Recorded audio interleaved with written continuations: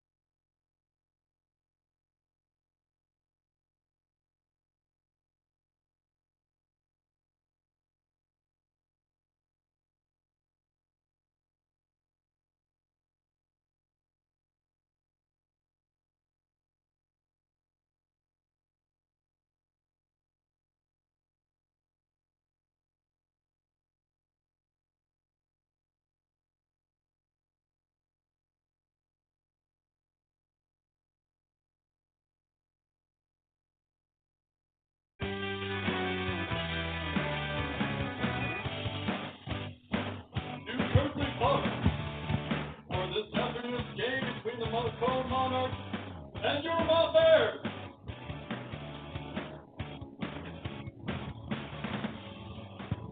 And now the starting lineup.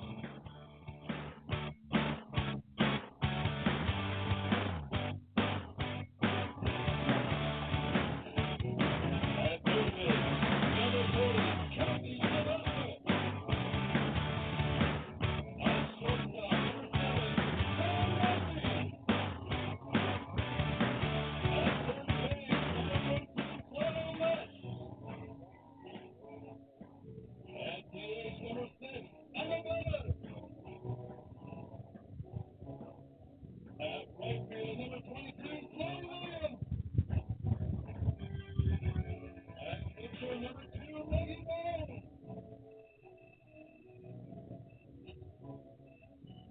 At left field, number 5, Brown.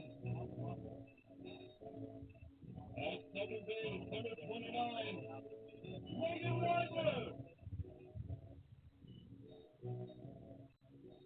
And number 35, Mott CC.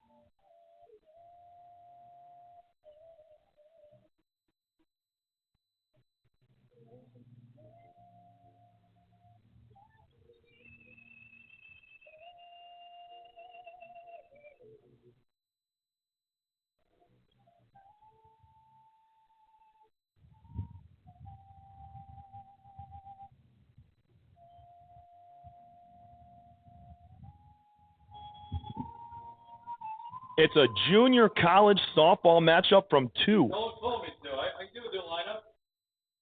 of the best junior college softball teams in the entire state of Michigan. Welcome in, everybody. We're on the Mott Community College Athletic Network, and you're in for some good softball if you're with us here today. It's the Mott Bears at home taking on the Macomb Community College Monarchs. Incredible between these two is it's the 1 versus 2 seed matchups. We got Maggie Bohm on the mound for the Bears. It's going to be a great doubleheader, and it's going to play quite a role in how this MCCAA East division is going to end up. In first place at 12-2 in conference are the Bears here at home. 10-3 with a couple less games played so far. The Monarchs, they've been rained out earlier this week, and they were supposed to play the Bears on Friday here at Kearsley Park, but the rain kind of influenced that, and we're here today, a beautiful Tuesday at 67 degrees, not a cloud in the sky here in Flint, Michigan. Maggie Bohm takes the mound. She is making her 16th start of the year. She's 12-1 with 3 saves. 102 innings pitched in her time on the mound. She's given up 100 hits, allowed 55 runs for a solid 2.39 ERA, and she's going to be battling one of the better, if not best, lineups in the entire state of Michigan in junior college softball. It's Savannah Clark to lead things off. Allie Prasnak, Bryn Byer, Katie Thomas, Carly Bilpo, Sydney Urban, Chloe Canton, Casey Stang, and Zoe Hunt. Tom Cavanaugh taking you all the way through today's doubleheader between the Bears and the Monarchs. First pitch is bunted foul, out of play at 2:57. We're a few minutes ahead of schedule here today, this afternoon. Monarchs in their road blue, navy blue jerseys with the white pinstripes. Mott in their black jerseys. Mott Bears in gold across the front. Clark's going to look at a fastball high and inside from Bohm. It's 1-1. Couple of wins today for either one of these squads is going to pull them ahead into first place. If Macomb grabs 2, they will be a half game back of first place, actually, with 3 losses compared to the couple that Mott has. There's another foul ball down the left field line.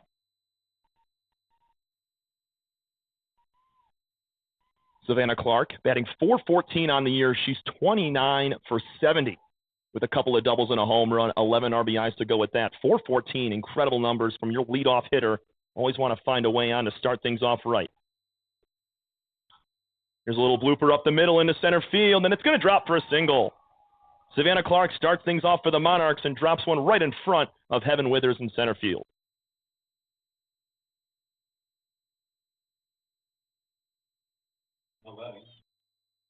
Leadoff batter aboard for the Monarchs. Our officiating crew today behind the plate is Jerry Anderson. In the field, Jason Harper. Allie Prasnak, the best average on this team at .460.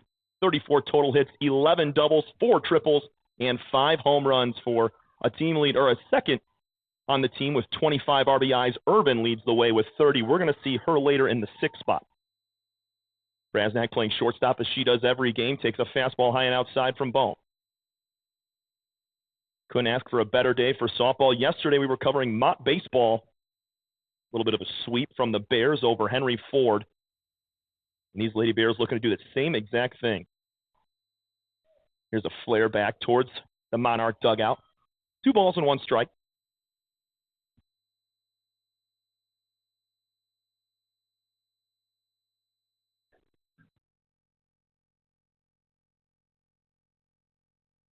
Defensively for Mott, it's Hannah Bollinger behind the plate. Cassie Sylvester's at third base. Taryn Murphy at shortstop.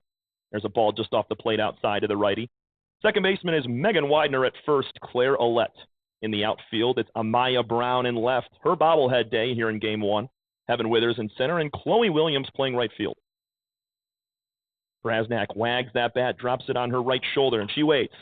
Here's a little hot shot to shortstop. Backhand play for Murphy. Her only play is to first, and she doesn't get her. Prasnak beats it out. Infield hit. There's 2 on with nobody out for the Monarchs here in the top of the first.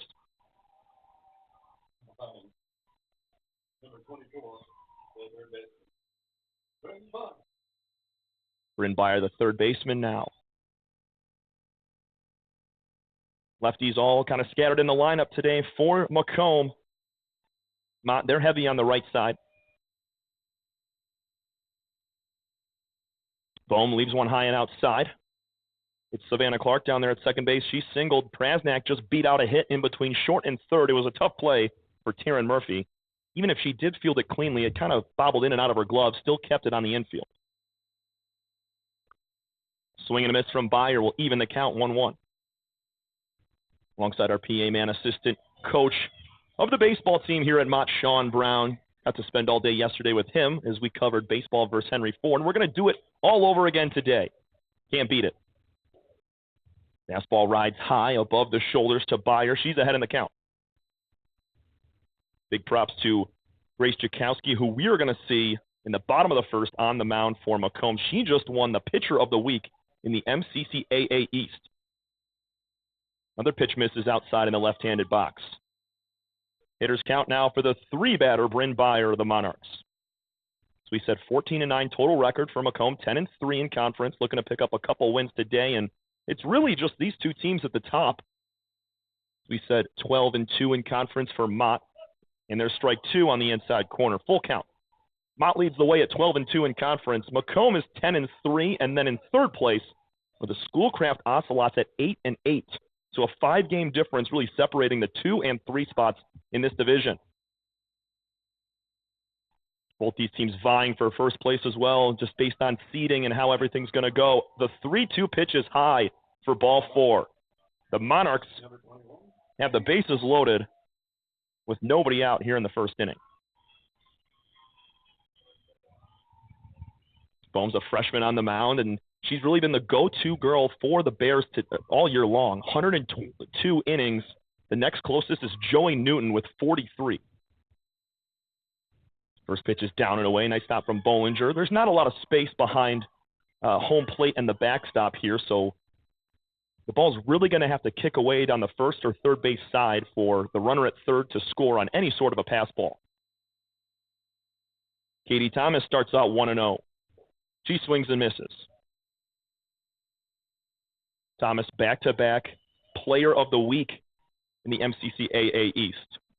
Macomb Monarchs just dominating that player of the week these past couple weeks and pitcher of the week with Tchaikovsky. Thomas waits on the 1-1. It's a ground ball to shortstop. Murphy, she's going to throw it to third and get the runner, but Macomb will strike first. Thomas drives in the run. It's now first and second with 1 out as Prasnak is cut down at third base on that force out. It's really the only play that Murphy had there at shortstop. Her momentum was taking her towards third base. It would have been a very tough throw off the back foot all the way across the diamond to first. Savannah Clark comes in to score. 1-0 Macomb. We're in the top of the first inning. It's going to be fireworks all day long between these two teams. Two of the best in the state of Michigan in the NJCAA. There's a strike on the outside corner. The first pitch to Carly Bilpo.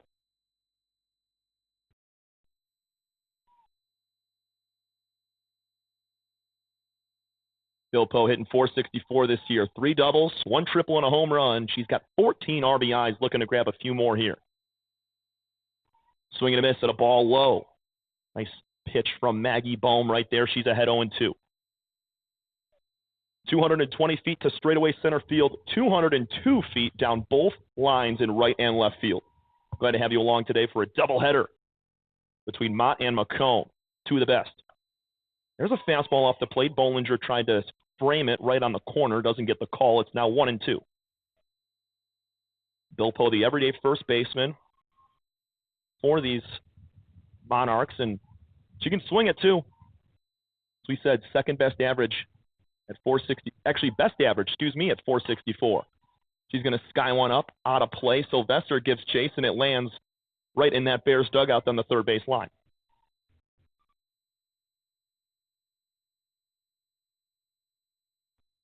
One nothing Monarchs early. They loaded the bases up. There was a ground ball from Katie Thomas in between short and third. Taryn Murphy made a play on a fielder's choice to third to get that lead runner going from second to third, but Savannah Clark did come in to score. Bilpo awaiting the 1-2 pitch. High at the eyes, 2-2 now. Good crowd on both sides. Macomb bringing out some family and friends in those bleachers on the right-hand side.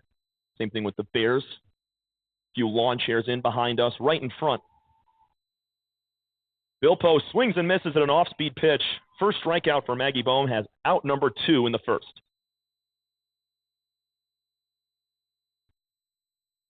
That'll bring up Sydney Urban. We know all too well about Sydney and the type of damage she does to starting pitching. 24 total hits on the year, 7 home runs to lead the team, and 30 RBIs. First pitch is a fastball up and in near the cage of the helmet. Urban, Canton, Stang, and Hunt to round out that Macomb lineup. Fairly deep in center field for Heaven Withers. Out and right, it's Chloe Williams. She's right where she needs to be. I mean, not too deep, not too shallow, just about even. 1 ball and 1 strike now to Sydney. There's a fastball on the corner.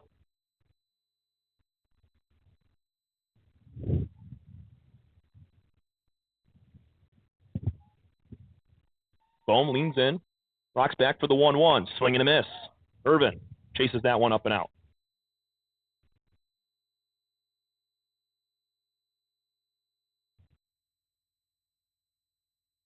Bohm looking for a very clutch strikeout with 2 on. The bases were loaded with nobody out. Just 1 run is scored in the inning for the Monarchs.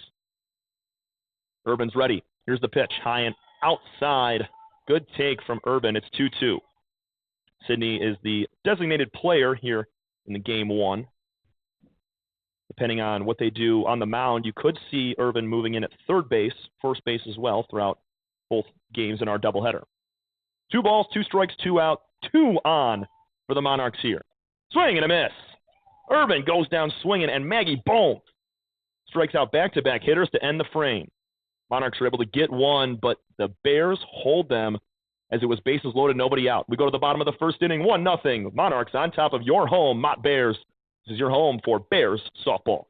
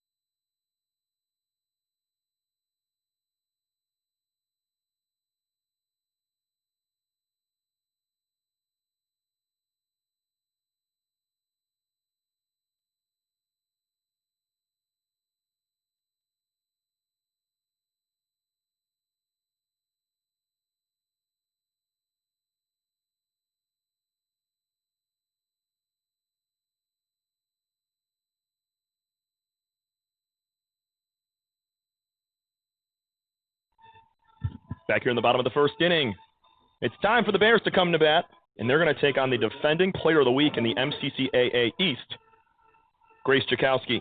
Pitcher of the week, as we said, complete game 2 hitter and a career-high 9 strikeouts in her last outing.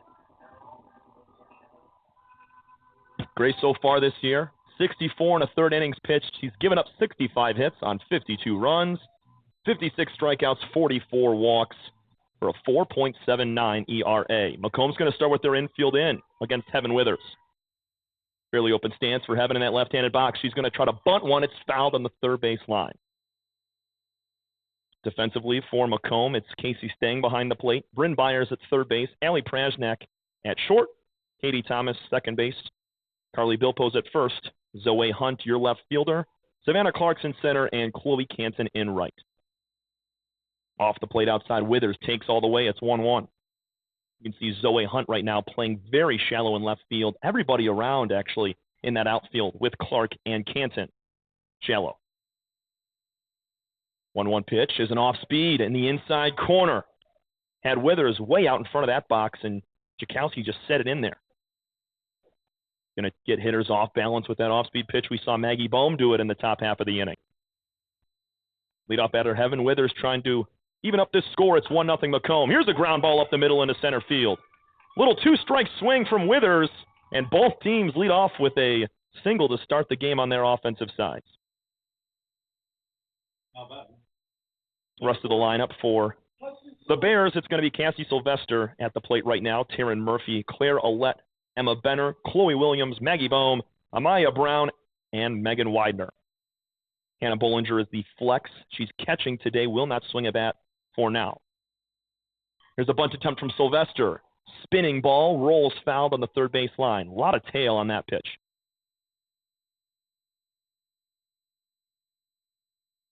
Saw a few of the Mott Bears softball girls out at the baseball doubleheader yesterday at Ernie Myers Field, And now the baseball team returning that same favor. Here's a bunt attempt. Way outside of the zone, Sylvester offers its 0-2. You see down that third base line about 8 to 10 Bears baseball players supporting this softball squad. Jakowski leans in, an 0-2 count to Cassie Sylvester with a runner on and nobody out. That's in the other batter's box. Did not get Cassie to chase. 1-0 Macomb. We're in the bottom of the first inning. Twin bill today between these two teams, and couldn't ask for better weather at 68 degrees. Jakowski leaves a breaking ball that's flown out to center field. Backing up is Clark, and she makes the catch for out number 1. You can see right there, Jakowski still having Sylvester off balance there, but Cassie did a nice job of keeping her barrel through the zone as long as possible and flicking something out there to center. That's a fastball there. It could be a different story. Sylvester might have hit that much harder, but she was on that front foot as Jakowski delivered that off-speed pitch.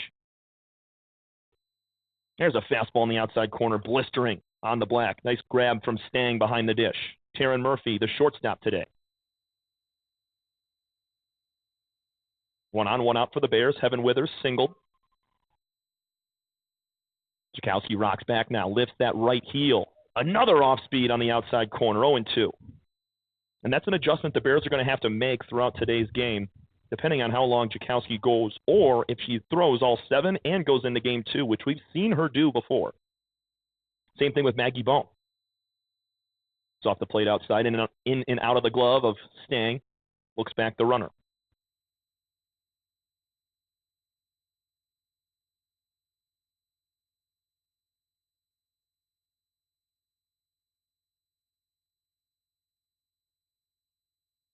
Jakowski looking towards her dugout, getting a sign. Rubs that ball on the right thigh.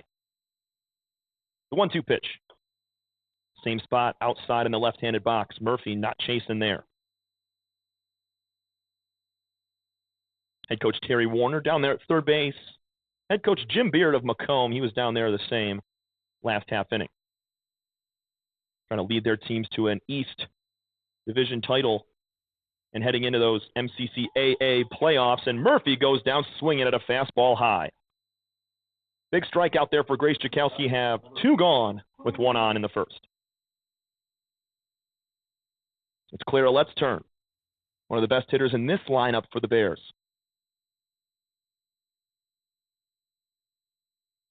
Let's swinging it at 469 average, 38 hits so far this year. She's also got 38 RBIs. And another big stat here, 12 walks compared to 9 strikeouts.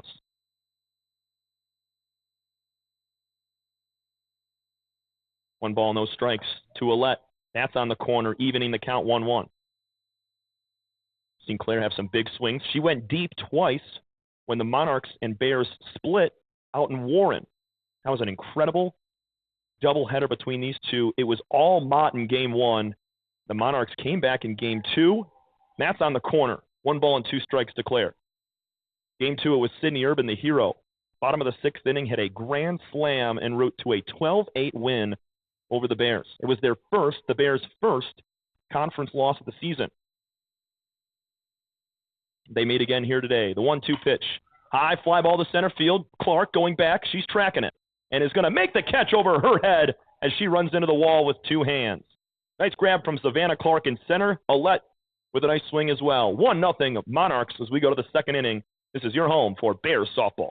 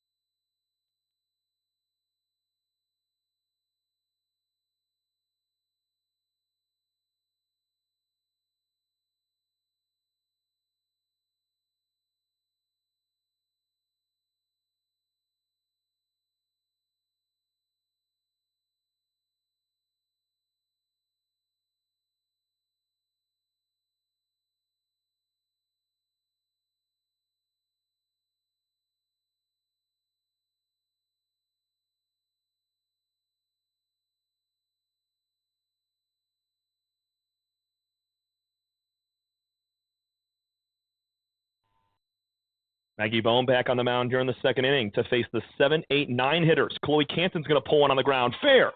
Nice play from Sylvester, and she gets her by a half step. What a stretch at first from Claire Ouellette. Sylvester bobbled it for a moment, kind of straddling that third base chalk, and she threw a bullet over to first. 1 up, 1 down as Canton goes down on the ground out.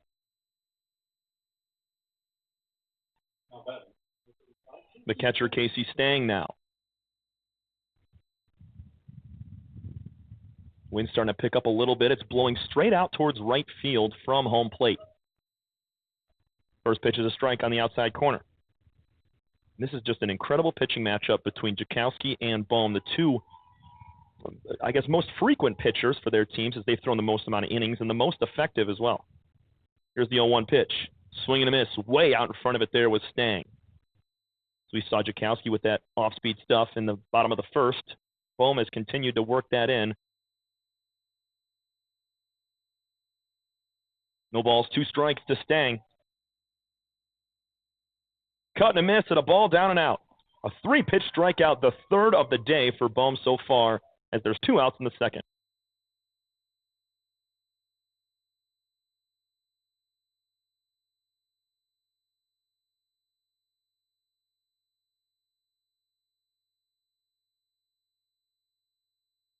Here's Zoe Hunt, last batter in this Monarch lineup. 2 outs to start here as Hunt lifts one out to left field. Back goes Amaya Brown. She makes the catch, and it's a quick inning for the Bears on the field. Bohm gets her third strikeout, a ground out and a fly out. We go to the bottom of the second inning, 1-0 Monarchs. You're watching Bears softball.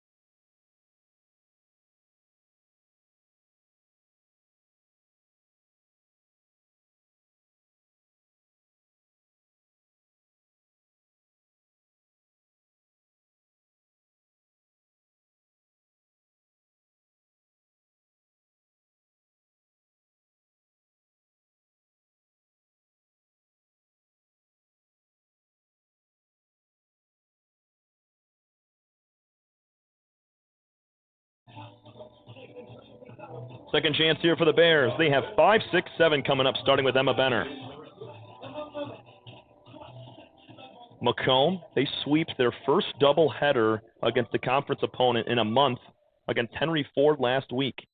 The Bears had a 7-game win streak snapped in their last game in a 12-4 loss to Schoolcraft. Both these teams playing some great ball right now. It's just that one trip-up loss to Scraft that the Bears had, but a 7-game win streak. They were cruising at 20-8 on the year, 12-2 in conference. Benner starts out 1-0. There's a fastball high and inside. Emma, the designated player today for the Bears offense. She's up ahead 2-0 against Jakowski. Infield now medium depth. They started out against Heaven Withers very far in. Here's a high pop-up on the infield. Scaling back is Katie Thomas onto the outfield grass, and she drops it. Not something you see ever from the Macomb infield. A drop pop-up right there as Thomas was going back in and out of her glove.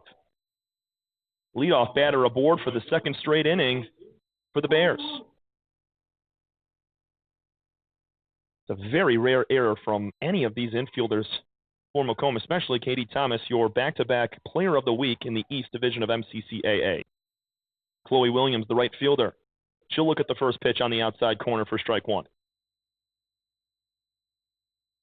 You're excited about more Monarchs and Bears matchups later this week on Thursday. It's the baseball side of things. For a chance at second place, it's a half-game lead right now for Macomb in second place in that division. Here's a back pick towards first. Bilpo lays the tag on, and she's safe. Benner gets back dirty. Macomb and Mott baseball on Thursday, as we said. That's going to be an awesome series to see who moves into sole second place of that division. Off-speed pitch on the corner. There it is again from Grace. It's 1-2 now. 1-0 Macomb. We're in the second inning. They scored in the opening frame on a fielder's choice from Katie Thomas with the bases loaded and nobody out. Williams pops one up. Left side. What a catch from Jakowski. Pops off the mound and tracks it down on the third base line. That was a tough spot for anybody to grab it. Byer and Prasnak, the shortstop and third baseman, trying to come on in to make that catch. The closest to that ball was Jakowski, and she makes an underhand grab. 1 out with 1 on. Williams just kind of got that on the handle there. Not a lot you can do with it. The pitcher, Maggie Bohm's turn. Wags that bat high over the right shoulder. Cut and a miss at the first pitch. A lot of movement on that ball right there from Jakowski. Started on the outside corner and just swung out into that left-handed box. That's a pitch that can really just miss bats time and time again. Benner's at first base. She reached on an error. Here's a strike, same spot, outside corner.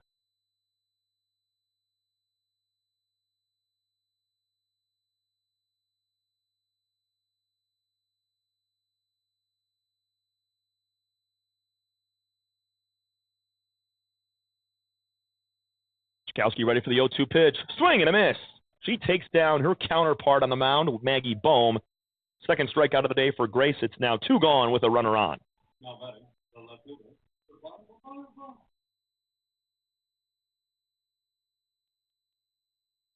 If you check out those standings and just look at how many games have been played, 14 total games played for Mott this season, 13 for Macomb, and everybody else has played 16 games. First pitch is a ball low to Amaya Brown. Obviously, because of rain delays and postponements, obviously this doubleheader was supposed to take place on last Friday and now pushed to today. So there's some games in hand that these other schools have, but they're nowhere near the top 2 spots. As we said, Schoolcraft in third place at 8-8. They're going to need to do a lot of work to try to creep back against either Mott or Macomb, take one of those top 2 spots in the division. Remember, it's the top 2 teams from the Eastern, Western, and Northern divisions of the MCCAA that will make the playoffs. 2 balls and no strikes, 3 balls and no strikes after that one missed out.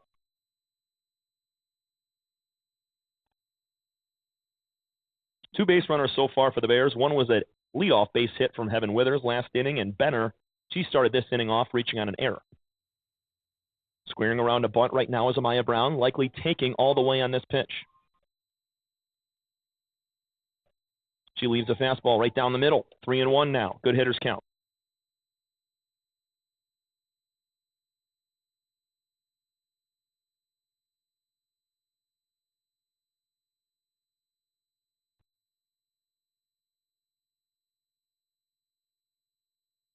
Swing and a miss. Fastball inner half at the knees. Brown chases after that one. It's now 3-2 with 2 outs. 1-0 Macomb. Bottom of the second inning. Bears trying to answer back here. Jakowski's full count pitch. Swing and a miss. Right at the letters, Jakowski. 3 strikeouts back-to-back to end the second. We played 2 here at Kearsley Park. Bears back onto the field. This is your home for Mott Bears Athletics. We'll be back in a minute.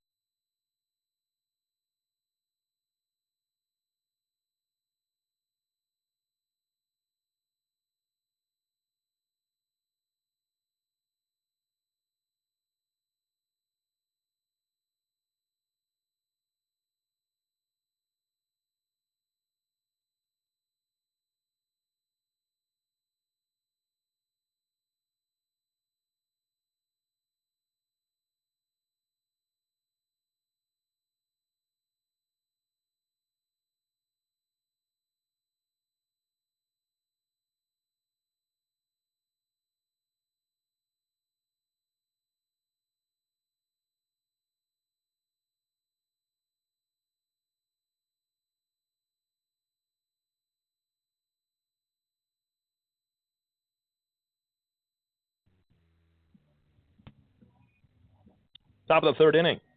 As the Bears take the field once again with Maggie Bohm on the bump. She's got 3 strikeouts. Delivers a first pitch that's fouled back by Savannah Clark.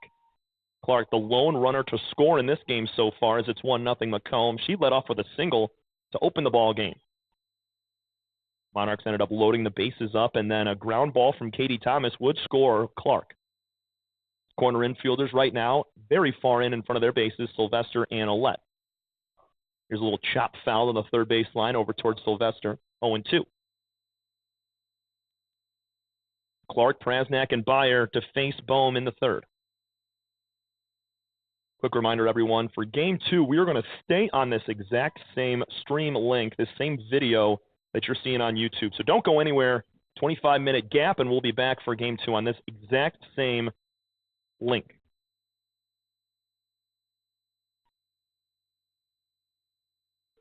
One ball and 2 strikes now as that was down and off the plate. Infield is all the way in, besides Widener at second base. There's a ground ball in between short and third. Diving is Murphy. She can't get there. Opposite field swing from Clark, and she's now 2 for 2.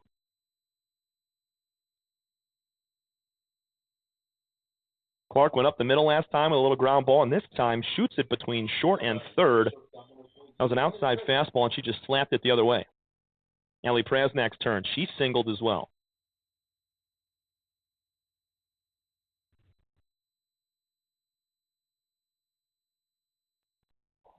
Prasnak's first pitch is a strike at the letters.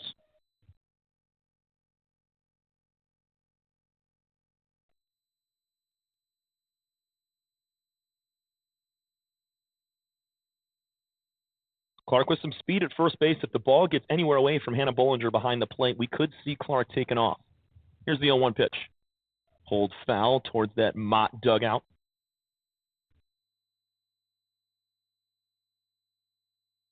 As we said earlier, good to see the Mott Bears baseball team along with head coach Roger Christensen down that third base line supporting their softball team. It's always good when you see schools and their athletic programs supporting other programs. Fastball outside. We know the Bears baseball, softball team's a huge part of the student section for when that Mott Bears basketball team plays over there at Ballinger Fieldhouse. 1 ball and 2 strikes to Allie Prasnak, wagging that bat over the right shoulder. Looks at a fastball outside. There goes Clark. The throw down from Ballinger, and she's safe. Savannah Clark steals a bag. So the ball doesn't have to get away from Bollinger for Clark to swipe it, and she gets in there underneath the tag from Murphy. It was a little one-hop. Murphy got there at the same time as the ball did, so she had to pick it, dive, and tag all at the same time. It's now a 2-2 count to Prasnak with a runner in scoring position with a 1-0 lead in the top of the third.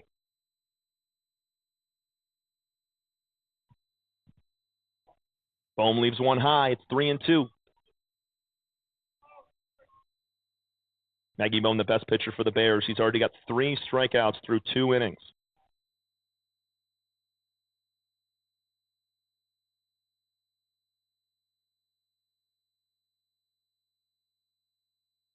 Bohm got a runner on second base. Prasnak fouls that one straight back. Good fight.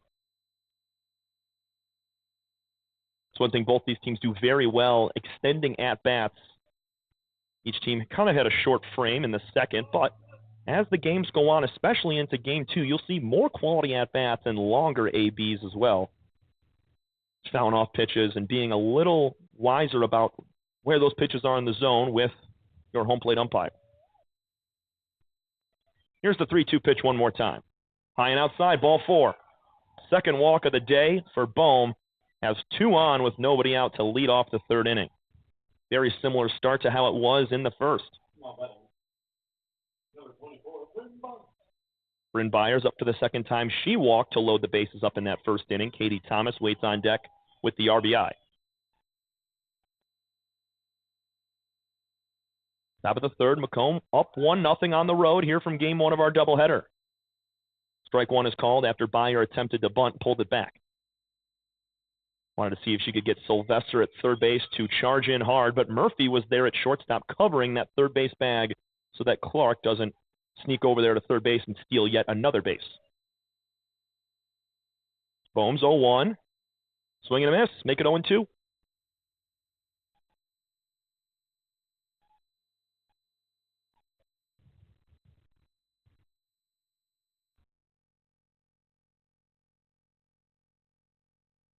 Two on with nobody out. The similar makings of inning number 1 where the bases were loaded with nobody out for the Monarchs. The 0-2 pitch is high and outside, opposite batter's box. A couple of wins here today for the Bears would put them in sole, far away control of first place at 14-2 with just a couple of conference series left to play on the year. It ends early May 3rd and 4th of the last few days of the season. The regular season, that is. Beyer strikes out. Make that 4 for Maggie Bohm. So effective on the mound, and she can take that fastball at the letters and blow it by you. Katie Thomas with 2 on and 1 out. Thomas put a ball between short and third base in the first to allow that run to score in Savannah Clark. We've raved about Thomas and her back-to-back Player of the Weeks in the MCCAA East. Hit a 2-run homer in Game 2 against Henry Ford back at home last week. He's going to line one right back towards us, 0-1.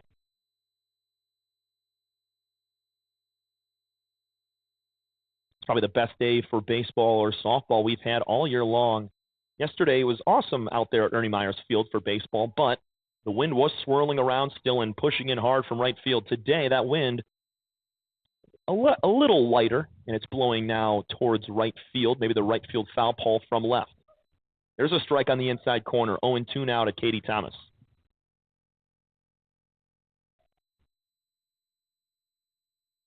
Power all the way through this lineup for the Monarchs. Same can be said about the Bears.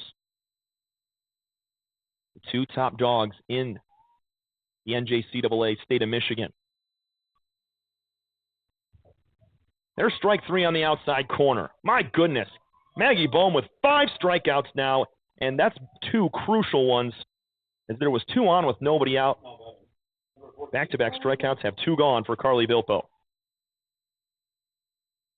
Clark singled to start, then Prasnak walked. Beyer and Thomas both have struck out.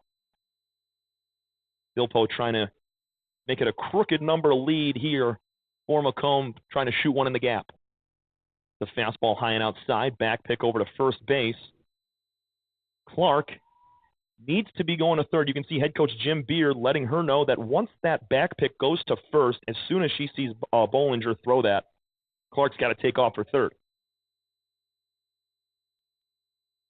Bilpo struck out swinging her first time. She digs in at a 1-0 count.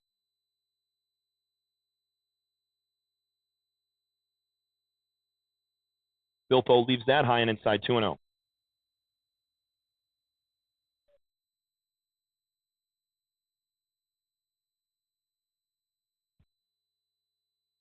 Bears trail 1-0 in the third inning. That offense is going to continue, or it's going to progressively get better throughout the game. Just 1 hit so far belongs to Heaven Withers, but we know how this Bears team can explode at any time. There's a ball low. Good stop from Bollinger. 3 balls and no strikes right now to Carly Bilpo.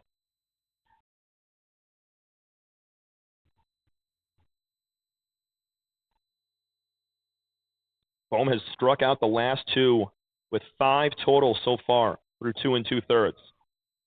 That's a strike. Late call from our home plate umpire, Jerry Anderson. I thought for a second Bilpo had first base, but that just catches the upper part of the zone. 3 balls and 1 strike with 2 outs. Monarchs have 2 on here, threatening once again.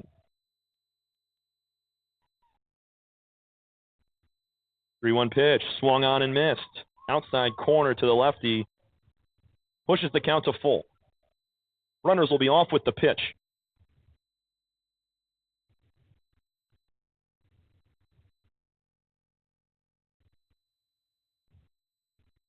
Bilpo chokes up just a tad as she's wagging that bat over the left shoulder, bouncing it on the left shoulder. 3-2 pitch, swing and a miss. Maggie Bohm strikes out the side after inheriting putting 2 runners on in that third frame. 6 now for Maggie. 1-0 Monarchs. We go to the bottom of the third inning. This is your home for Bears softball.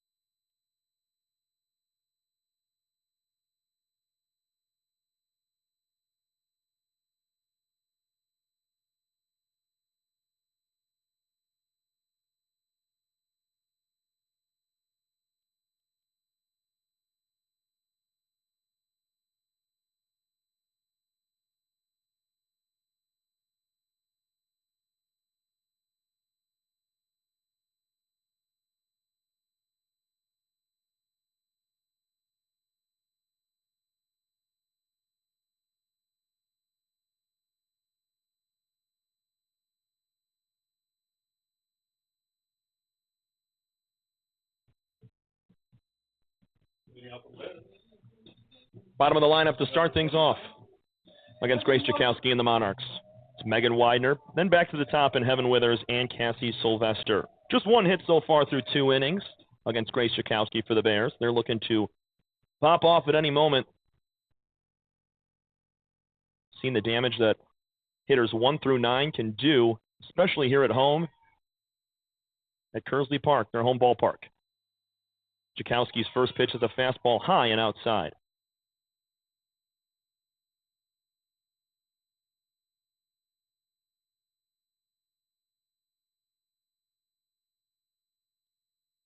Bears right now with a 2.5 game lead over Macomb at first place. A split today wouldn't really change things much. It would turn Macomb 11-4 and 13-3 would be the Bears. So they'd still have a couple games in hand there with not many to play. But that underdog, the Macomb Monarchs, looking to win 2 today on the road. Something they haven't been able to do in a doubleheader for most of the year. High fly ball, shallow left field, going back as Prasnak onto the grass. She makes the catch, communicating with Zoe Hunt. 1 up.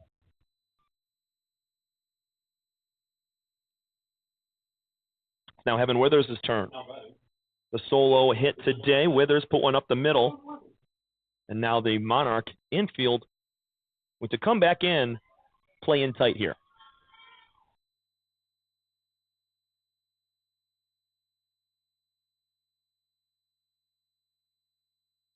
First offering from Jakowski is just off the corner.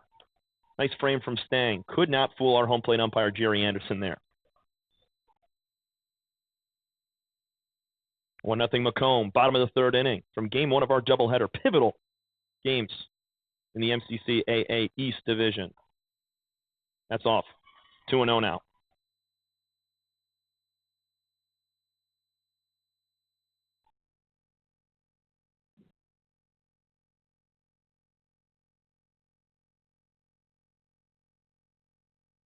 Withers, a .407 hitter with 10 RBIs, 11 walks as well. She leaves that pitch high and inside. It's 3-0.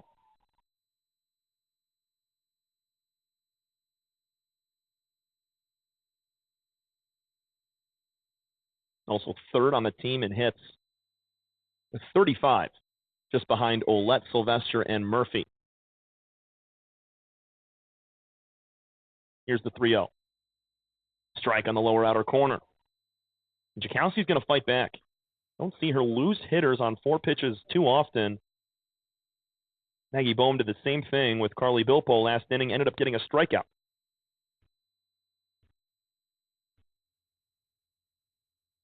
The 3-1 pitch. High for a ball. 1-out walk to Heaven Withers. And the Bears looking for some offense here in the 3rd inning.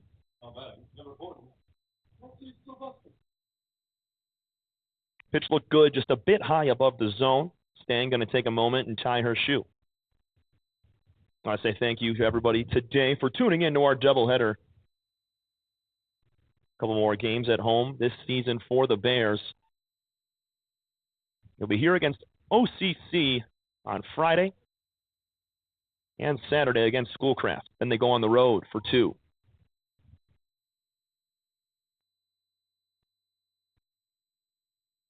First pitch to Cassie Sylvester, just below the knees for strike 1.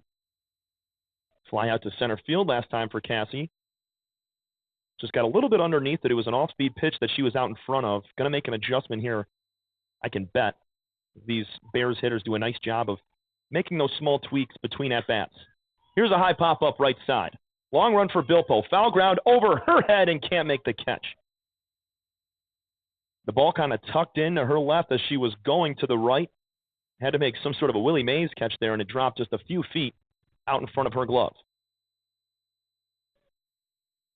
No balls and 2 strikes. Sylvester with more life now. Jakowski looking for strikeout number 4 on the day. That fastball's outside. And Maggie Bohm, can't say enough about how she's been keeping her team in it. 5 base runners now for Macomb through 3 innings. 6 strikeouts for Maggie. 2 in the first, 1 in the second, and 3 in the third. Sylvester's waiting on a 1-2 pitch. Fly ball to left field. This ball's deep. Hunt's going back. She's going to look up. It's gone, a home run. Cassie Sylvester goes deep for a 2-run shot. And it's 2-1. Bears on top of the Monarchs here at home. What a swing. That was crushed out to left field, just clears the scoreboard to the right of it. Hunt might have had a chance as she was tracking, ran out of room. Cassie Sylvester just gave her team the biggest swing so far today. We talked about that Bears offense being able to just pop off at any time and explode right there. Home run makes it 2-1 Mott. Taryn Murphy strikeout swinging her first time.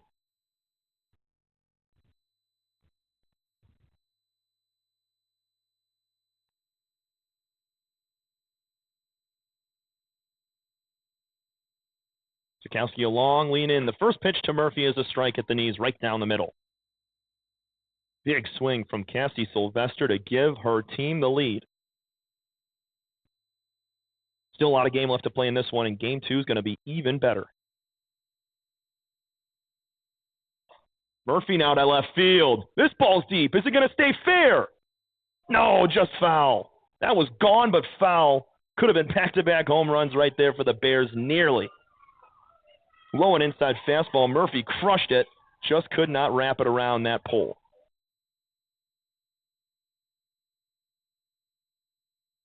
No balls and 2 strikes now to Taryn. If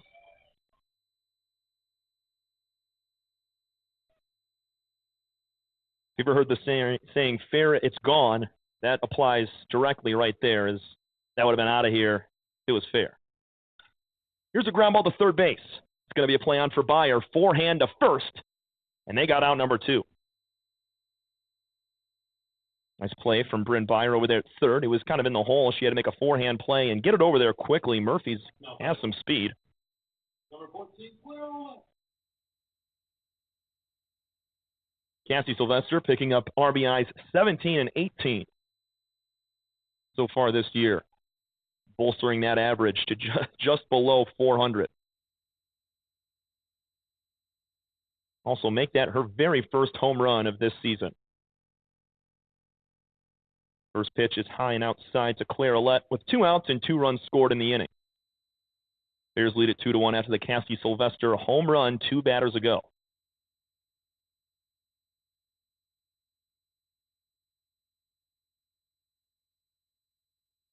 Ouellette squats down in her stance, wags the bat, and leaves another pitch high and outside. 2 balls and no strikes from Grace Jakowski.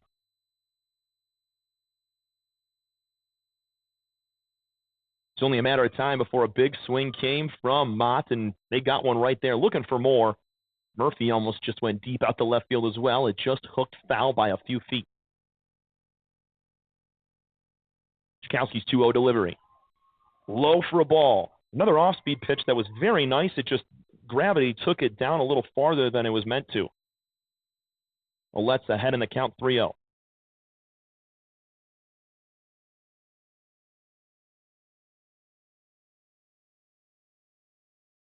Grace going to try to battle back here and delivers a fastball above the eyes for ball. There's another base runner with 2 outs.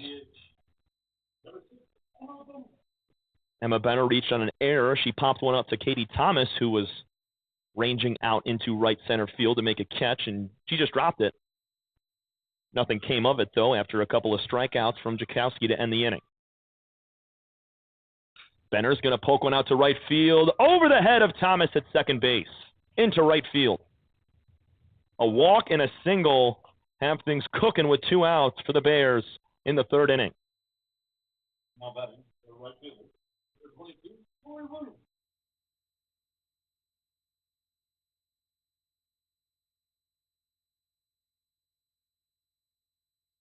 This Bears team has scored 212 runs in 28 games with 20 home runs on the season. When they get 2 early in this inning on that 2-run shot from Sylvester, they're looking for a few more. And you can see Ouellette right there drawing the walk on 4 pitches, and Benner with a nice swing. Chloe Williams now at the dish. She popped out on a little jam shot back to the mound. It was a nice play from Jakowski as she had to sprint out of that pitcher's circle. make the catch on the third base side. Second at-bat in 2 innings now for Chloe. That's a strike on the outside corner, 1-1.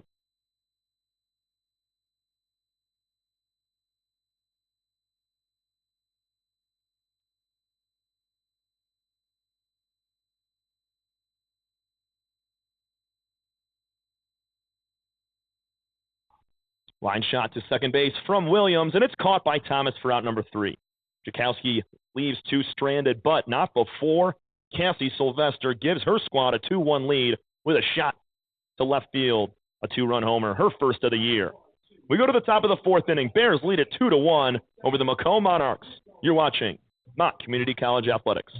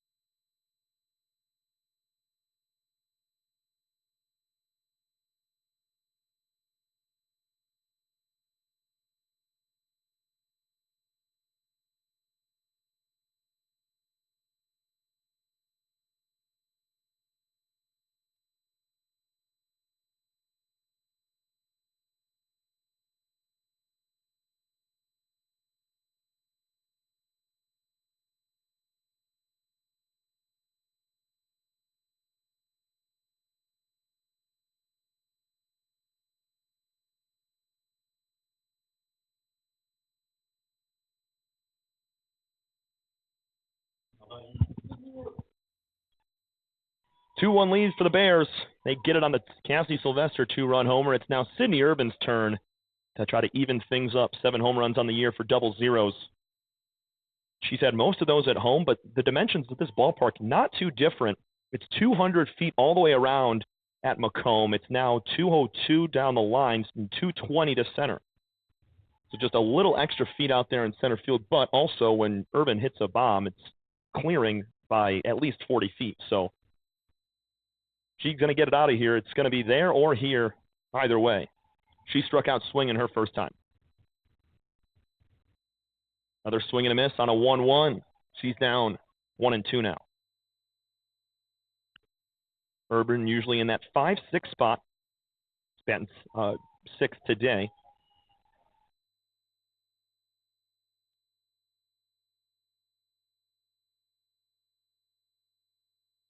One-two pitch.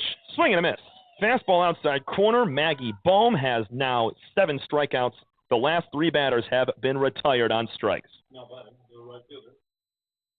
Struck out Thomas and Bill Poe to end. Or check that. Byer, Thomas, and Bill Poe. So it's now 4 in a row for Maggie. Wow.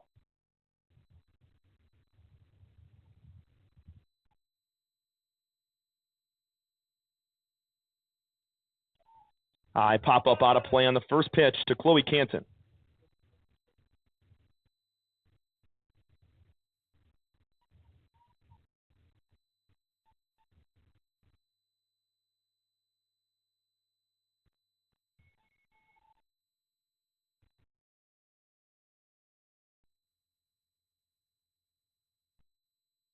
Ball in the dirt, make it 1-1.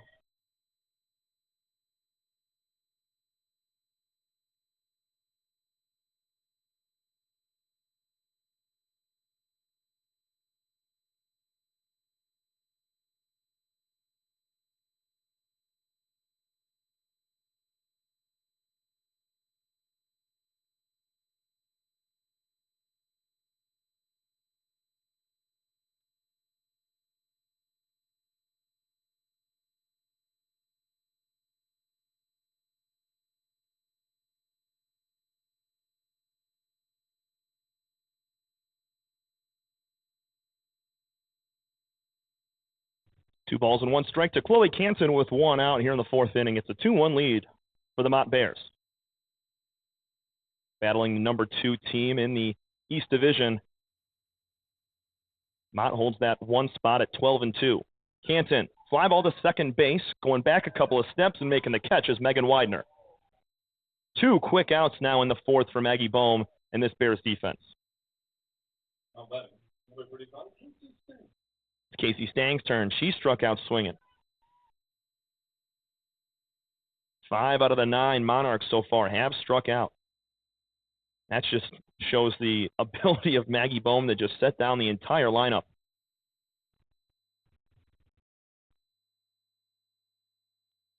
Fastball high and outside. Good take from Stang.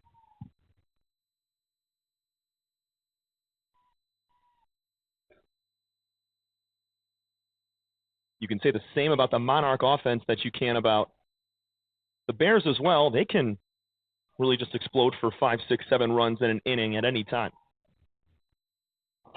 1-0 to Stang is inside for a ball.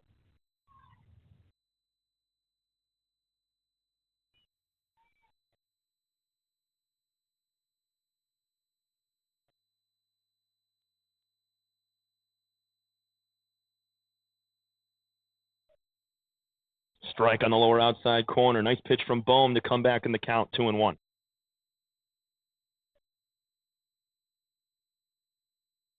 Bears and Monarchs here from Kearsley Park, just off the campus of Mott Community College. Bohm delivers. Here's a high pop-up. Should be playable for Claire Allette. In foul ground, she makes the catch and puts that in her back pocket for out number 3. Clean inning once again for Maggie Bohm. She now has 8 total strikeouts. We go to the bottom of the 4th inning. 2-1 Bears on top of the Monarchs. This is your home for Bears softball.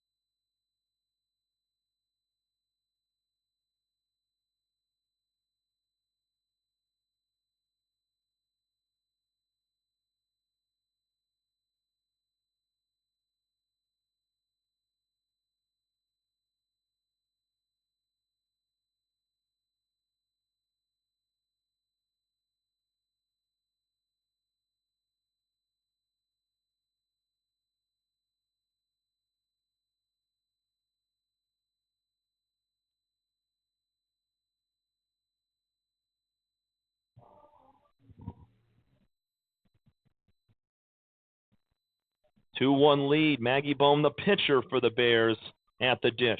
Bears controlling this one after the Cassie Sylvester 2-run homer last inning. Strike 1 on the outside corner. Bohm struck out swinging her first time. It's a total of 3 Ks right now for Jakowski on the mound. So we said pitcher of the week in the East Division last week.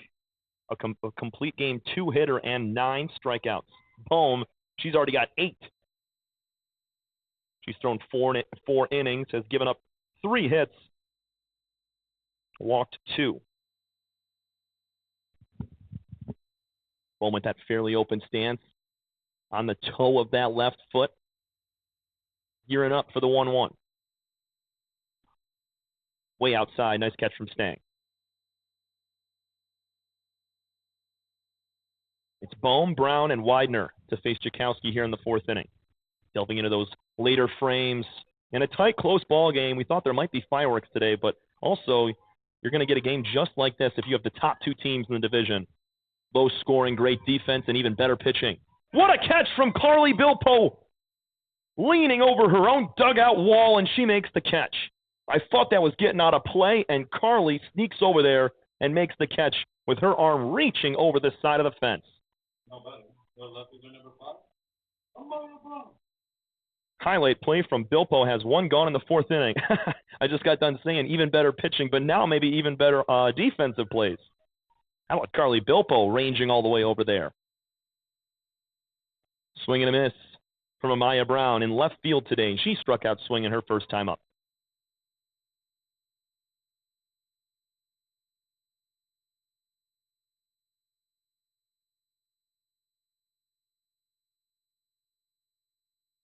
Skowski rocks back on the 0-1 pitch. Line drive right at Prasnak, gets shortstop. She squats down and makes the catch in a catcher's position, and there's 2 up and 2 down in the bottom of the 4th inning.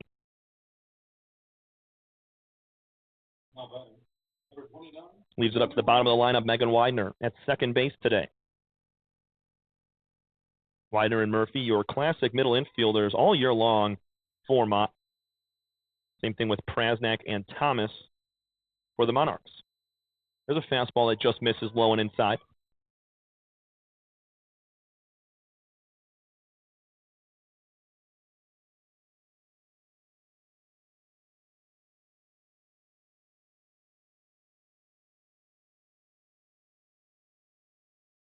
One-0 pitch to Widener is a line drive out to left field. Zoe Hunt coming across into foul territory, makes a beautiful catch.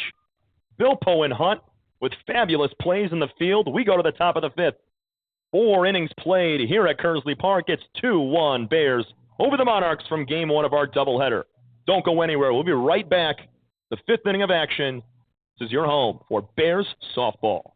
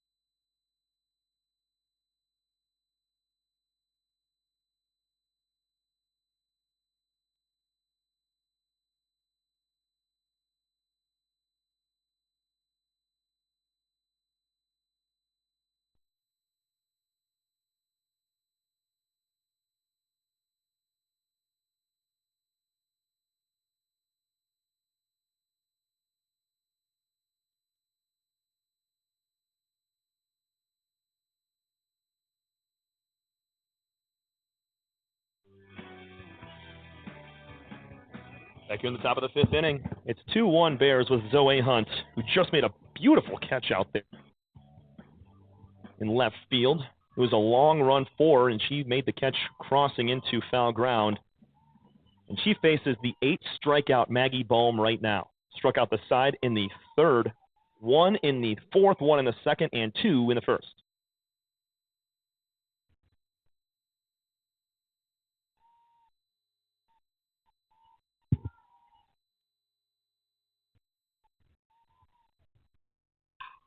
Zoe Hunt screams one into left field for a single. 3rd time in 4 innings that the Monarchs lead it off with a base hit.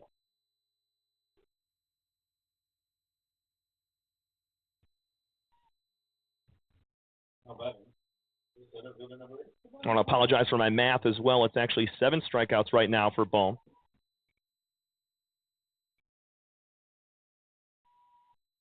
Counted them out and kind of had to retract my steps there.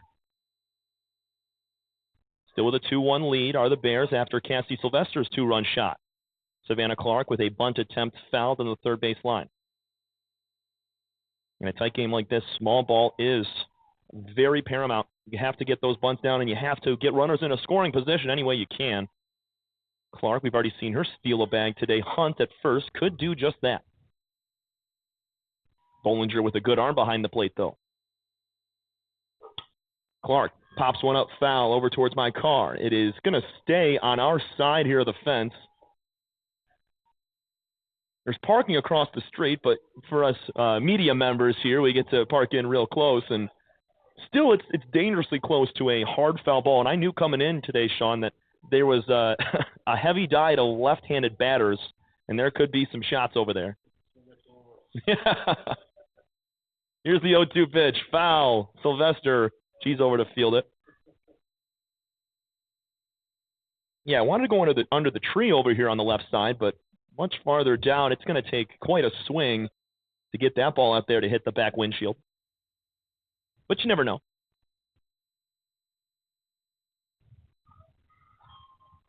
No balls, 2 strikes. 1 runner on. It's the leadoff Savannah Clark at the plate. That ball's tapped foul. Clark is going to get another chance here. That ball kind of spun around right in front of the plate. Bollinger came out to field it, but home plate umpire Jerry Anderson called that dead.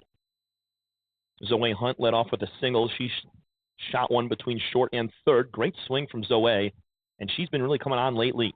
Saw her go deep at Macomb 2 weeks ago. It was an absolute blast out to center field. It was a walk-off and an 8-0 Mercy win. 1-2 pitch. Swing and a miss. Clark goes down. Now it's 8 strikeouts for Maggie Bohm. 1 on with 1 out as Allie Prasnak steps in. She's 1 for 1 with a walk.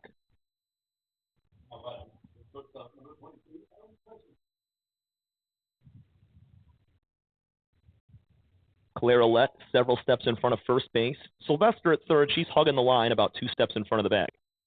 Prasnak, a lot of pop in her bat, leaves the first pitch high and outside.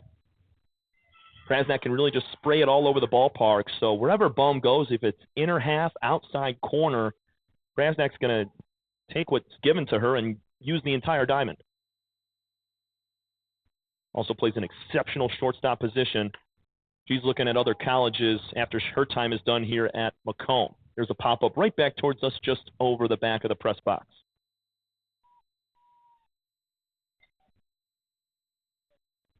At least 1 strikeout in every inning so far for Maggie. She's just so dominant on the mound.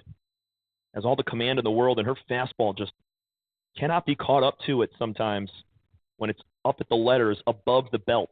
Very hard to get the barrel in the hands there to be able to connect with that pitch. 1-1 is inside. Almost hits Prasnak there.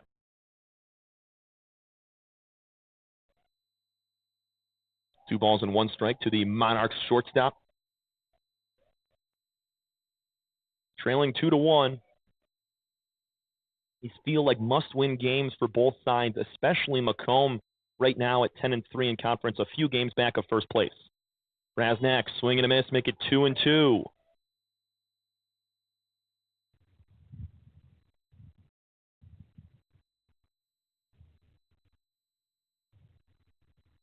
Zoe Hunt led off the inning with a single. Savannah Clark went down, swinging on strikes. Prasnak's waiting on a 2-2. High pop-up. Left side, Sylvester. Going to be called off by Murphy, and she makes the catch a couple steps into foul territory. After a leadoff single, it's back-to-back outs to Clark and Prasnak to bring up Bryn Byer. Well done from Taryn Murphy at shortstop, calling off her third baseman, Sylvester. It looked like Cassie was hovering underneath it, but Murphy is the infield general, and if she makes a call to take it and make the catch, everybody else on the infield has to defer and give it to the shortstop. Byer's first pitch is back to the screen. Foul. 0 for 1 with a walk today for Brent.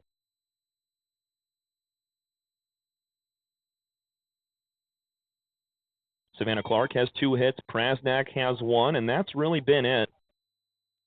Katie Thomas, the only run for Macomb. Thomas had on a fielder's choice ground ball with the bases loaded.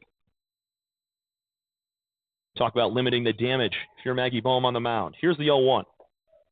Strike called. Stealing is Hunt down to second, and she got her!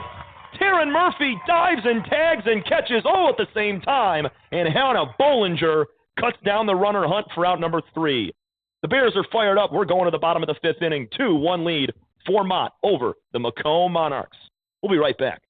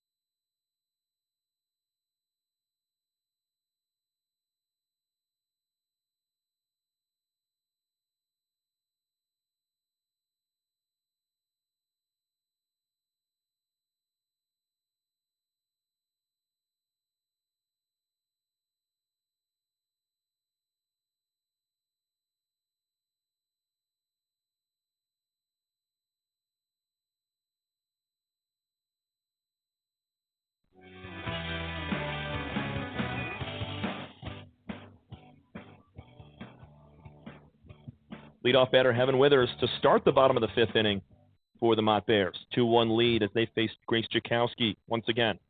Third time through the order now for the Bears, and a base hit for Heaven Withers and a walk.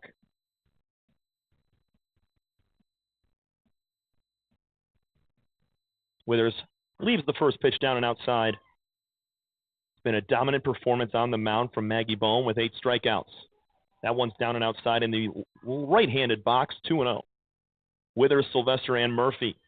Cassie on deck. She had the 2-run home run. That's been the difference today back in the third inning.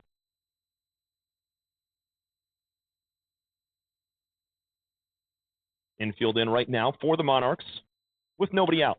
Line drive back to the screen, make it 2-1.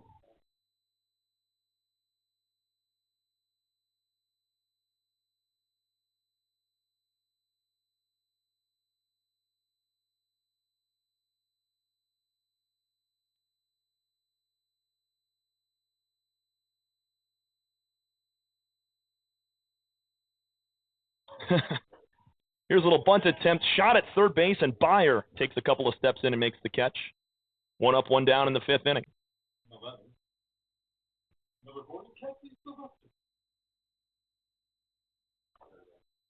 Cassie Sylvester with the big swing today. It was Quinn Schultz with the big swing yesterday with an opposite field home run in a doubleheader sweep of the Henry Ford College Hawks. Huge wins for the Bears baseball team yesterday.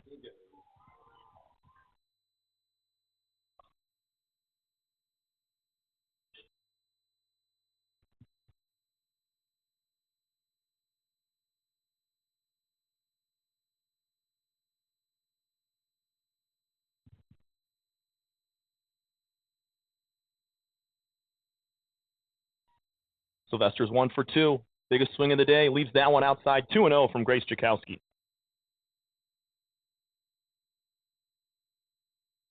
Monarchs offensively doing a fine job of getting runners on base. They've led off with a single in 3 out of the 5 innings now. Just have not been able to cross anything besides that run in the first. Here's a ground ball softly to second base. Tough play for Thomas. She fields and throws. 2 gone in the fifth. Brings up Taryn Murphy, 0 for 2 day, a strikeout and a ground out for her. Was an incredible shortstop for this Bears team, has a lot of lateral movement to the left and right, covers that position well. We've seen her already twice today.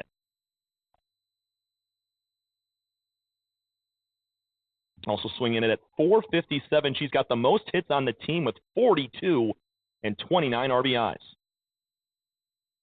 She'll look at the first pitch a little bit low at the feet.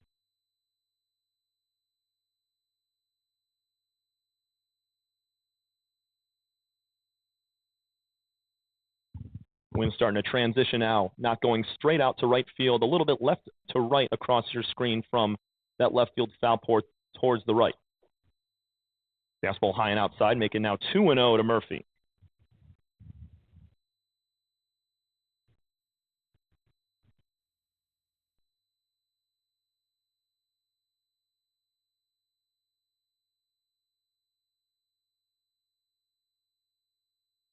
Bottom of the fifth inning, Bears looking for a few more insurance run. They lead it by just 1 right now. It's been an incredible game. There's an off-speed pitch on the outside corner for 2-1. Got you up to this point. It was 1-0 early on. The Monarchs struck first in the opening frame, and then Cassie Sylvester, who just grounded out, had a 2-run homer in the third, clearing that scoreboard in left field. Another off-speed pitch, upper outer corner for strike 2. Murphy, Alette, and Ben are the next 3 hitters to come up. Tons of power. If we didn't see it already from Sylvester.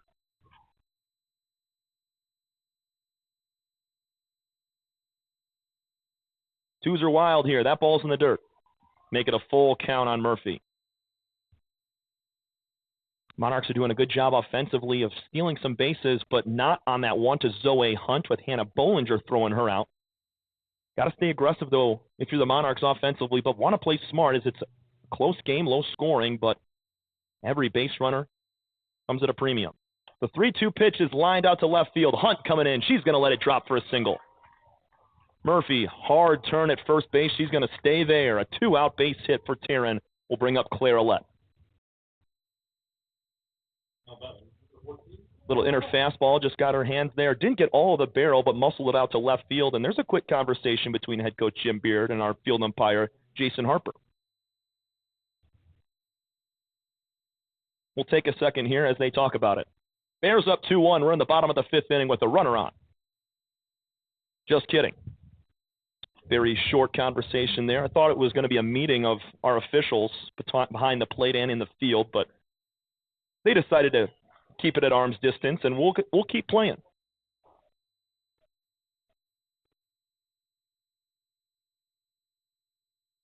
Two out now with one on for Claire Ouellette. Tons of pop in this bat. She's 0 for 1 with a walk. Flew out deep to center field her first time up. Fastball outside for ball 1.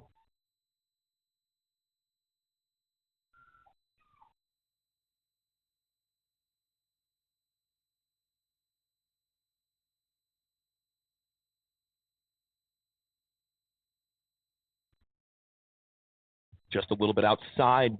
Almost the same spot there. Claire took that all the way, 2-0. Taryn Murphy with a 2-out single. She's at first base. Bears are looking for a few more runs to kind of cushion their lead. Maggie Bohm has been awesome today. 8 strikeouts, 3 hits allowed with 1 run. Ouellette now to right center field. Coming over is Clark, and she makes the catch on the run in the gap. A couple of really nice plays from Savannah Clark off the bat of Claire Ouellette today. We're headed to the 6th inning. 2-1. Bears on top here in game 1. This is your home for Bears softball. We'll be right back.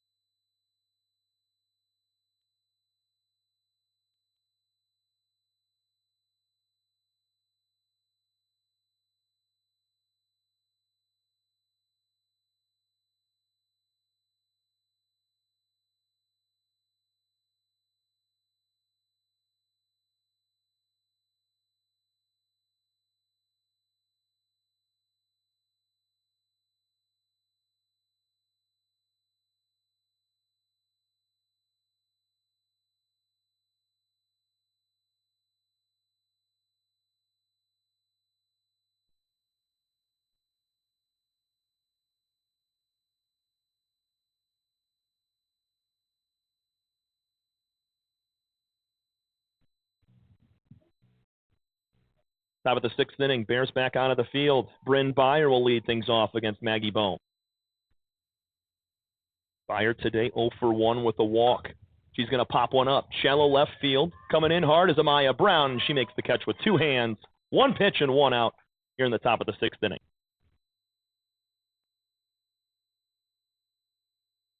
Byer was up at the plate at the end of that 5th, but Hannah Bollinger threw out Zoe Hunt trying to steal second.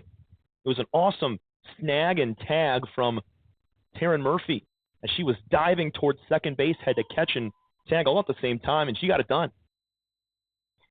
Katie Thomas now pops one up, foul territory. Claire Ouellette coming over, and she almost makes the same catch that Bilpo did. Oh, man, she goes crashing into the side of that first base dugout side, in and out of her glove. What an effort from Claire Ouellette.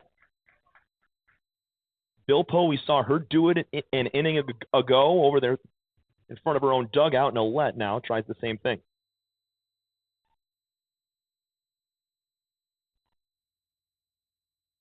Ouellette probably had one more step in close to the fence. She was about a step or 2 away and tried to kind of dive over towards the fence. She takes one more step, might have a better view at that. Thomas with new life. She skies one in the air, deep to right center field. Tracking it is Withers, and she makes the catch a few feet away from the wall. 2 loud outs now on the first 2 batters for Carly Bilpo. Bilpo with a pair of strikeouts in her 2 trips to the plate today. Maggie Bohm, as we talked about, just 3 hits allowed, 2 walks, 1 run, and 8 strikeouts.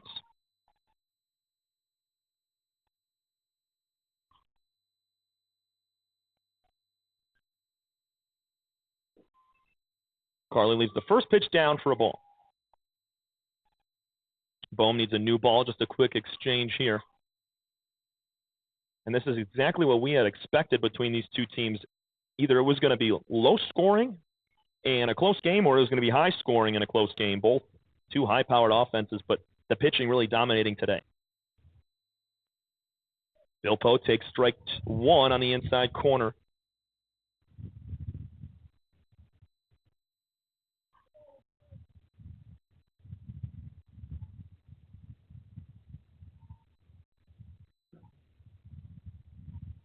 Bohm gets her sign, now engages with the rubber. Corner infielders in on Carly Bilpo. 2-1, that pitch is in the dirt. Supposed to get some rain in the forecast later this week. Supposed to roll on in tomorrow. Hopefully that does not affect baseball and softball this weekend.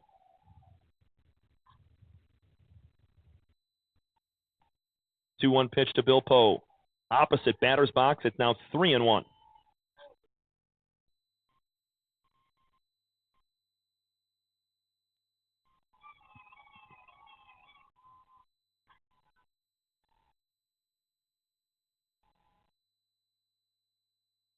Oh for 2 day. Carly Bilpo looking for a big swing here. Monarchs trail by 1. There's a foul back to the screen. 3-2 now. Bohm does such a good job when she falls behind and counts, able to battle back. She does have 2 walks, but there's been other opportunities and plate appearances that she's faced today that she's been down 2-0, 3-0, 3-1. She's able to retire those hitters. 3 balls, 2 strikes, 2 outs. We're in the top of the 6th inning. Limited outs left for the Monarchs. Bilpo puts one over towards the seats in left field. Had a dad over there almost make a really nice grab.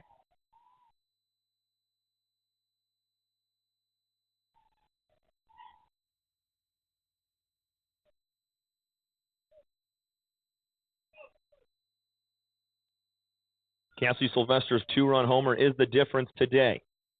It was 1-0 Macomb for the first couple of innings. Sylvester went deep in the 3rd, and that's where we stand here at 2-1. Bilpo to the right center field gap. It's going to split them all the way to the wall. Carly Bilpo touches on the first, and she's in at second with a 2-out double.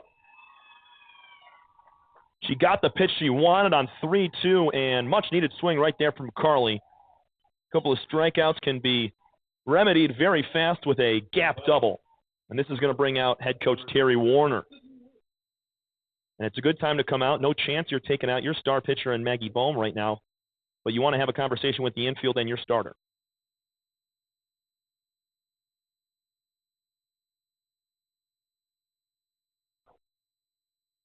Going to get a pinch runner on the field right now. Number 7, Spencer Oleski down there at second base for Bilpo. Nice swing from Carly with 2 outs. Has put pressure on the Bears here in the 6th.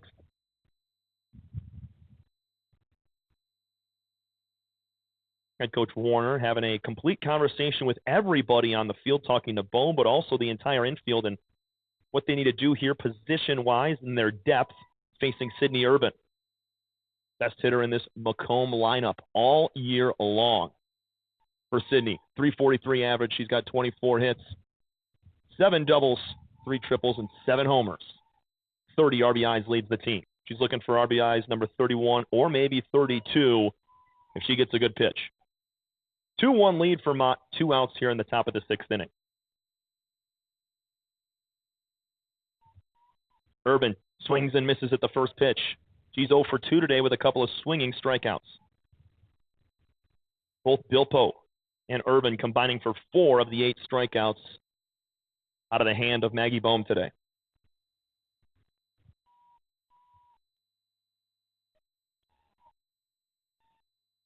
An extra second for Bohm on the mound as she gets her sign. Bollinger is set up outside. Swing and a miss. Urban's down 0-2.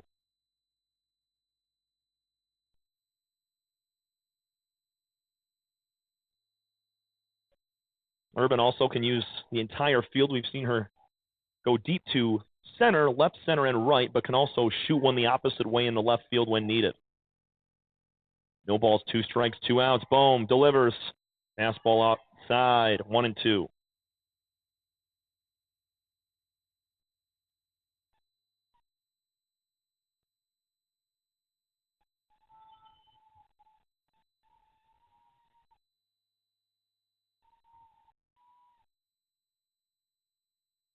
The 1-2 pitch.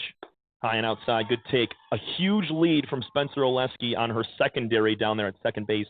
Maybe trying to draw a throw from Hannah Bollinger. Now, I don't mind that at all. If Bollinger throws down to second, Oleski's just going to take off for third base. Head coach Jim Beard down there knows his speed in scoring position.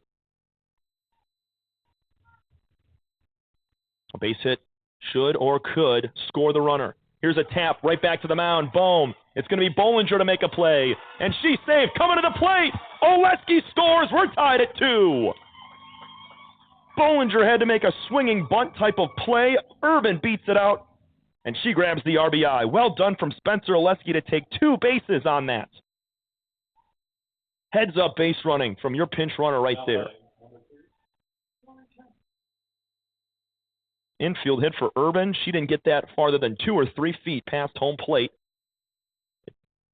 Doesn't matter how far she hit it. She gets a huge RBI, number 31 on the year. And how about Spencer? Rounding third base, she knows there's 2 outs. As soon as that throw from Bollinger goes to first, she knows the catcher Bollinger is out of position. Hannah had to kind of scramble back to home plate to try to catch again and tag the runner, but Spencer was already by her. Well done from Oleski to pick up 2 bases, as we said, on a little tapper back to the catcher. 2-2 tie in the top of the 6th inning. 2 outs. This has all come with 2 outs after Bilpo doubled.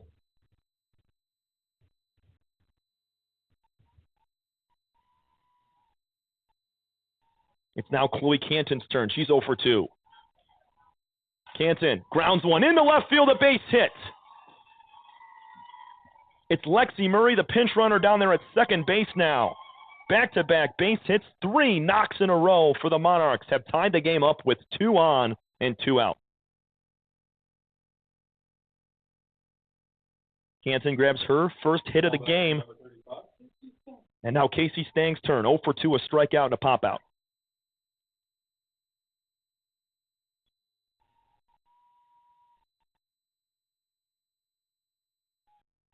Bouncing ball in the dirt, blocked up by Bollinger.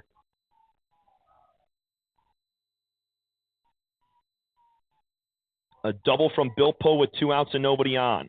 Spencer Oleski ran for Bilpo at second. Urban then hit a little tap ground ball back to the mound that the catcher Bollinger had to play. Oleski took third and then home on that infield hit from Urban. She beat out the throw. Chloe Canton has just singled, so there's 2 on with 2 out and a 1-0 count.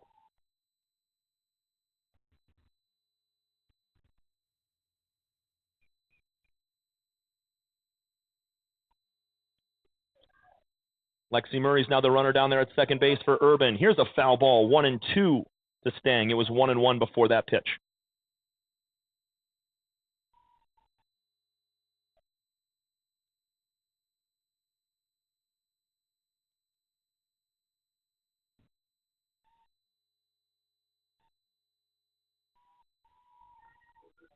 Monarchs trying to take a lead into the bottom of the 6th inning and maybe even the 7th. It's all tied up right now. Fastball high and outside. 2 balls and 2 strikes with 2 outs in a 2-2 game.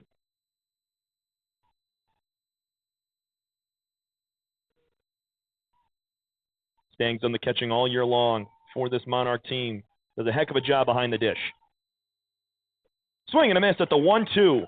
Boom, upper fastball gets Stang swinging. Sydney Irvin ties the ball game up on her swinging bunt infield hit that Spencer Oleski takes 2 bases on. We go to the bottom of the 6th inning, 2-2, Bears and Monarchs, here from Game 1 of our doubleheader in Flint, Michigan.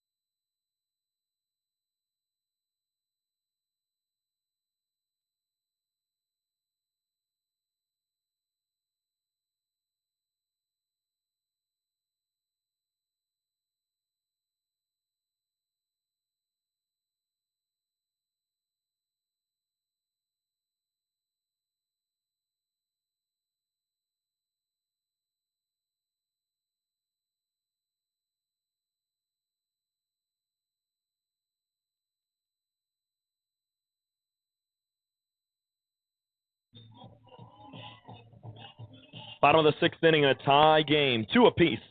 5, 6, 7 batters to face Grace Chakowski and the Monarchs. 1 for 2 day for Emma Benner. She digs in. First pitch to Benner. Is a ball low and outside.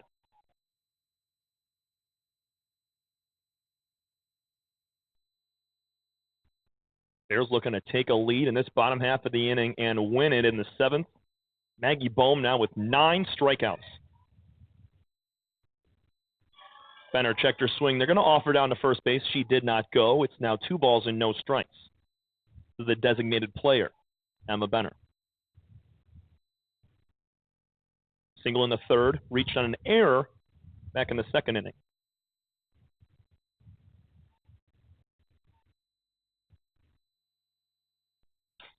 Ground ball to third base, Beyer. Nice clean play. Quick toss to first, and the throw is high. It bounces and goes over the foul fence, and down to second is Emma Benner. Good play from Beyer. She rushed the throw, and it's wide.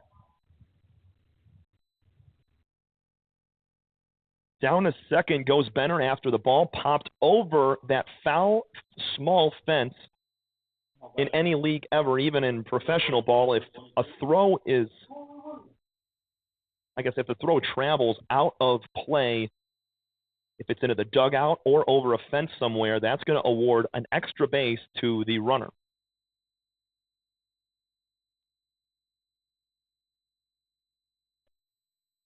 Brianne Shively has now come in to pinch run.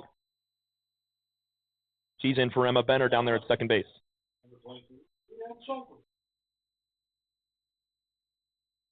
Head coach Terry Warner down there at third base, communicating some directions out there to Shively down at 2.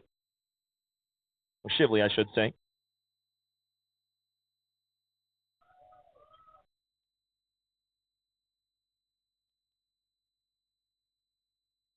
Chloe Williams now 0 for 2, a pop out and a line out to second base. Takes a fastball high and outside. Nice catch from Stang as she had to come up out of her stance there.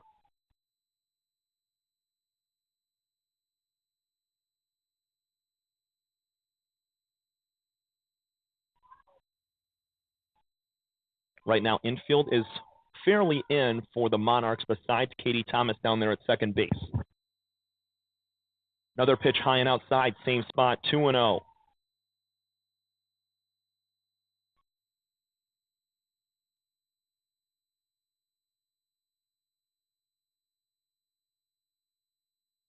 Macomb outfield also fairly deep beside Savannah Clark in center. She's a couple of steps in. Monarch outfielder is going to be throwing home on a base hit. Here's a fastball a bit high, 3-0 now.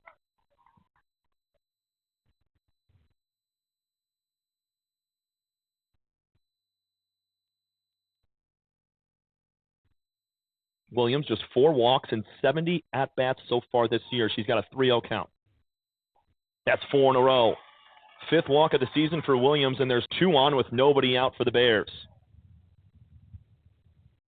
Time is called as Stang's going to head out to the mound to talk with Chakowski.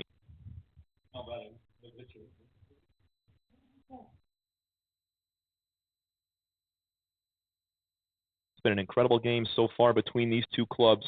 Expect even more in Game 2. But I'm just excited to see how this one's going to end. Both these teams vying for a spot in the playoffs of the MCCAA East Division. We mentioned earlier the top 2 teams from each division, the Northern, Western, and Eastern regions. The top 2 teams from each of those make it into the playoffs.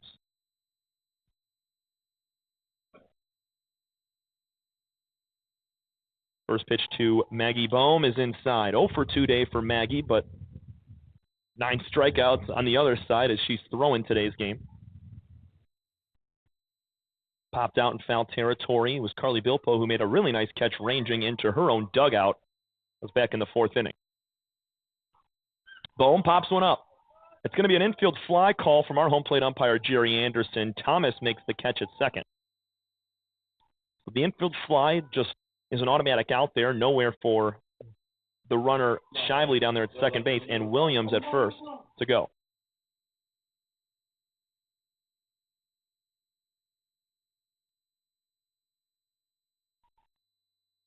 Amaya Brown at the plate. looking to bunt right now. Has that bat fully offered out in front of the plate. She pulls back now. Takes a strike on the lower outside corner. Strikeout and a line out to shortstop for Amaya. More fans rolling in here for the Mott Bears and Macomb Monarchs. It's a packed house at Kearsley Ballpark. In a 2-2 tie in the bottom of the sixth. 2 on with 1 out for the Bears. They're threatening to take a lead. Bunt attempt. It's going to be a strike called. She pulled back at the last second, but it's going to be a called strike at the top of the zone regardless. 0-2 now to the left fielder of the Bears.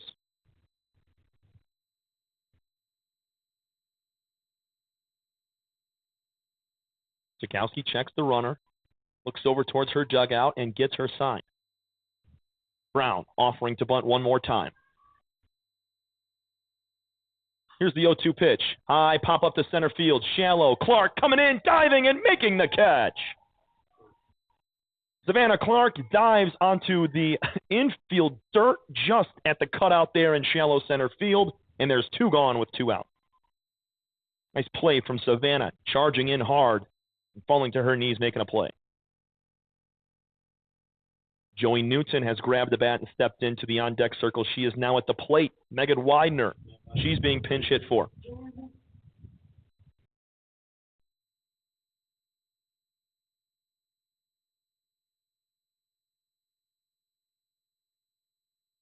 Newton so far this season hitting .372, 16 hits, 11 RBIs.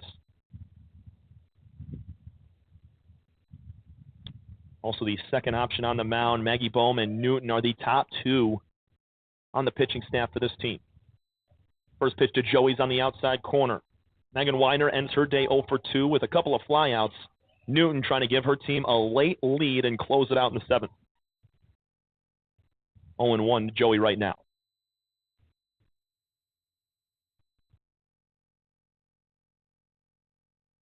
That pitch misses just a few inches to the right of that original strike call on the corner. It's now 1-1. Down there at second base is Brianne Shively. She pinch ran for Emma Benner, who reached on an error. Chloe Williams is at first. She walked. Newton waiting. Pulls one on the ground to third, way out in front of that off-speed pitch. It's a foul ball. 1 ball and 2 strikes now to the pinch hitter, Joey Newton, in the 9 spot.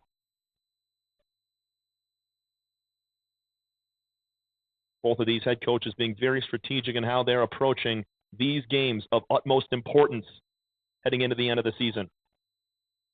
Just saw head coach Terry Warner of Mott pinch hit with Joey Newton. She takes one outside, 2 balls, 2 strikes with 2 outs. 43 total at-bats for Joey this year, just 4 walks and 3 strikeouts, so more times than not she's going to put it in play. 2s are wild here, all the way across the board in the 6th inning.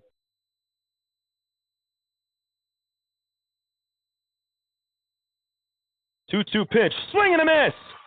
Off speed has Newton on her front foot, and Grace Czakowski gets the biggest strikeout of the day. Newton goes down for out number 3. We're headed to the 7th in a 2-2 tie between Macomb and Mott here in Flint. Don't go anywhere. We'll be right back for the 7th inning of action.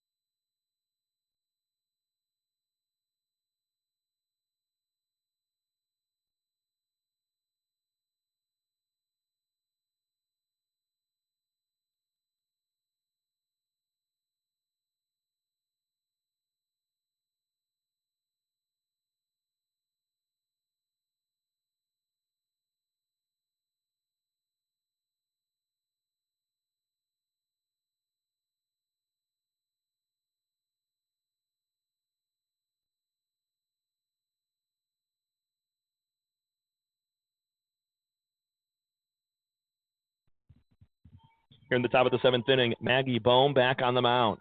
She's going to face the 9-1-2 hitters Zoe Hunt to start. And she takes a fastball in the outside corner. 2-2 tie. It was 1-0 Macomb in the top of the 1st inning. They had the bases loaded, nobody out, just got one. And then a 2-run shot from Cassie Sylvester in the 3rd gave 2 runs to the Bears as there's a little bit of a sandstorm on the field. The wind's starting to swirl around a little bit more. A couple innings after I jinxed it and said it wasn't going to be all that much today. 0-1 to Hunt is flared fouled on the first baseline. Down 0-2 is Zoe. She's got a single and a fly out to left today. Another quick reminder, Game 2 is going to be on this exact same video channel, this exact same link. So once Game 1 ends, take a break. 25 minutes, we'll be back on this same stream for Game 2. Here's the 0-2 pitch. Strike 3 on the outside corner. 10 strikeouts now for Maggie Bohm. Wow.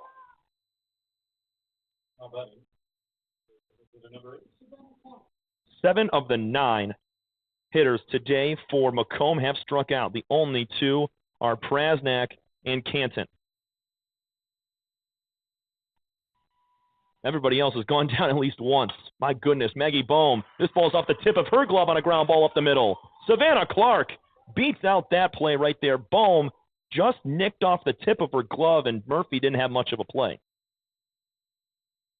Pratt.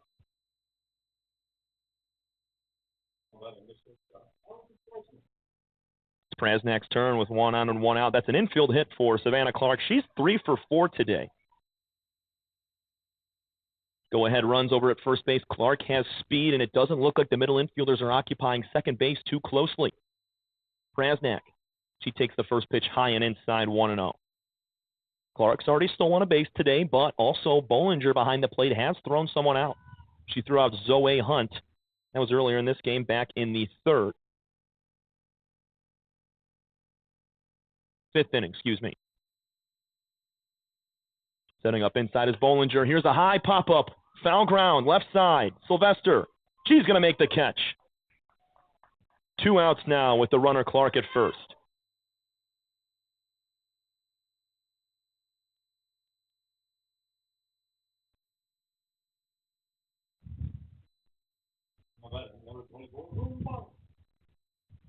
Bryn Byer, 0 for 2 with a walk.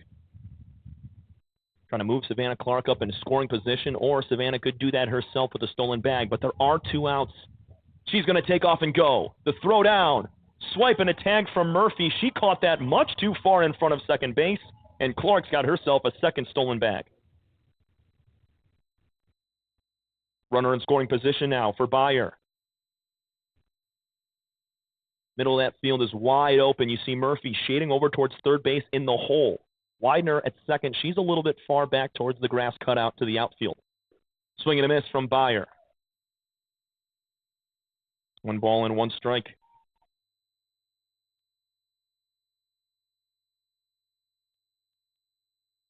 Bears trying to hold here and win it in the bottom of the 7th and pick up win number 21 on the year and 13 in conference.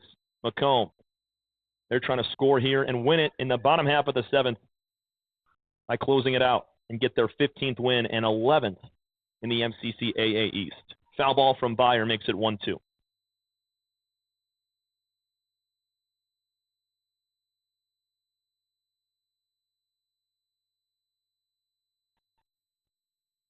Offensive opportunities have come at a premium. Byer looking to give her team another lead. Foul ball back to the screen.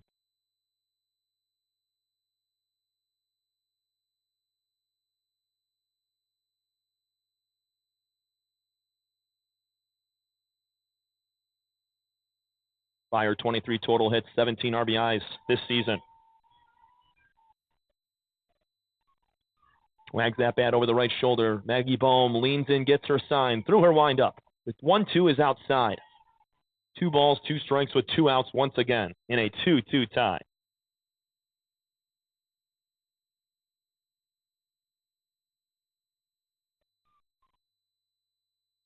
Outfield fairly deep. Besides Chloe Williams in right field, she's a few steps in. Bohm looking for strikeout number 11. She's going to get it. Maggie Bohm, 11 strikeouts.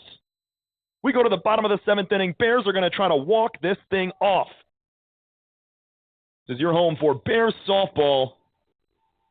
We'll be right back.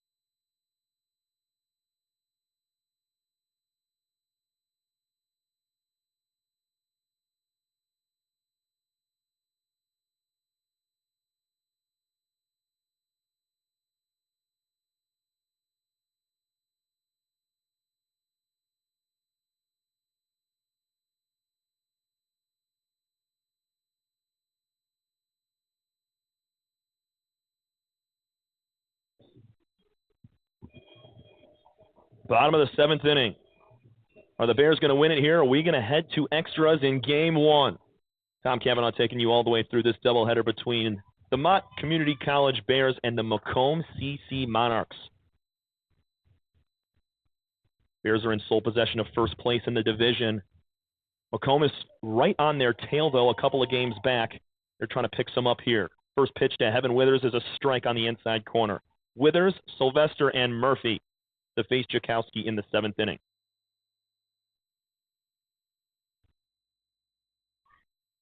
Here's a ground ball up the middle to second base. Nice play from Thomas. Quick throw to first, and they got her by a step. Withers was screaming out of that box right there, almost beat it out, but a nice play from Katie Thomas has one gone in the 7th.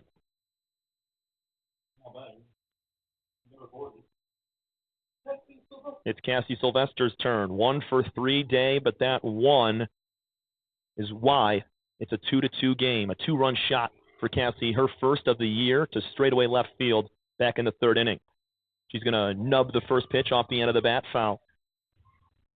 Grace Jakowski, only 4 strikeouts here, but she's gotten a lot of weak contact, a lot of lazy fly balls from this Bears team that usually puts a barrel on the ball every inning. Jakowski also using a very good off-speed pitch to keep these Mott hitters out in front of the ball. We just saw Joey Newton strike out last inning off of that same pitch. Foul ball back to the screen from Sylvester. She's down 0-2. But in like a 2-2, 3-2 count, if you're thinking you're getting a fastball and all your momentum is going towards the pitcher and it's an off-speed pitch, the timing is all out of whack, and Joey kind of just swung right through it. Nothing she could do there. It was just an incredible pitch. Fastball way out of the zone, 1-2. Bears could end this on one swing, and Sylvester's already taken one out of here today. Taryn Murphy on deck. She almost hit one out as well in the 3rd. Would have been back-to-back homers, but it just roped a little bit foul. Jakowski trying to bring her team back in to hit one more time in the 8th. There's an off-speed pitch in the other batter's box, 2-2.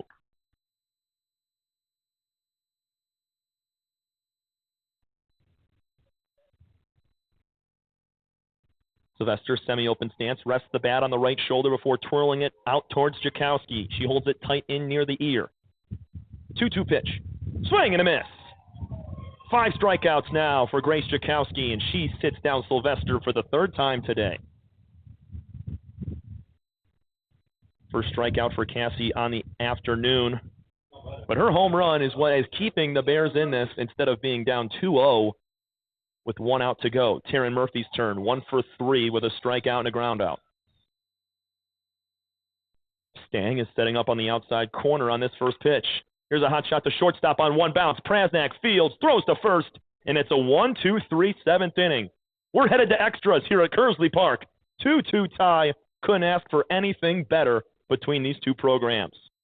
Two of the best in the state of Michigan in junior college softball are battling it out here in Game 1 for the 1st and 2nd spots in the MCCAA East. Maggie Bohm's out on the mound with 11 strikeouts. This is your home for Bears softball. We'll be back in a minute.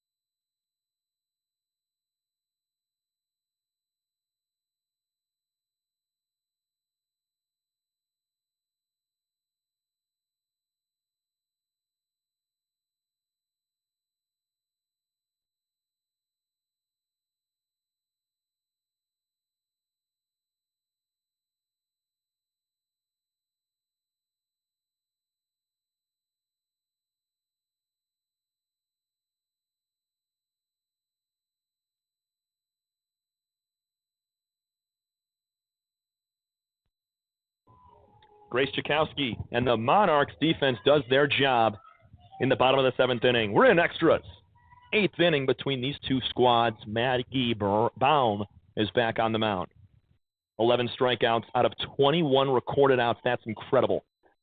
21 total outs, and over 50% of those have been strikeouts.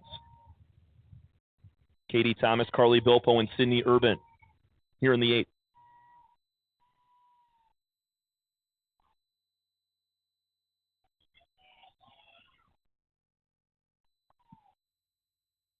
Thomas with an RBI today. She's 0 for 2 other than that. She reached on a fielder's choice in the first to drive one in. Strike on the outside corner. 1 ball and 1 strike.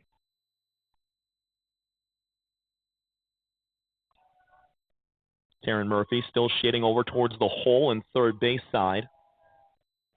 Thomas has everything open up the middle to shoot something back towards Bohm and see if she can sneak it past that pitcher's circle. Here's the 1-1.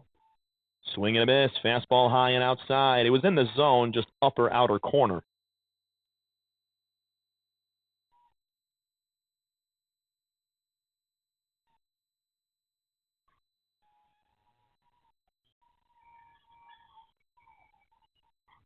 Bohm's delivery on 1-2 is pulled foul over towards the batting cages on the left field line.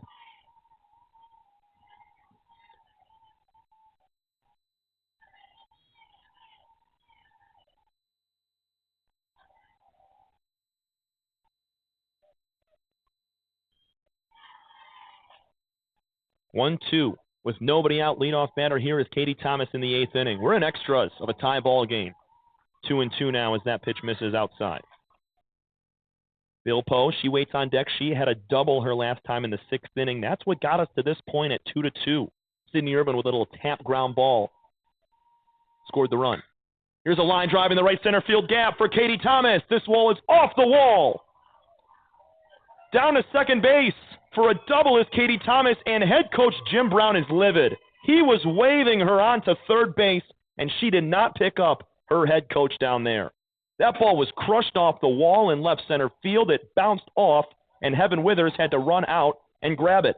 That gave time for Katie Thomas to get over to third, but as a base runner, when you're rounding, coming up to second base, you have to look at your third base coach, pick up the sign if you're going to stop at second or come on to third, which she could have right there.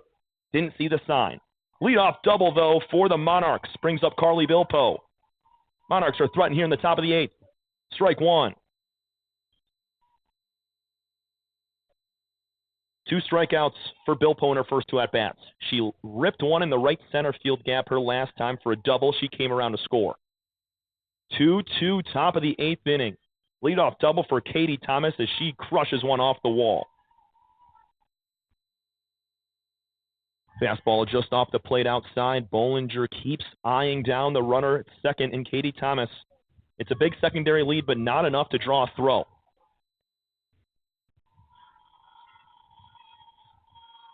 Bilpo wags that bat, keeps those hands in low and close to the chest. Bohm delivers the 1-1.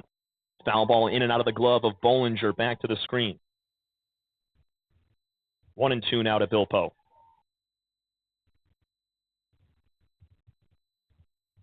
Ground ball to second base. If it's not an absolute screamer out to second, it should get Thomas to third. If it's hit very hard towards Widener at second base, I don't think Thomas is going to be able to advance. A base hit should get the job done as well with outfielders deep all around. The 1-2 pitch. Fouled back again. The wind continuing to pick up here as it is blowing directly out towards right and now a little bit towards left center field. Changing directions every word I drop here. It's pretty crazy. And I blame myself. Broadcasters jinxed once again after I said we're going to have a better day with the wind. These lefty hitters, they don't mind it one bit. 2-2 tie, top of the 8th between the Bears and the Monarchs. This one's in the dirt.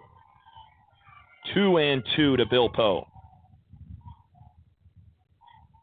Monarch dugout on their feet right now, cheering on. Bilpo at the plate, Thomas at second base, who just doubled. There's still nobody out in the inning. Bilpo is the second batter here in the frame. 11 strikeout day for Maggie Bohm. She's been incredible. Pulled foul on the 2-2 back towards that Monarch dugout. Good fight from Macomb. We knew early on in this game adjustments were going to be made against Maggie Bohm. Same thing for the Bears hitters with the off-speed pitches that Jakowski would deliver. But those pitchers, I mean, both of them have been awesome today. Just a couple of runs scraped across for each side. Here's the 2-2. High and inside. Bilpo almost pulled the trigger and kept her hands back. Full count now. Thomas, the back-to-back player of the week in the East Division of the MCCAA. She's down at second with a double. Bilpo trying to drive her in or advance the runner to third. Bohm leans in. It's 3-2 with nobody out. She goes to the windup.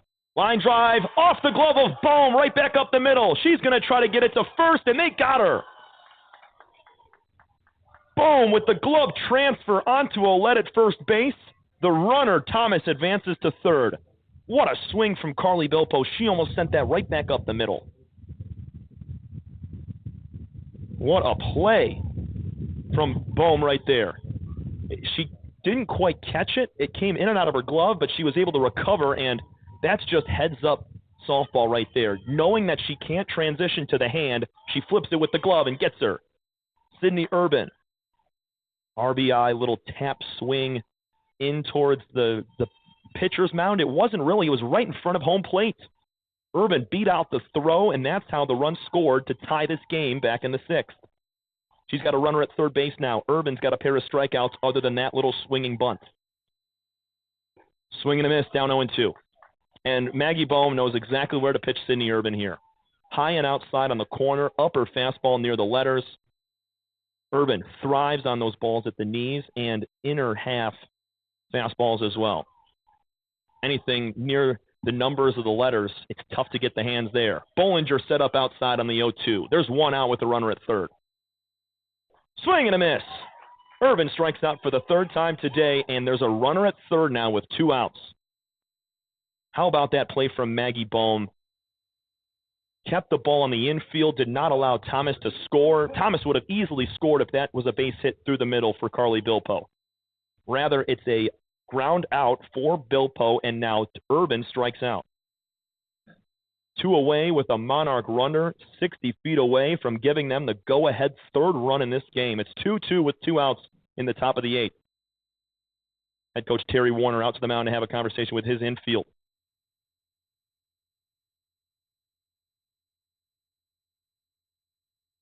Bollinger heads back behind the plate, trying to figure out where they want to be defensively here. It's going to be Chloe Canton, 1 for 3 day for her. Canton had some big swings. She did it last week against Henry Ford, a little pinch hit, 2-run double. That helped the Monarchs sweep a doubleheader at home against the Hawks. She's looking for a clutch swing here with a runner at third. It was a leadoff double for Thomas.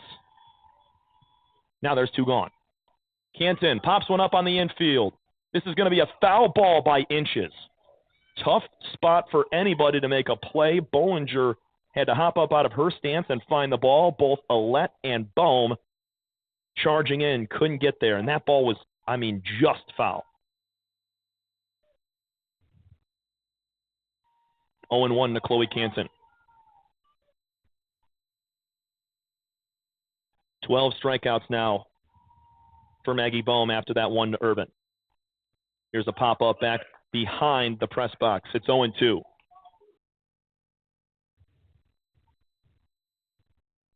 Maggie Bohm looking for strikeout number 13, trying to strand a runner at third and go to the bottom of the 8th inning in a tie game. Bohm takes an extra second behind the rubber, gets her sign, and now she engages with that right foot. Canton holds the bat still over the right shoulder, waiting on the 0-2 pitch. Fastball high and out. 1-2.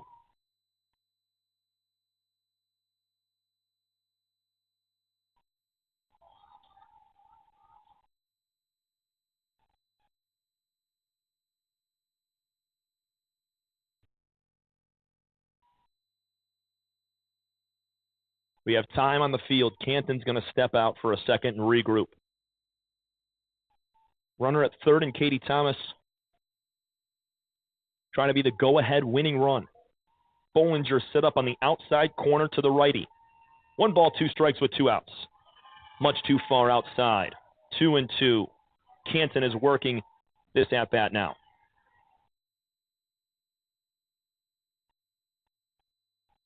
Very crucial first game of our doubleheader between the top 2 teams in the East Division of the MCCAA.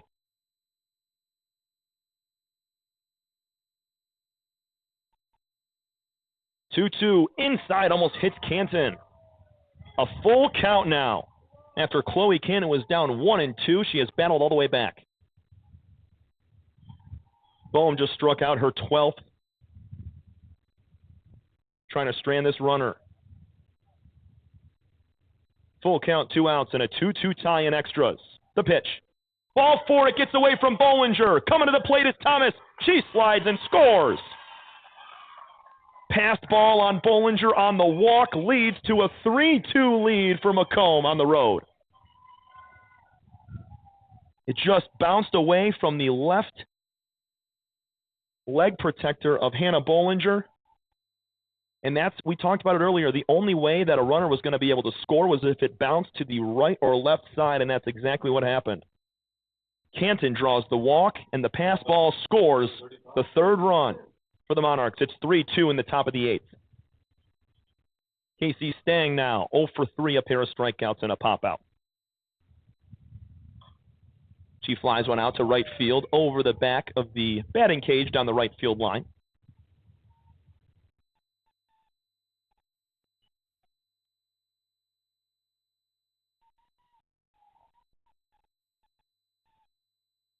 Macomb retakes their lead that they had in the first inning. They lost it in the 3rd when Cassie Sylvester hit a 2-run shot. In the 6th, Sydney Urban drove in a run with a little swinging bunt to score Spencer Oleski, the pinch runner. And now a passed ball gets by Hannah Bollinger and scores Katie Thomas with 2 outs in the 8th inning. Stang sitting on a 1-1 now after that pitch was in the dirt. Runner at first is Chloe Canton. There's a swing and a miss at a fastball outside.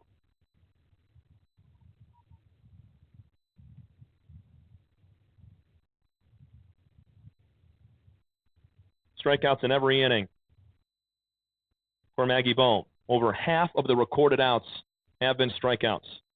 Here's the 1-2. High and outside, it's a ball. Well done from Chloe Canton last at-bat to draw that walk. She worked the count all the way to 3-2, and it wasn't until that 3-2 pitch that the ball got away from the Bears catcher. 2 balls, 2 strikes, 2 outs. Swing and a miss. Stang goes down swinging for the 3rd time, and it's now 13 strikeouts for Maggie Bohm. 3-2 lead for Macomb. They're trying to win it here in the bottom half. Let's see if the Bears have other ideas. This is your home for Mott Community College Athletics. We'll be right back.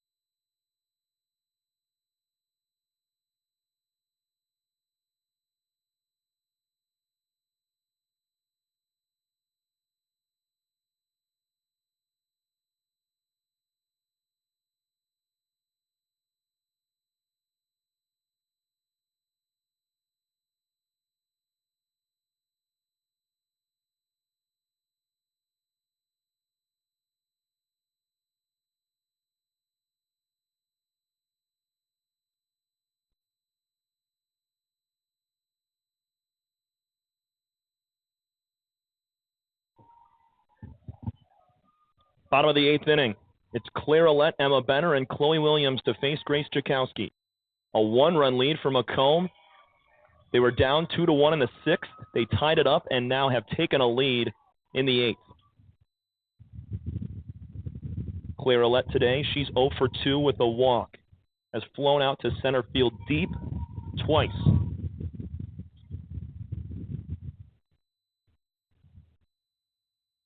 She leaves that ball in the dirt. It's 2-0. We know the Monarchs can work out of a jam. Last inning, it was, or rather 2 innings ago, back in the 6th, Emma Benner reached on a error and she got to second base, and then a walk right after that. So it was first and second, nobody out, and the Monarchs were able to get out of the jam unscathed. Here's the 2-0. Strike called at the knees.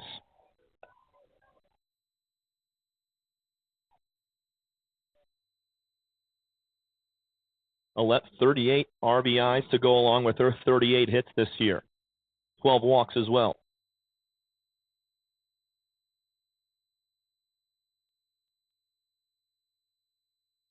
High and outside, off the glove of Stang. It's now a hitter's 3-1 count to Claire Ouellette, leading off this bottom of the 8th inning, trailing by a run.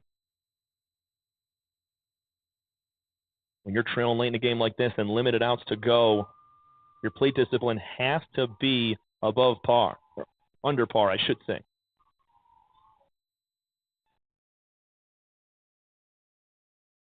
Jakowski trying to battle back here. Ouellette flies one out to center field. This ball's deep. Looking up is Clark. We're tied once again. Ouellette solo bomb. 3-3 here in the bottom of the 8th inning. She hit 2 out to center, deep, but were caught. This time she will not be denied. The Bears' home run chain is around her neck, and we're tied up once again, 3-3 in the bottom of the 8th. Incredible game.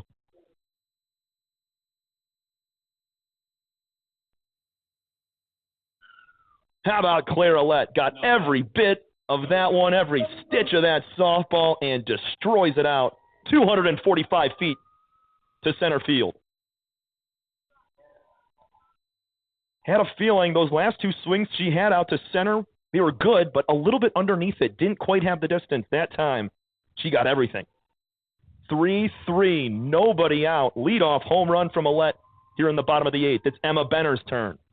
Benner to left center field on the first pitch. Hunt goes back, and she makes the catch a foot away from the wall. Oh, my. Heart skipped a beat for just a moment. Benner, she almost goes back-to-back on back-to-back pitches to win the game. There's 1 out now for Chloe Williams. Hunt took 4 or 5 steps directly back as soon as that ball was hit. Gave off the feeling we might see another homer, but Zoe with a nice track out there for out number 1. Williams will look at the first pitch on the lower outer corner for a strike. 0 for 2 day with a walk for Chloe. It was 1-0 Macomb. Then it was 2-1 Mott. 3-2 Macomb as they came roaring back with a couple in the 6th and the 8th. And now a solo bomb from Claire Ouellette has tied this thing up once again.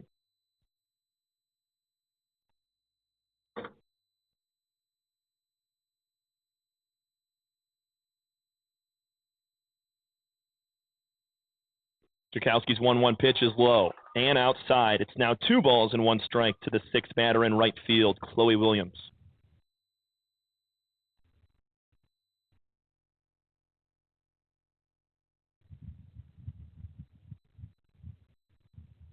Jakowski leans in, trying to battle back on a 2-1. Swing and a miss. Count moves to 2-2 now. 3-3 is your score. We entered extras at 2-2. Both teams have gotten a run. A pass ball scored Katie Thomas in the top half of this inning. Claire Ouellette just went deep to tie things again. Ground ball to second base from Williams. Clean play from Thomas, throws on to first, and there's 2 gone.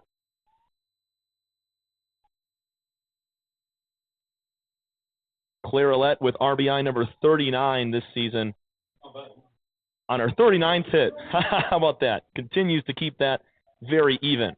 Also, her 8th home run. Wow. Couldn't come at a clutcher time. Sylvester and Ouellette with homers for all 3 of those runs today for the Bears. Maggie Bohm, she's 0 for 3, a pair of pop-outs and a strikeout. She takes the first pitch down and outside for a ball.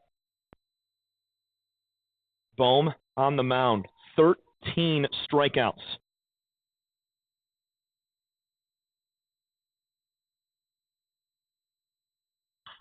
Here's a line drive to center field right at Savannah Clark. One step back, and she makes the catch. Solo shot from Claire Ouellette has tied this game, and we're headed to the 9th inning. Drama from both sides between the Bears and Monarchs. This is your home for Bears Athletics.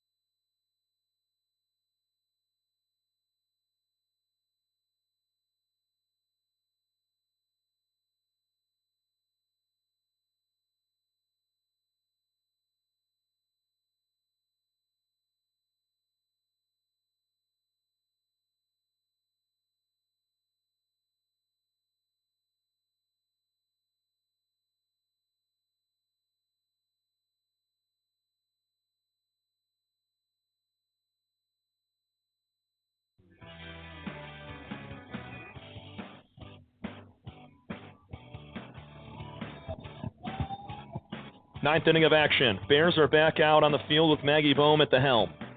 13 strikeouts with 24 total recorded outs. Now that's something. Zoe Hunt to lead things, and it's back to the top in Savannah Clark. Zoe Hunt struck out to start the 7th inning. She now gets her 4th at-bat here in the 9th.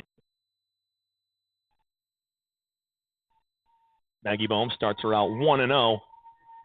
Infield fairly in, besides Widener at second. Here's a ground ball, base hit into right field. Widener was playing back a few steps, but it just sneaks by her. Leadoff base hit for Zoe Hunt. She's 2 for 4 now today. And folks, we have another game after this too. After 9, maybe 10 or 11 innings, you don't really know how many we're going to play here. These teams are just battling back and forth. But game 2, scheduled 25 minutes after the conclusion of this one. Here's a ground ball between short and third. Backhand play for Murphy. She's got nowhere to go with it. Everybody's safe. Murphy went down to her knees, and Clark is much too fast, and she gets to first base without a throw. 2 on with nobody out for Allie Prasnak. 1 for 3 with a walk. She's popped out to shortstop and third base her last 2 times up. Hunt is down at second. It's Clark over at first. First offering is a fastball high and inside for ball 1.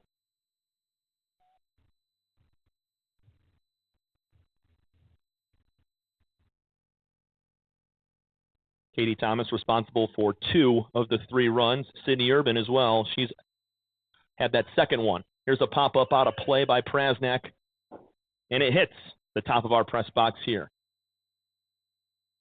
1-1 to Prasnak.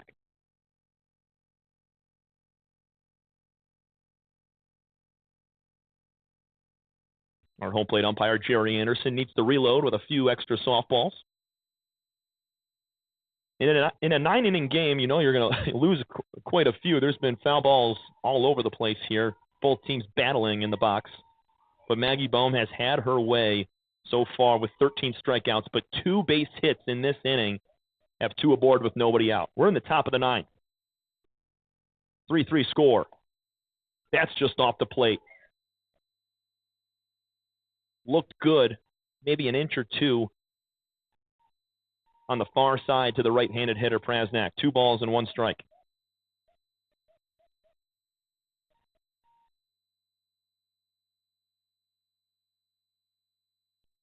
Line back to the screen, 2-2. That pitch from Bohm has been posing issues all day long for the Monarch hitters. It's that rising fastball that starts at the belt and ends up near the letters. Saw Urban struggle with it a little bit. Bill Poe as well early in this game. Prasnak.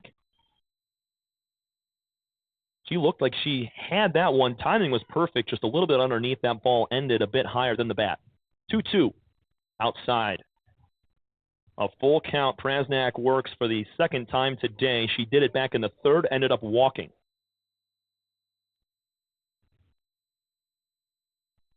3-3 tie, top of the ninth. Monarchs are threatening here to get it done. Take a lead and win it in the bottom half. The 3-2 pitch is on the corner. Strike 3. Huge strikeout. Number 14 for Maggie Bohm.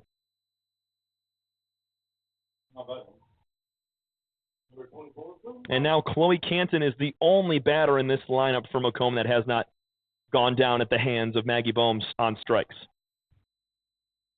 Bryn Byer, 2 strikeouts, a walk, and a flyout today.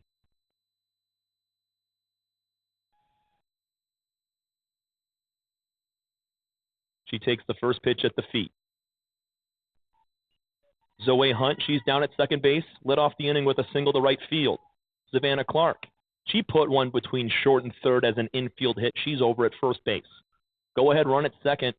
Monarchs need a couple more than one, as we saw Clairolette with a solo shot to tie it up in the 8th. Byer cuts at that one and misses. 1 ball and 1 strike. Time called is head coach Jim Beard going to have a conversation with his third baseman.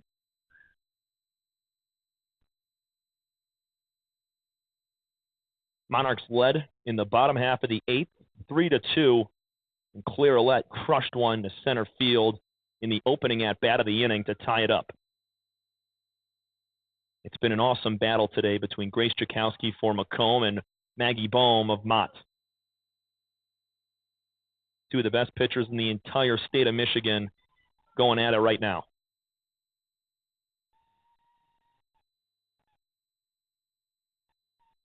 Bohm drops the glove. The pitch just off the plate. 2-1.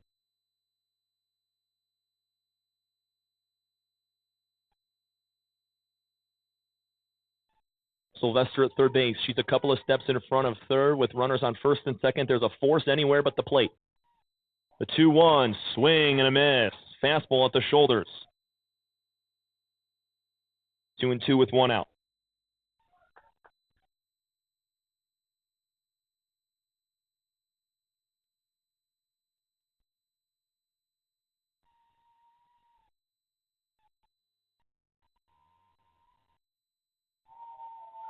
Here's the pitch from Bohm. Wow, just off the plate, high and outside. Not by much. Once again, a full count. Prasnak just took it to a full count, a batter ago, and struck out looking. Byer. She's now with 3-2 and 1 out. Here it is. Strike 3!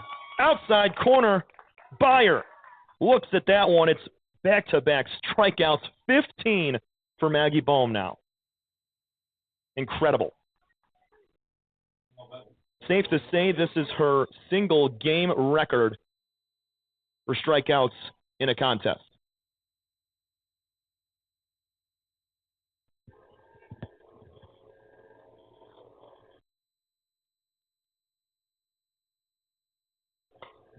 Katie Thomas lifts the first pitch into left center field.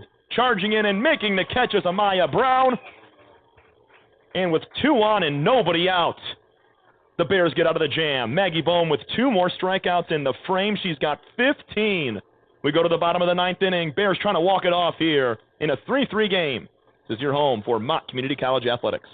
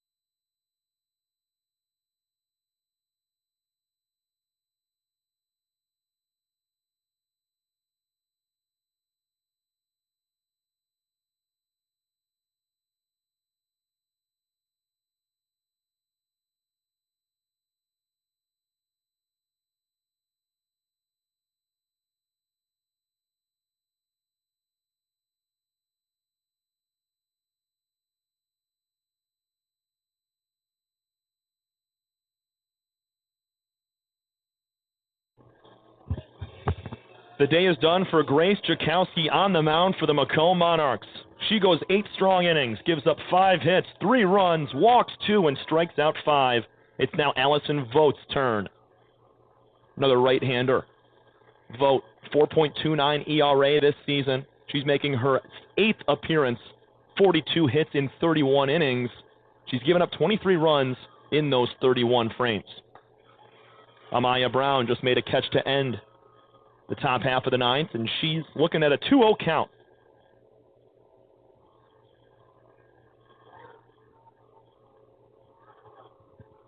What a day from Grace Jakowski on the mound, holding this Bears offense to 3 runs. There's a strike on the outside corner. It is very hard to minimize this Bears offense, averaging 7, 8, 9 runs a game with 215 runs scored in 29 games. Swing and a miss from Brown. It's now 2-2.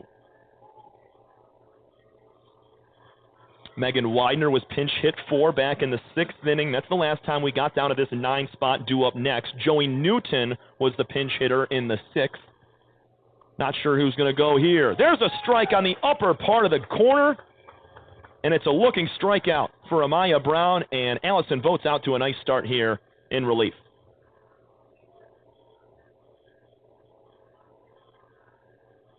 It's going to be Megan Widener once again. She's back in.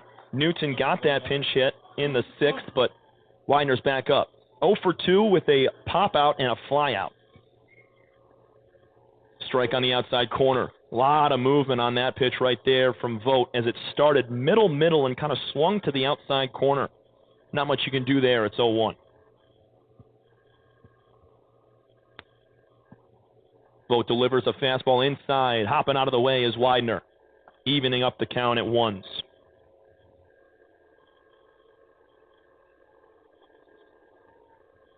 Turning this lineup back over to the top and getting to the 3-4-5 spot here for the Bears is crucial. Line drive in the left center field gap, and the winning run is aboard. Megan Widener takes a large turn at first. Nice throw from Savannah Clark in the left center field gap, and it's a beautiful swing from Widener. She was 0 for 2, was pinch hit for in the 6th, and now she finds revenge, or vengeance, I should say, and puts it right up the middle.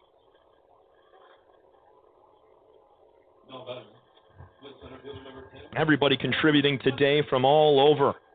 Bohm on the mound. There's been sensational plays on both sides of the field. Jakowski's pitched a great game.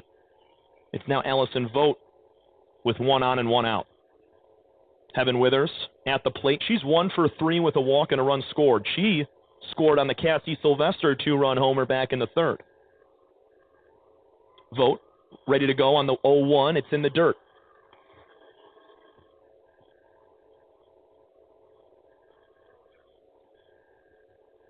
Withers, your ideal leadoff hitter, had her base hit back in the 1st. She's been retired the last 2 times up. That fastball just misses off the plate outside.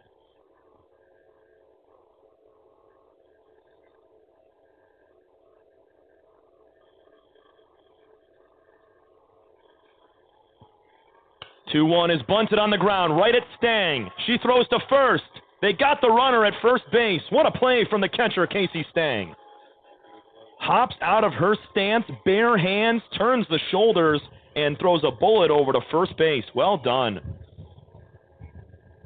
There are now 2 outs with a runner at second base in Megan Widener. Cassie Sylvester. We've played almost 2 full innings of extra innings ball. We'll take free softball anytime we can get it. Sylvester to the right center field gap. This could drop. It will! Coming to the plate is Widener. Cassie Sylvester, a walk-off double.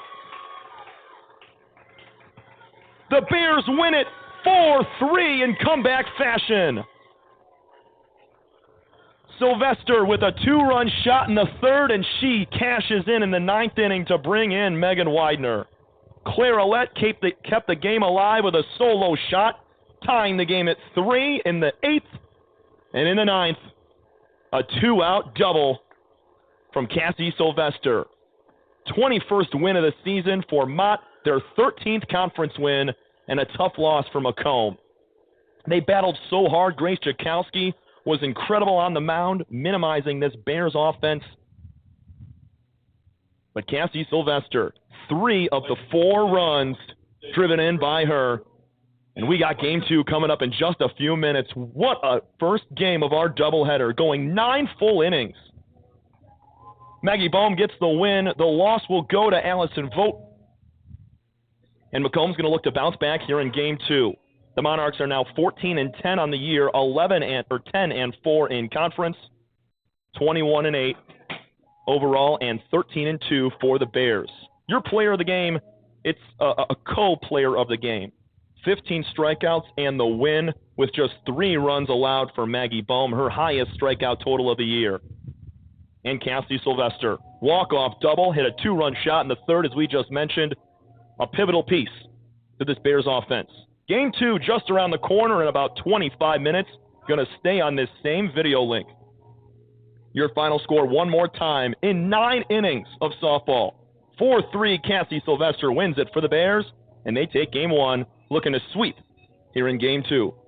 Thanks so much, everybody. We'll see you in about 25 minutes for the second game of our doubleheader between the Bears and the Macomb Monarchs here from Kearsley Park in Flint, Michigan.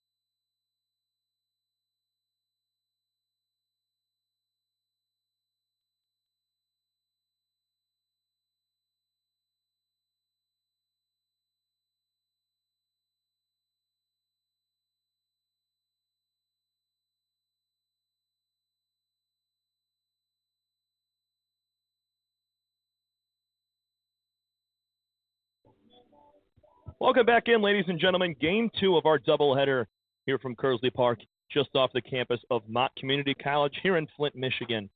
It's a beautiful 68 degrees, partly cloudy, and we're set for Game 2 with who else?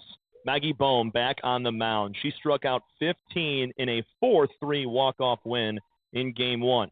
Cassie Sylvester was your hero. She had a 2-run homer and a walk-off double in the gap. Clara Lett added with a solo shot as well. And Savannah Clark will lead things off with a pop out to shortstop. Nice play from Taryn Murphy going back a few steps.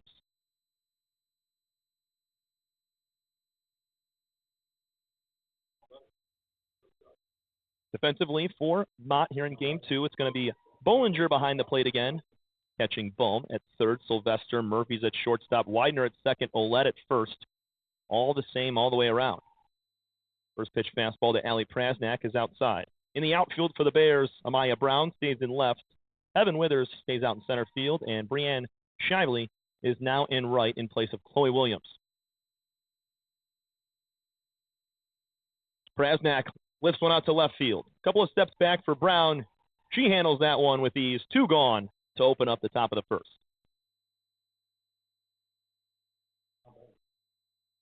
It's a 4-3 win for the Bears.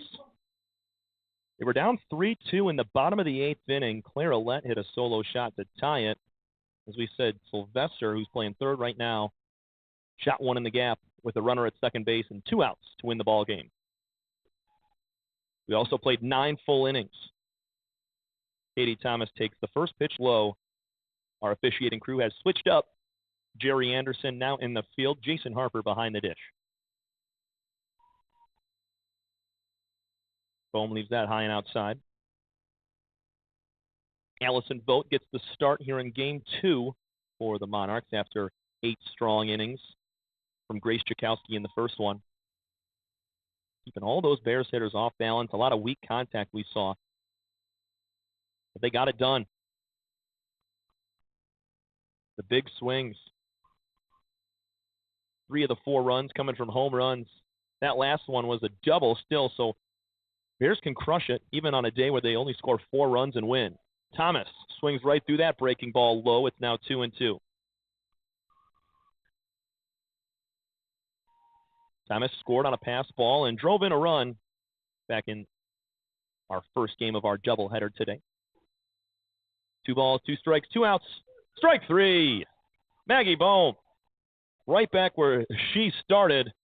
15 strikeouts in Game 1, now 1 here in the second game. We go to the bottom of the first inning. Heaven Withers, Cassie Sylvester, and Taryn Murphy due up for your Bears. This is your home for Mott Community College Athletics. We'll be right back.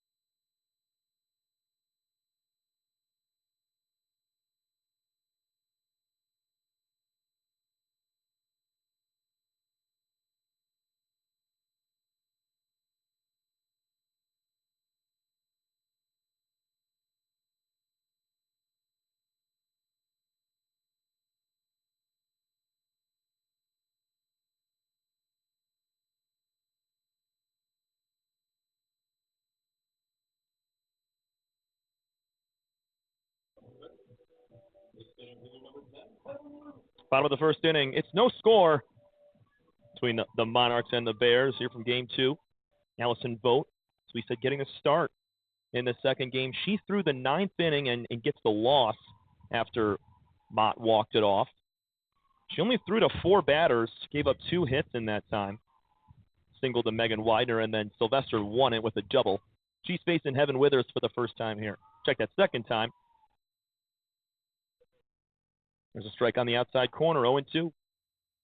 Defensively for Macomb, it's Casey staying behind the plate. Bryn Byers at third, Prasnak at shortstop, Katie Thomas at second base, and Carly Bilpo at first. Check swing. She definitely went around there. They're going to offer. Stang's got a point and offer. They're going to have Jason Harper do it, and she didn't go around, says Jerry Anderson, our field ump. Stang needs to be able to make that quick decision and point down there. It's not always on the umpire to offer. The catcher can also do so. 1 ball, 2 strikes to Heaven Withers, the leadoff batter for the Bears, trying to sweep a doubleheader at home. Ball low and outside in the other batter's box, 2-2. Improving to 21-8 on the season, 13-2 in conference. Incredible record for the Bears. 10-4 in conference and 14-10 overall for Macomb. Strike 3 on the outside corner. Vogt gets her first strikeout to the opening hitter, Withers.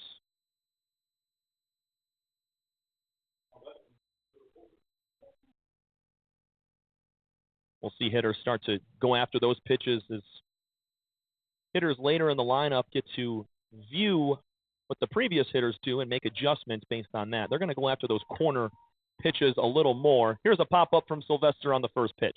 To first, it's Bilpo. She squeezes it for out number 2. Sylvester and Bohm were the co-players of the game in Game 1. It was hard to pick one of the two as they were both pivotal pieces to that victory. Now Macomb is really looking to answer back. It was just a tough loss, but they battled, played so well. Jakowski pitched awesome. Here's Murphy tapping one towards her own dugout, 0-1. Vogt before today, she's making her 7th start today. She's thrown 5 complete games, allowed 42 hits in 31 innings, 23 runs allowed.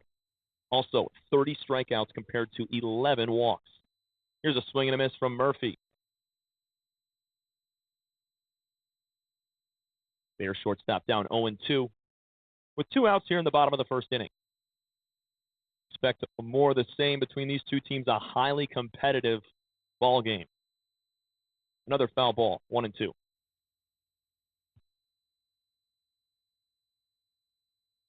It's 0-2 as Jason Harper confirms with us.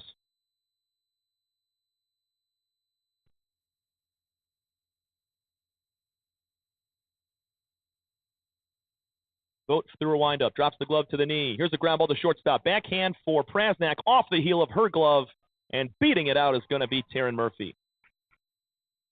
Prasnak set up nicely for that ground ball. It just took one small bounce and hit the heel of her glove, which didn't catch it clean, and that's what led to the infield hit. Definitely not an error there on Prasnak, as it just kind of took a bad bounce off the heel of the glove. Nothing you can really do there. Murphy could have beat it out anyways, even on a clean catch. Clara Let's turn with 1 on and 2 out. She'll tap one softly to shortstop Prasnak. She'll field and throw to first. Bilpo with a stretch. A base hit for Taryn Murphy, but no more. We go to the second inning in a tie ball game, 0-0 between the Bears and Monarchs. Here from Game 2 of our doubleheader in Flint, Michigan. We'll be right back.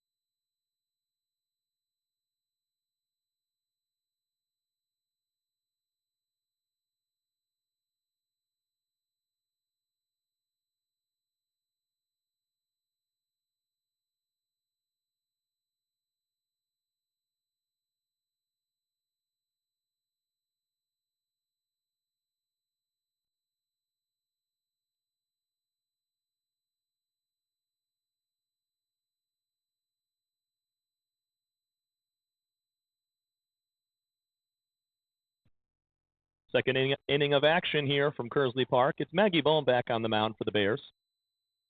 She's pitched every inning today. This will be her 11th inning pitching in 2 games. 1-0. We start to Carly Bilpo, the 4-hitter today. It's going to be Bilpo, Urban, and Byer in the second. In the dirt, make it 2 balls and no strikes. Over 100 innings pitched this year for Maggie, and she just continues to climb up now with, as we said, 11 more today. Depending on how far she goes in this one. Similar situation as this one's in the dirt to the doubleheader in Macomb. Maggie threw a complete game and got the win over Macomb in game 1, and then she just threw the first 2 innings of the second game. Had to be taken out of that one. Joey Newton, she was the reliever. So if anything goes wrong or Bohm is just done throwing, it's going to be likely Joey Newton out of the mound. 4 straight pitches, all for balls. Have a leadoff walk for Carly Bilpo and the Monarchs.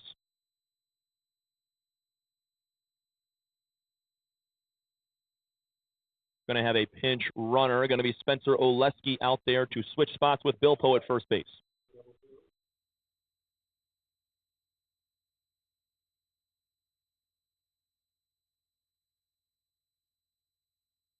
Sydney Urban now will step in.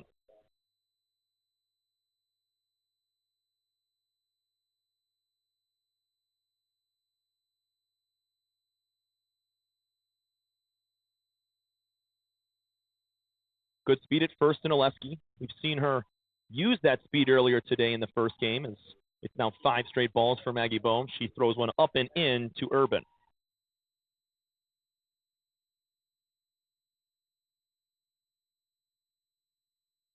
Here's the 1-0. Up near the chin. Good take. Makes it 2 balls and no strikes. 6 straight now for Maggie. She's thrown a lot of pitches today. Didn't quite have a counter on that first game, but it had to be somewhere in the 90s, maybe even hundreds, or 100. There's a swing and a miss, making it 2-1.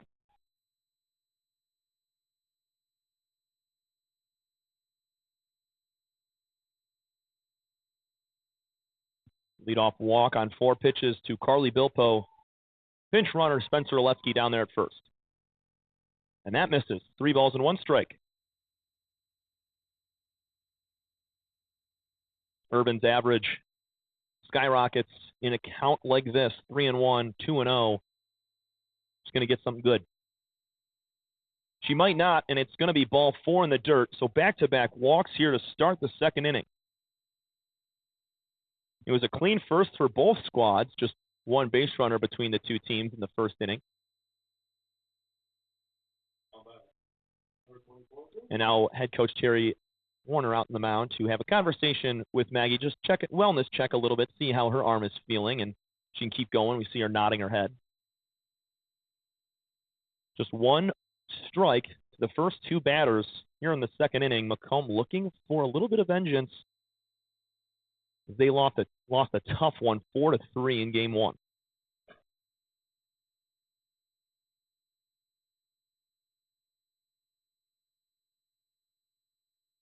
Definitely doesn't take them anywhere out of contention. We talked about in game 1 earlier that the 3rd place team in this Eastern Division is 8-8, Schoolcraft Ocelots. So Schoolcraft would likely have to win out for them to even catch Macomb, and Macomb would have to lose out their next several conference games. But you still want to try to get that 1 seed. These 2 teams will be playing, if these are the 2 teams in the division finals, just to kind of break down the playoffs for you. It's the top 2 teams in each division, the East, Northern, and Western. And those 2 top teams in each division there will play a 3-game set. Whoever wins that 3-game series, they're going to move on.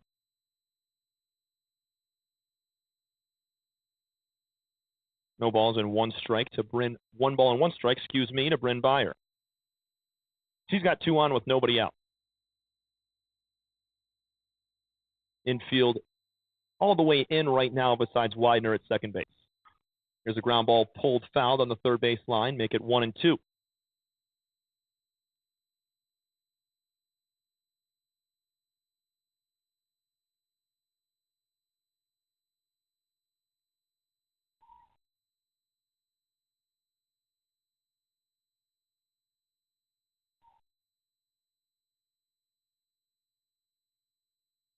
Byers waiting on the 1-2 pitch. Maggie Bohm with a strikeout in the first inning. She had 15 in game one. We're going to keep saying it because it's just an incredible number. When you play 9 innings, 27 total outs recorded, and 15 of those are strikeouts, that's something that just raises both eyebrows. 2-2. There's a fastball low and inside at the feet. We're going to push to full.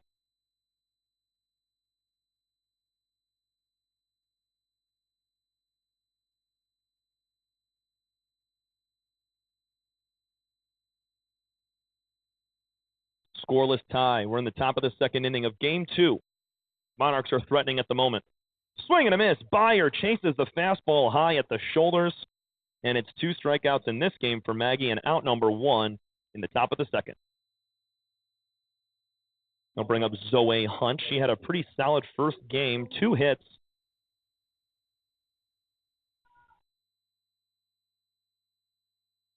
A couple of hard singles, 1 to left field and 1 to right. She's going to try to bunt now. Down the third base line. Picked up by Bohm. Throw to first, and she's out. Hunt can't believe it. It looked like Hunt's foot touched the base before Widener's did, who was covering the bag. Runners on second and third now as the sack bunt is down, but Zoe Hunt is out. She's going to stay on first base. Our officiating crew will not talk about it. We're getting right back to it. Chloe Canton's turn. Great bunt from Zoe. She put it down the third base line. Tough play for Bohm, and she made it. Megan Widener had to go and cover first and apparently got that foot in there just a half second earlier. First pitch to Chloe Canton is a ball outside.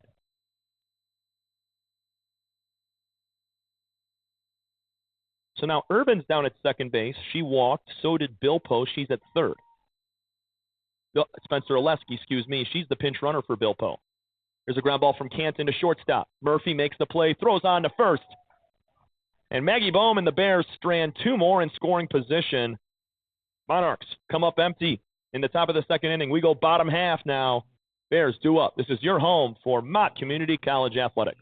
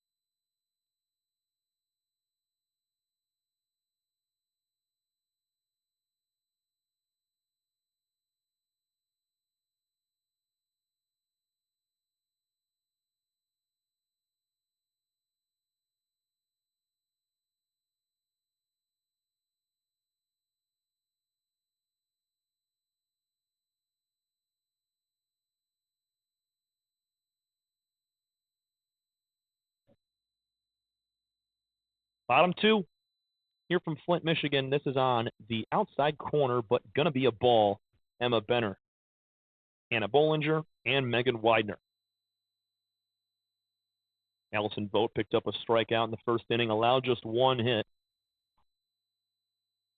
And she starts out 2-0. Emma Benner, she hit in this same 5 spot in game 1. She was 1 for 3, reached twice on a couple of errors.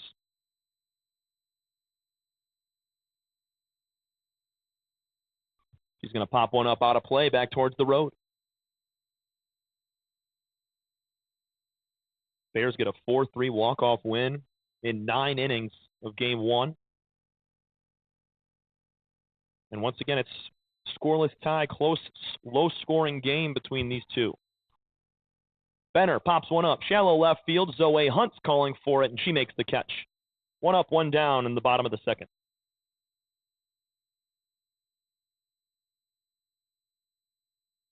The catcher, Hannah Bollinger, steps in now. Did not bat in game 1. She was the flex catcher. So if anybody unfamiliar, you can put 10 players on a lineup sheet, but that 10th player is going to be the flex. They will field, play on defense, but they will not swing it. So that was Bollinger's case, and here in Game 2, that is Maggie Bohm's case, because Bohm swung in Game 1, but she is not going to here in Game 2.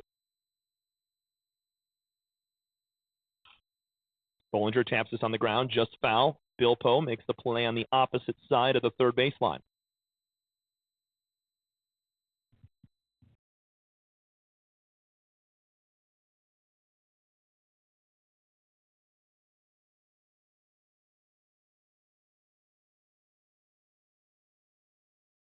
Vogt delivers. This ball's again on the ground, just foul towards head coach Terry Warner.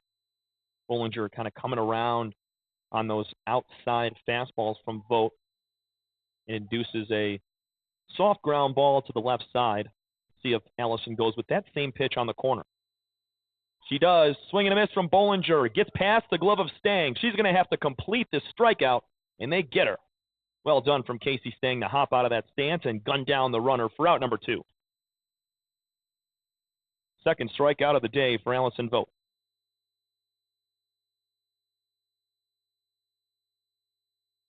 Megan Widener, she was a big part of that last inning to allow Cassie Sylvester to drive her in for the win. Widener was 0 for 2 on the day, had been pinch hit for earlier in the game, and she comes up clutch with a base hit. Now she grounds one to shortstop. Nice play from Prasnak. Throw to first is a little bit low, but Bilpo makes the play. 1-2-3 second inning for the Monarchs.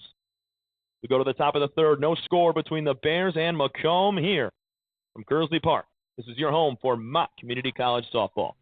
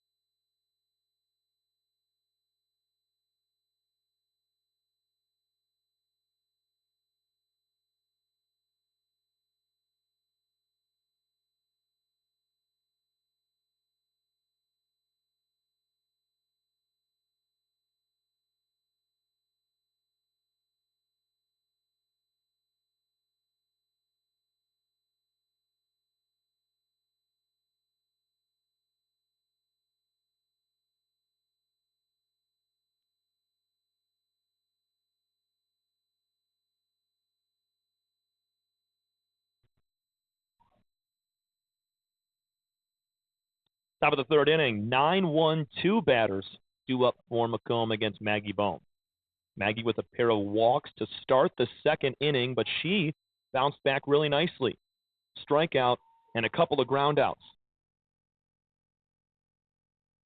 Stranded 2 Macomb base runners. That's the first time they've come up empty with runners on in this game. They left several on in Game 1, but so did the Bears. And Casey Stang rips one in the left center field gap. This one's going to scurry all the way to the fence. Stang's in there with a leadoff double. Bottom half of the zone, dropped the barrel there and shot it over the glove of Taryn Murphy at shortstop.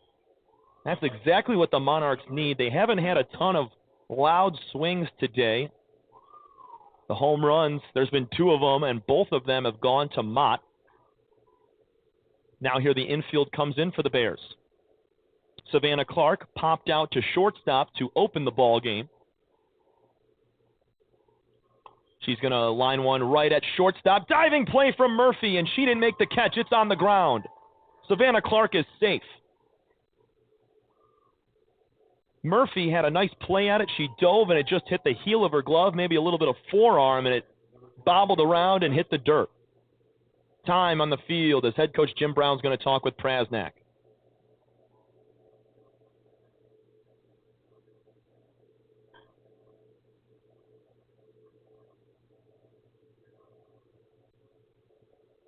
So leadoff double for Casey Stang. She had nowhere to go there because it was potentially a line drive out from Clark. It was more of a flare shot the opposite way.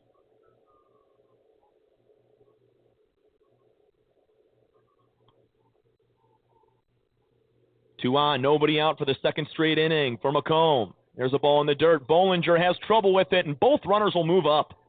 Down to third goes Stang, and into second safely is Clark. It didn't get far away from Bollinger, but enough for both runners to advance. Allie Prasnak flew out to left field her first time. Something like that will get the job done and score the run. Right now on the infield, Olette and Sylvester at the corners. They're in front of the bags in. Widener at second base. She's about even. And Murphy's in line with the baseline right now, looking to check the runner at third. 2 balls and no strikes to Prasnak.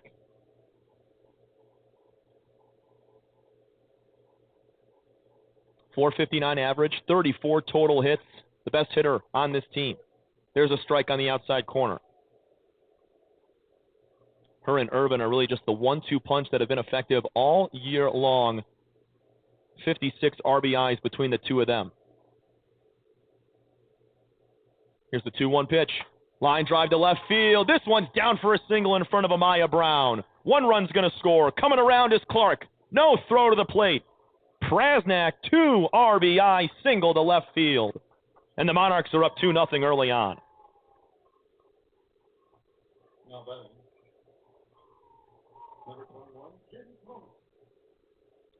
Hit that ball in the same spot Casey Stang did, but Stang with a little more barrel got it all the way in the gap. Prasnak hit it deep enough, though, so that Clark could score from second base. Good start for the Monarchs here, trying to bounce back from a tough loss in Game 1. They played incredible, just did not have the offense to grab a 4th run and win it, but it could have gone either way at any time throughout that game. Here's the 0-1 pitch, inside corner for strike 2 to Katie Thomas. She struck out looking her first time.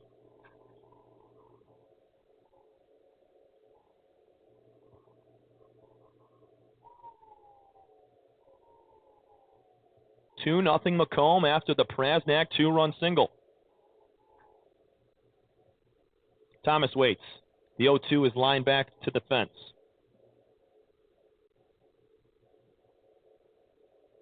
Katie Thomas back-to-back MCCAA East Player of the Weeks. Hitting over 500, couple of home runs, 6 doubles. Here's the 0-2. In the dirt, they're going to back pick towards Prasnak, who had a big secondary, but she slides in head first safe. 1 ball and 2 strikes. That one was down and outside to Thomas.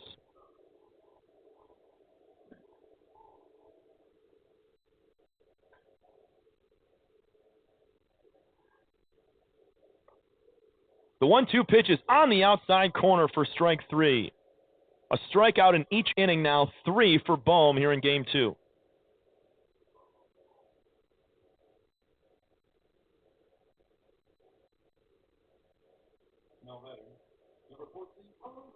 That's out number 1 after a double, error, and single to drive in 2 for Prasnak. Carly Bilpo now.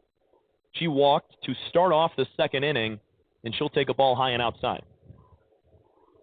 4-3 was your final score of Game 1 in walk-off fashion. The Bears took it thanks to Cassie Sylvester's walk-off double.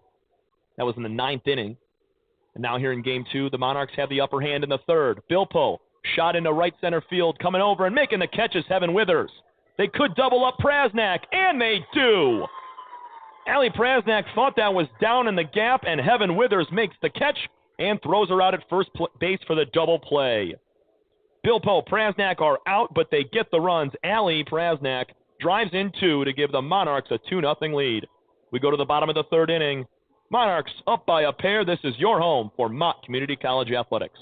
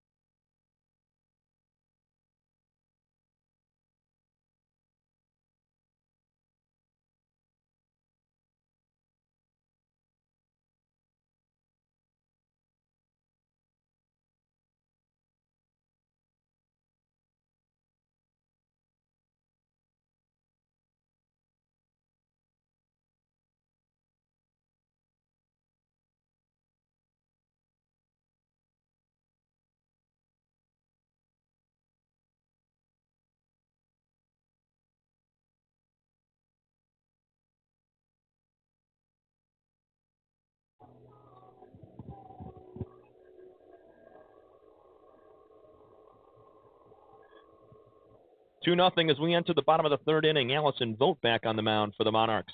She'll face Amaya Brown, and then Breanne Shively back to the top of the lineup, and Heaven Withers after that. Ellie Prasnak, the shortstop, gave her team a 2-0 lead last half inning. Here's a line drive right back at us, 0-2 to Brown, playing left field in both games today for the Bears.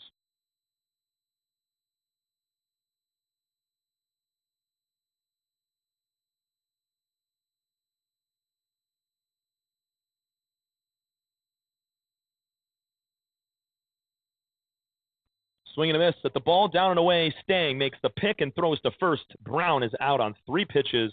3 strikeouts now for Allison Vogt.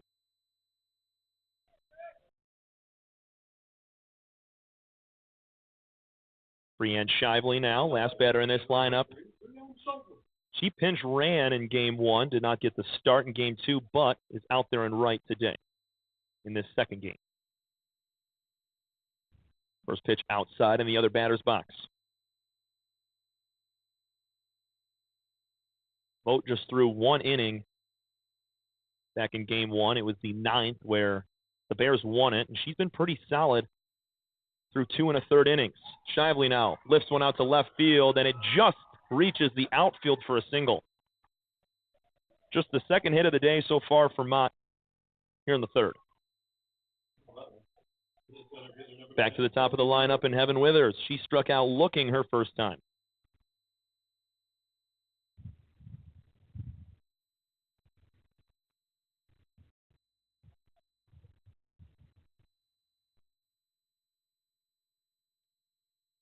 Withers cuts and misses at the first pitch, outside corner, 0-1. Top half of this lineup, so dangerous. I mean, the Bears lineup entirely is, but you look at where a lot of the run production comes and the amount of runs driven in through those 2, 3, 4, 5 spots with Sylvester, Murphy, Ouellette, and Benner. Withers doesn't have as many opportunities to drive in runs because she's in that leadoff spot, but is incredible at getting on base. She's sitting with an 0-2 count right now with 1 on and 1 out. Little half swing down to third base. Byer makes the play. Throw to first. Withers is safe. We just got done talking about it. She's able to find a way on, and she does right there with a little check swing down the third base line. She's so fast. Beats out that throw from Byer. Back-to-back hits. That one from Withers, an infield hit, and it's Cassie Sylvester's turn with 2 on and 1 out. Monarchs lead this thing 2-0 in the bottom of the third of game 2. Ball low in the dirt. Nice stop from Stang.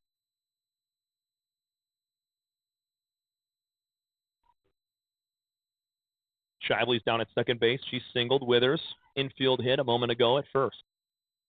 Fairly open stance for Sylvester as she gets ready. Check swing. It's strike 1 at the knees. 1-1.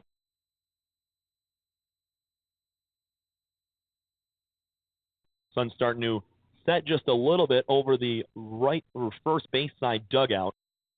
Not nearly hitting us like it was in game 1. There's a pulled ball fouled on the third base line. Sylvester finds herself down 1-2 now. Hit her first home run back in game 1 of the year, and then walked it off in the 9th.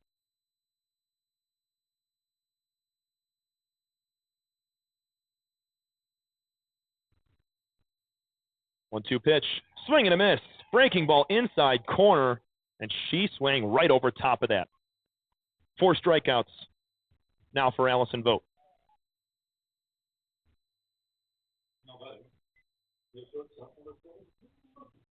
Two outs in the inning with runners on first and second. Taryn Murphy singled her first time and swings and misses at the first pitch outside.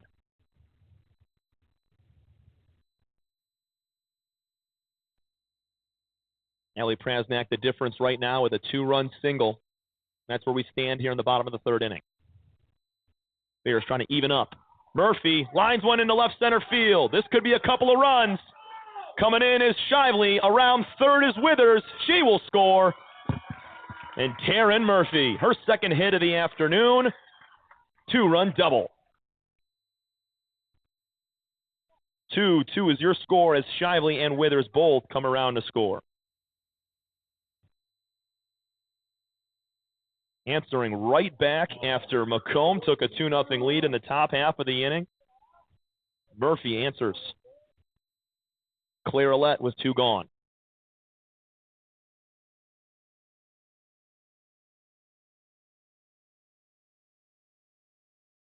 First pitch down and outside. 1-0. Claire grounded out to shortstop her first time up.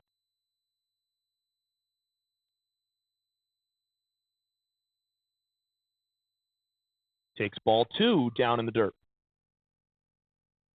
Ouellette had the key swing in the 8th inning of Game 1. Solo shot, her 8th of the year. Bears were down by 1, and she tied it up. There's a strike on the inside corner, make it 2-1.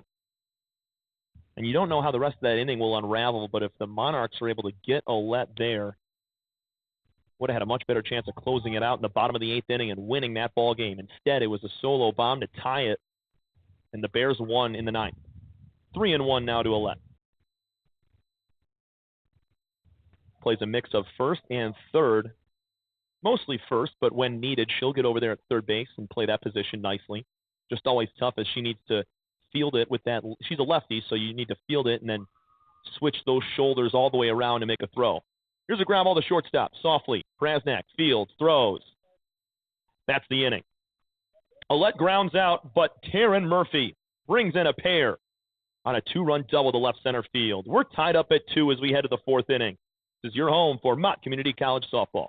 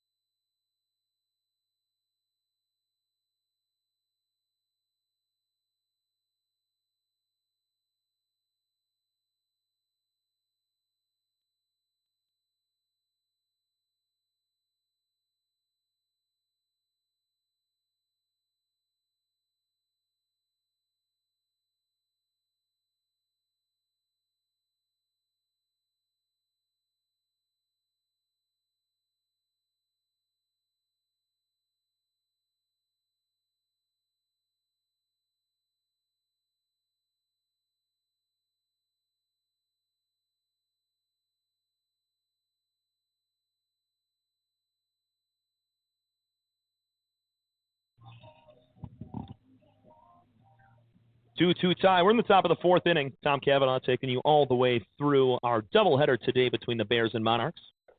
2 best teams in the state of Michigan in junior college softball.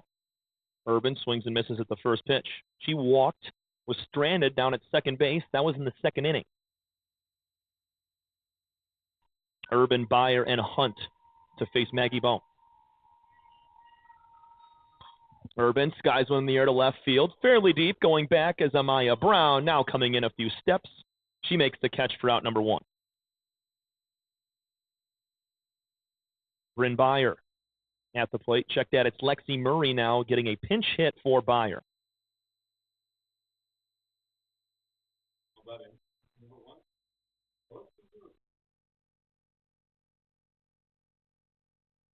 So Byer, who was playing third base, it'll be interesting if she stays in the contest.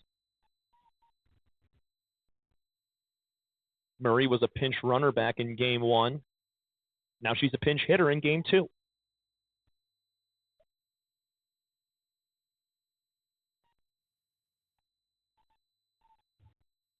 Swing and a miss from Murray. That pitch is so effective out of the hand of Maggie Bohm, where it starts. Obviously, she's throwing it underhand. It starts about the thigh or the waist height, and by the time it reaches you as a hitter, it's up near the shoulders and the letters. And watching that ball rise on you and trying to get your hands there to make solid contact, it's very tough. That's what led to 15 strikeouts from Bohm in Game 1, and now she has 3 in Game 2. Here's the 1-1 pitch. Just a bit low, 2 balls and 1 strike. Lexi Murray, pinch hitter for Bryn Byer in the 6th spot of this lineup right now.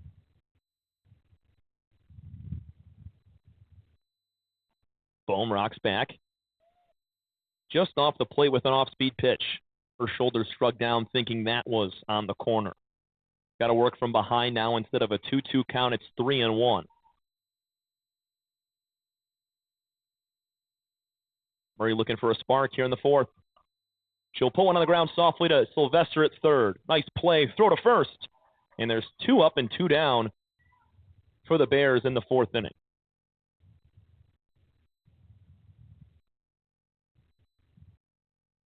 Now Zoe Hunt's turn. She bunted down the third base line back in the second, and Bo made a really nice play. Had to jump off the mound, field it with the hand, and throw to first. Zoe thought she got there for sure. It was a bang-bang play as Widener was covering the bag.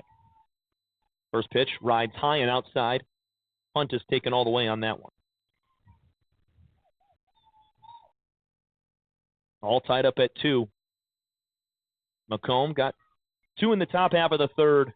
Bears with a pair in the bottom half. Here's a high fly ball. Shallow right field. Making the catches Shively for out number 3, and it's a 1-2-3 fourth for Maggie Bowman, the Bears. We go to the bottom of the fourth inning. 2-2 tie. This is your home for Mott Softball.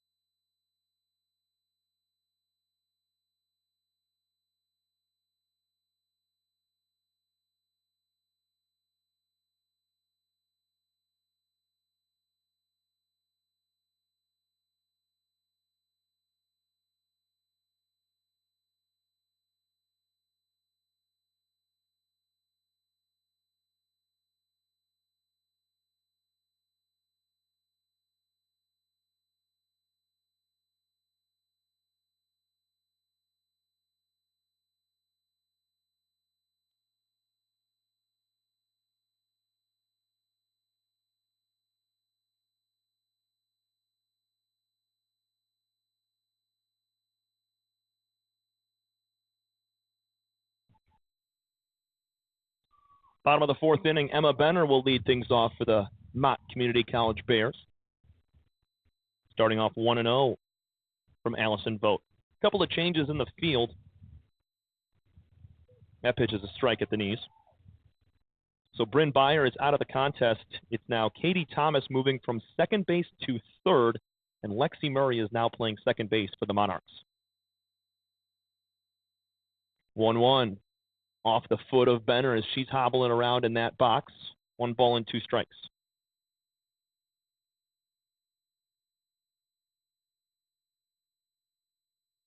Can't say enough about the hospitality here at Mott Community College at Kearsley Park, being able to cover both Bears softball and baseball. Glad to be along with Ernie Myers, field general, assistant coach, and PA man Sean Brown to my right, taking care of pretty much everything that goes on a daily basis at both fields. Been in one of his days off out here calling both teams, announcing their lineups, and playing some great tunes in between innings as well. 2-2 pitch to Benner is lined out to left field. It's going to drop in front of Zoe Hunt. Leadoff single here for Benner and the Bears.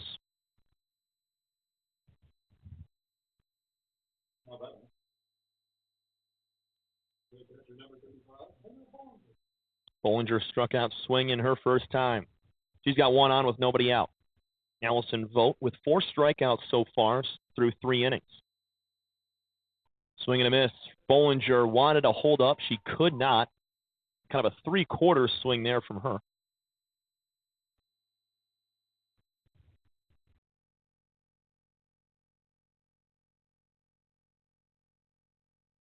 Another swing and a miss, same spot. This ball's going to get away from Stang all the way back to the backstop. And down to second goes Benner. Going to be a pass ball there on Stang as it was a swing and a miss. That's actually hard to tell because that pitch wasn't anywhere close to the zone. Bollinger chased after it. And Stang on a strike or a ball there, I'm not sure. She grabs it either way. Way outside again. Casey's got to lunge to her right and make that catch. 1-2.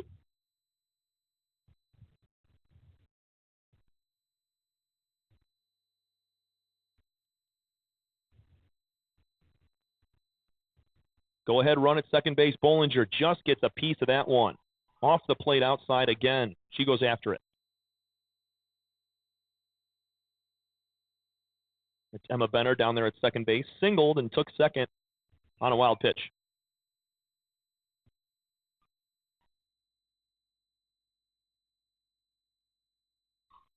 Ground ball, base hit into left field for Hannah Bollinger. Holding up at third is Benner. Runners on the corners with nobody out, and it's back-to-back singles here for the Bears in the bottom of the fourth.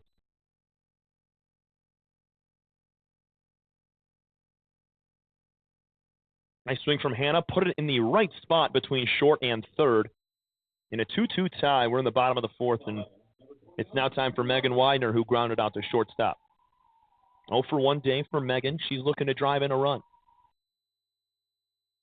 First pitch from Vogt. Line drive, another base hit into left field. Coming in to score is Benner. RBI swing from Widener, and there's 2 on with nobody out in a 3-2 lead for the Mott Bears. Same spot as Bollinger put it, but this time it's on a line. First pitch swinging.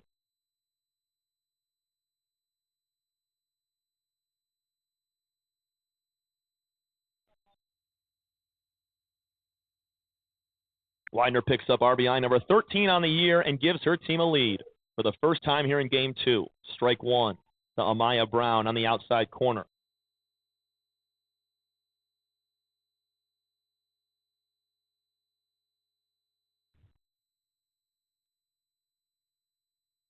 Swings are coming together here in the fourth. Said earlier, it's only a matter of time before this team really starts to explode offensively, and we're seeing it here. They were struggling to get going against Grace Jakowski just because of how good her stuff was and being able to keep those Bears hitters off balance. But here in Game 2, they've started to find their groove. 3 straight singles. That's a ball outside, 1-2 now.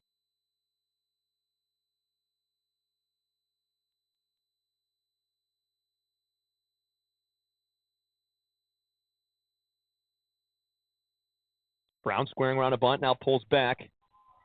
The 1-2 pitch is outside. Level up at 2-2, sorry. 1 run's already scored in the inning. Megan Widener with an RBI single. There's 2 on with nobody out. Still 3 straight singles to start the bottom of the fourth. There's a little poke towards third. Ranging into foul territory is Thomas. She makes the catch. 1 out.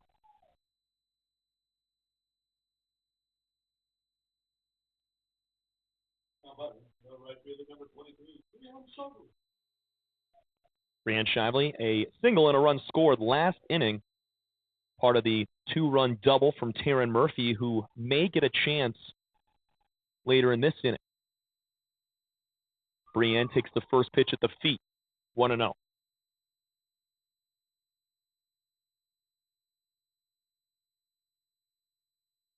It's Bollinger down there at second. Widener at first, who just drove in the run. 3-2, Mott on top.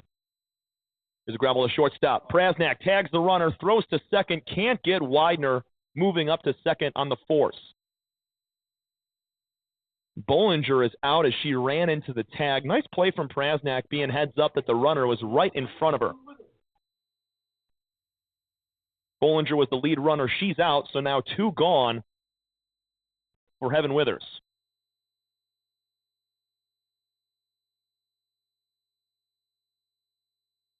Widener goes down to second base, so it's still first and second, but now with 2 outs.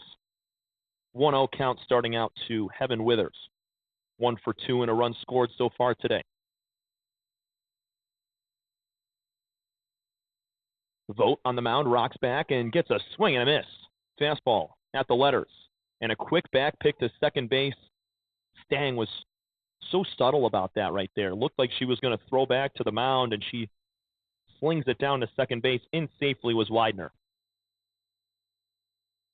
1 ball, 1 strike to Withers. Swing and a miss. That prototypical leadoff hitter in softball right there, taking 5 or 6 steps up in the box as she's swinging.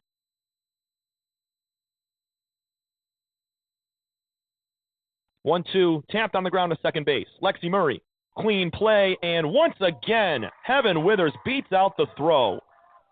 She hit it so soft that her feet beat the ball and the toss. Second infield hit of the day for Heaven Withers. And it definitely helps her out that she's in the left-handed side of the box as well. If you're a right-handed hitter, you're about 2 or 3 feet farther from first base than you are if you're a lefty. So a lot of times, lefty hitters, they'll reach first base on infield singles more times than righties will. They're a little bit closer, but also Withers just has the speed. She occupies center field all the time for the Bears and showing it off on back-to-back at-bats here. She's 2 for 3 now and has kept both singles in on the infield. Bases are loaded now with 2 outs. Cassie Sylvester takes one outside, and it's going to get away from Stang. Coming to the plate is Widener, and she scores. The throw to Vogt, that's gone. Another run will score. Almost got into the dugout, and right there, a passed ball and an errant throw lead to 2 more runs. 5-2 Bears.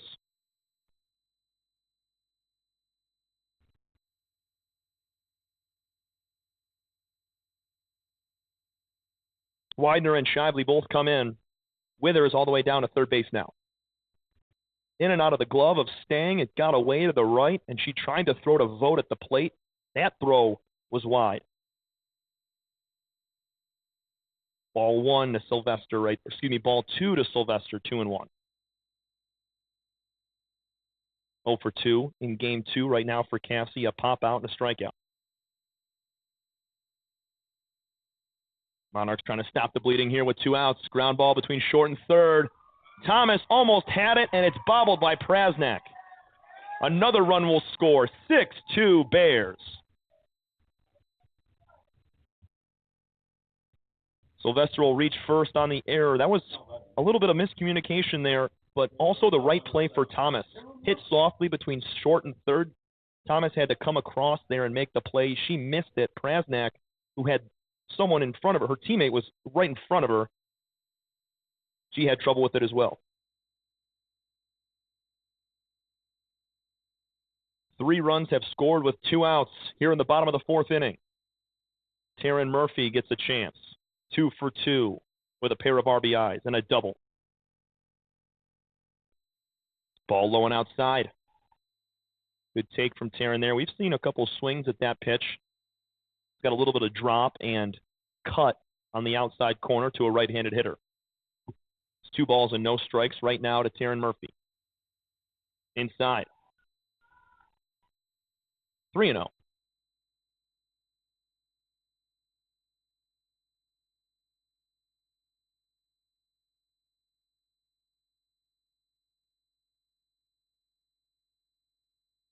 The 3-0 pitch has popped up. Foul ground, Stang coming over, makes the catch, underhand basket grab.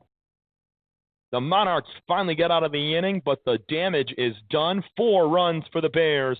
Megan Widener drives one in. A couple of pass balls and errant throws lead to a few more runs and an error as well. 6-2. We go to the 5th. Bears on top over the Monarchs here at home. This is your home for Mott Community College Athletics.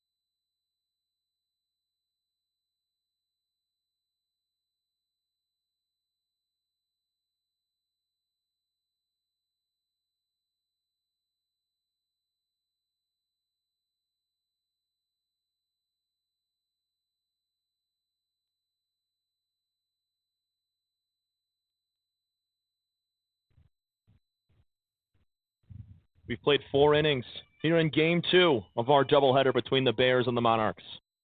It's a 6-2 lead at the moment for Mott over Macomb. Chloe Canton will start things 1-0 to her from Maggie Bone.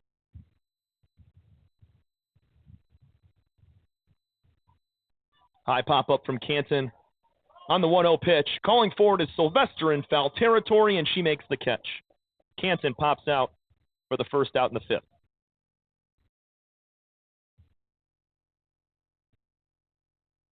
Casey Stang with a double and scored her first time in the 3rd inning. This Macomb team with so much life in Game 1, they battled so hard, lost 4-3 in extra innings on a walk-off. Stang swings right through that one. And now here in Game 2, they had a 2-0 lead. That was in the 3rd inning. And since then, it's been 6 unanswered runs from the Bears. They got 2 in the 3rd and 4 in the 4th. Fastball outside corner, Stang down 0-2.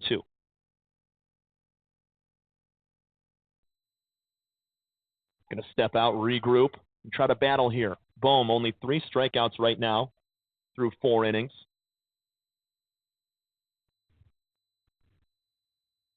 0-2 pitch, fouled away.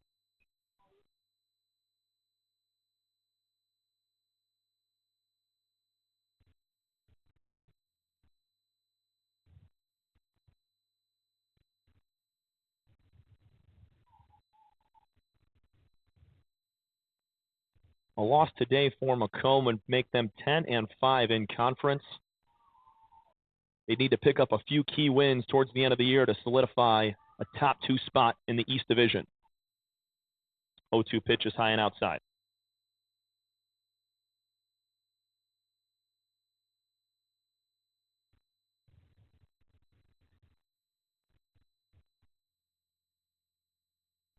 Stang awaits the 1-2. Line drive in the left center field gap. Same spot she put it last time. Stang's on her way to second base. Withers throws it in, not in time. And it's a 1-out double for Casey Stang, her 2nd extra base hit of Game 2. She just loves the alley in that left center field gap, lining it over the head of the Bears shortstop. And it gets all the way to the wall. Very short grass out there in the outfield. Lets that ball start to roll on out there. Top of the lineup in Savannah Clark. Reached on an error and scored last time in the 3rd. First pitch from Bohm is tapped foul. Clark caught that a little bit behind the plate there. Couldn't get it fair. Allie Prasnak waits on deck. She's 1 for 2 with a pair of RBIs. Heaven Withers in center field is playing about 10 feet away from the infield. Same thing with Breanne Shively in right. Amaya Brown, she's pretty close out there in left as well. Here's a bunt attempt. Hard on the ground to shortstop. Murphy doesn't throw to first. Infield hit for Savannah Clark. Clark on her way to second. The throw, not in time. Underneath the tag was Savannah. Heads up base running from the leadoff hitter for the Monarchs. Caught the Bears sleeping, and she takes second.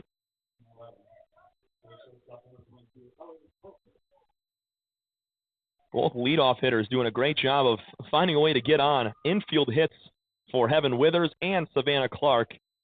Doing a great job of starting off for their teams. Allie Prasnak has runners on 2nd and 3rd now with 1 out. 6-2 is your score here in the top of the 5th inning. Bears lead it. Trying to sweep a doubleheader at home. Monarchs might have other ideas if they can battle back in this one. Swing and a miss from Prasnak at the feet of Bollinger.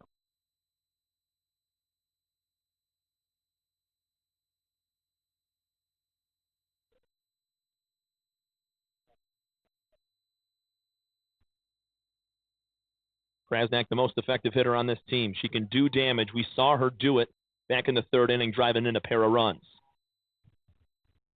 She now takes a fastball high. 1 ball and 1 strike to the shortstop for Macomb.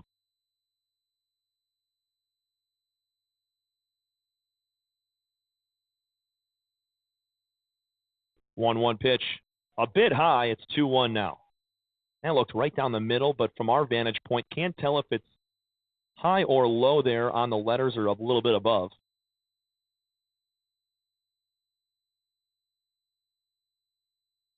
Two one. Make it 3 balls and 1 strike. Krasnak takes that on the lower outer half. Stang is at third base. She doubled. Down at second, it's Savannah Clark. She had an infield hit on a very hard bunt to shortstop, and she took second base when the Bears weren't looking. There's ball 4. Krasnak walks. She's aboard for the second time in this game, and the bases are loaded for Macomb, and here comes head coach Terry Warner. It's the end of the day for Maggie Bohm. What a job she has done. It doesn't look like it. She's staying in the ball game. Just a quick conversation on the mound between the infield pitcher and catcher.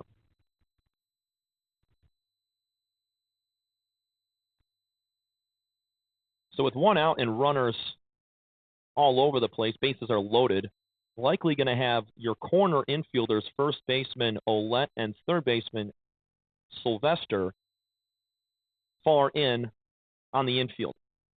Middle infielders you can keep farther back, but also you run the risk of not completing the double play that leads to a run.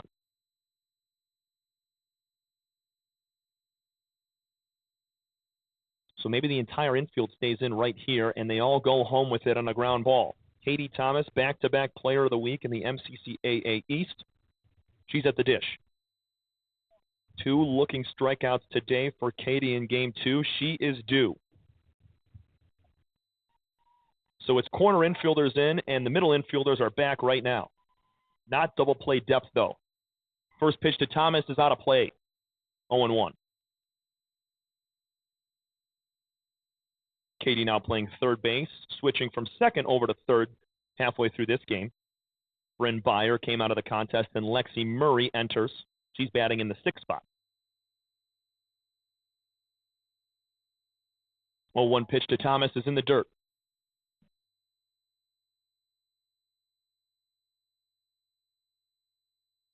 Macomb doing a better job of working counts here in game 2 and finding more contact. Nowhere near 15 strikeouts that Bohm had in game 1. Here's the 1-1 pitch. At the shoulder, swing and a miss. Thomas down in the count now.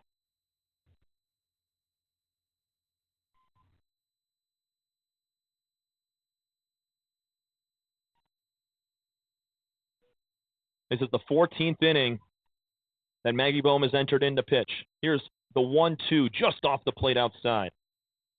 She's got 19 strikeouts in those 14 innings.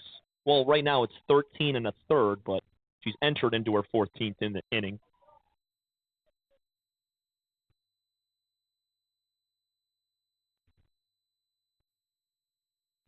Two balls, 2 strikes, 1 out. Bases are loaded. Macomb's down by 4 at the plate. Thomas, another foul ball out of play.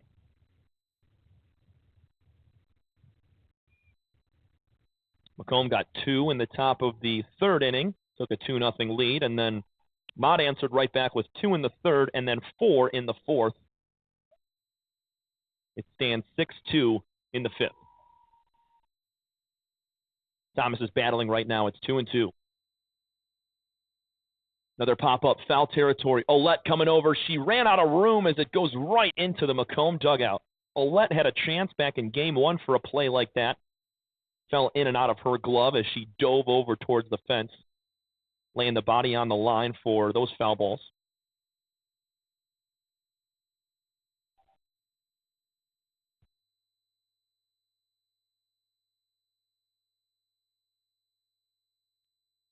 Two balls, 2 strikes, 1 out with the bases loaded. Battling. Thomas trying to put something in play, hard on the ground, up the middle. Here's a pop-up on the infield. Calling for it is Bohm. It's an infield fly rule off the inside part of the bat. Thomas pops out for the 2nd out in the inning.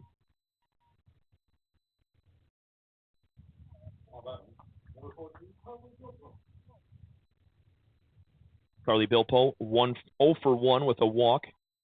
She flew out to center field back in the 3rd. Krasnak was on first. He ended up being doubled up.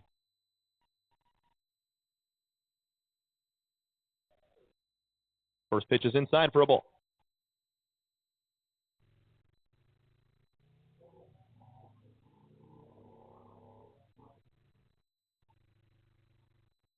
Stang's down at third base. Clark's at second. Prasnak at first. 4-run deficit for the Monarchs on the road. There's a strike called. 1-1.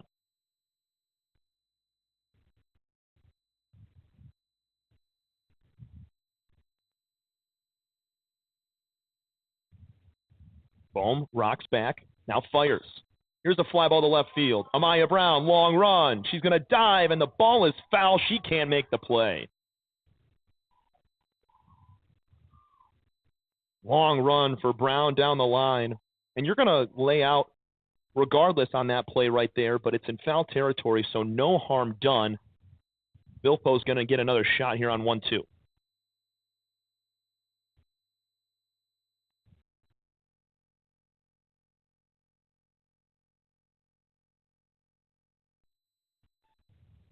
Two outs in the inning. Bases are loaded. Bears trying to get out unscathed. They lead it by 4.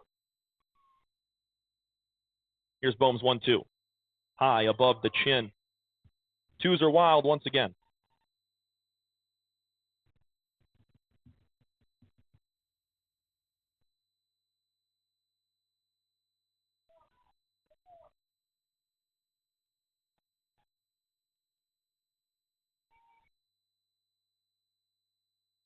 Long look in. Bilpo chokes up. The 2-2 is back to the screen, a foul ball. Katie Thomas did a nice job of fighting off and working a count a batter ago. Bilpo is doing the same right now. A little bit more of a game plan here for the Monarchs facing Maggie Bohm in Game 2. These two teams split the series in Warren earlier this year. Macomb wants to try to do that after losing Game 1. Foul ball in the box. 2-2 will continue.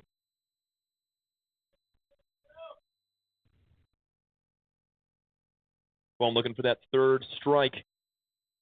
Trying to get her fifth of Game 2.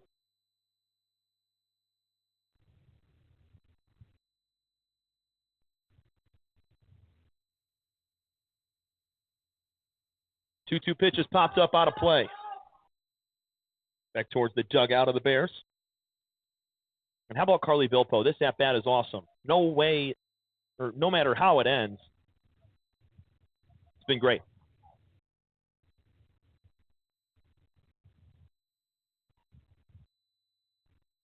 Bilpo trying to come up with a big hit. She did it back in Game 1 with a double. And she takes the 2-2 at the feet. Full count now. Bilpo walked on 4 pitches back in the second inning. She flew out into a double play as Prasnak was doubled up at first.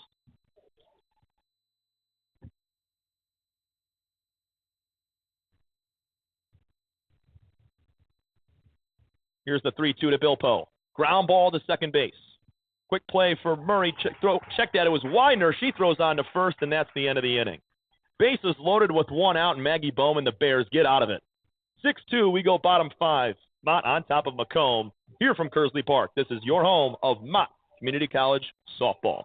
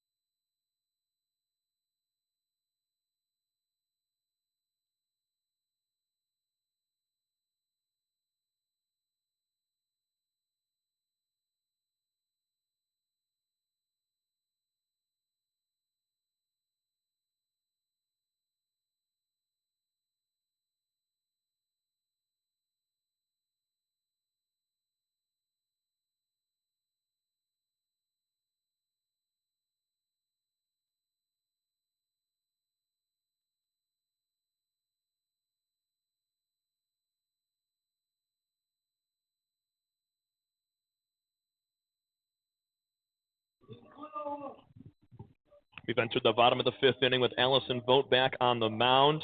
The Monarchs kept at bay in the top half of the fifth. They loaded the bases with one out and could not convert. Allison Vogt with 4 strikeouts so far today in this game, and she leaves the first pitch low to Claire Ouellette. 0 for 2 day for Claire. A couple of ground outs to shortstop. The 6-2 lead for Mott late in this one.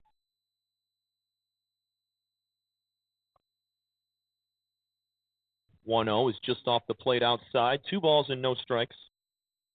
Bears looking for a couple insurance runs. They've scored 6 in the last 2 innings on a little bit of a roll here.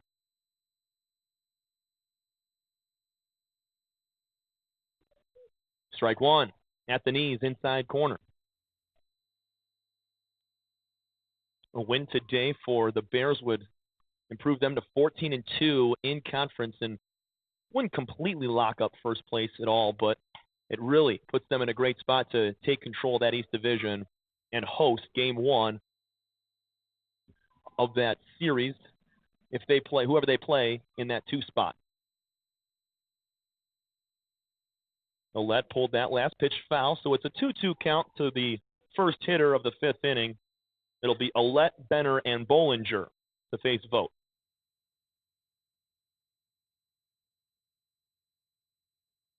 Other batter's box with that fastball. We'll go to 3-2. Sun's starting to set over the trees on the right side here of your screen, and it's going to start affecting the left fielder, shortstop, and third baseman. Here's a frozen rope down the left field line, foul. 3-2 still.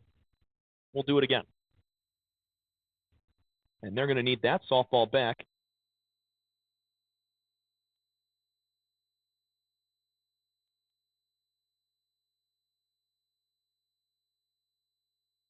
Ouellette looking to go the other way. A couple of ground outs to short, and she knows that, wants to try to shoot something back up the middle or go the opposite way if the pitch is on the outside corner. Here's the full count pitch. Inner half for strike 3. Make it 5 Ks now for Allison Vogt here in Game 2. And that's out number 1 in the 5th. Very rare that Claire Ouellette goes down looking. And that was just a great pitch challenging the cleanup hitter on the inside corner, something that a pitch that she really succeeds with. Didn't take it there. It's a big strikeout to get off on the right foot. Emma Benner reams one in the left center field gap. It's going to hit the wall on 1 bounce. Benner's got to chug on to 2, and she's going to get there. 1-out double for Emma Benner, her second hit of Game 2. She's 2 for 3 now.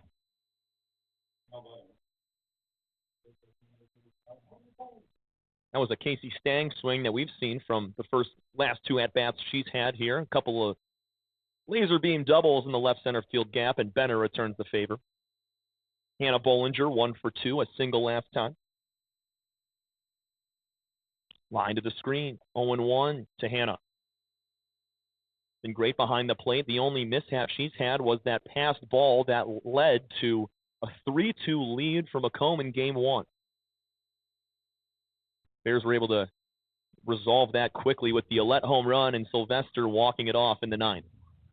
0-1 pitch to Bollinger is down and outside, 1-1.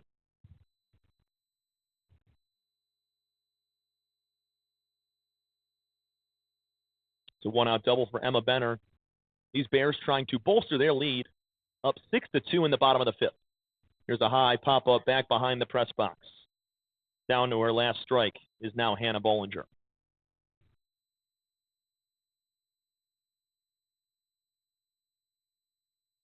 Allison Vogt's been great today. It was just that 1 inning in the 4th, an error, and then a pass ball and another throwing error is what led to a good chunk of runs scoring in that inning. Here's a fly ball, shallow left field. Zoe Hunt coming in, and she makes the catch.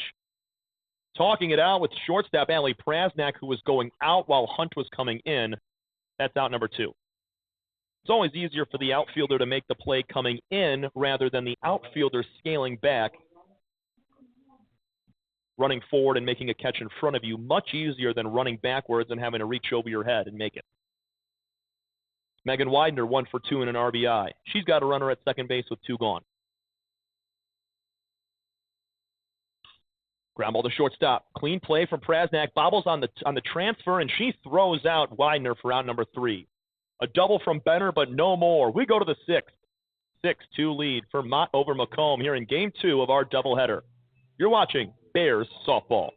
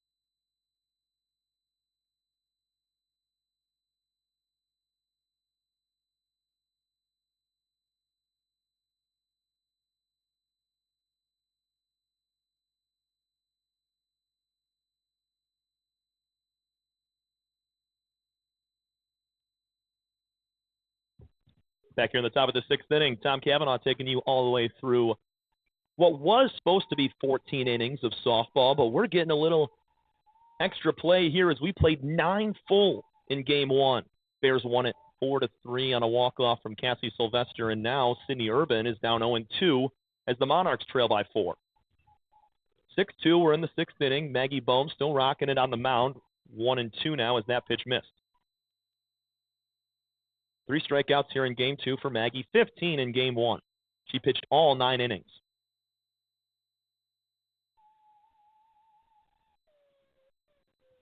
Urban hangs with that one, fouls it right back to the screen. Timing is correct, just a little bit underneath that pitch. Urban a walk and a fly out to left field here in Game 2.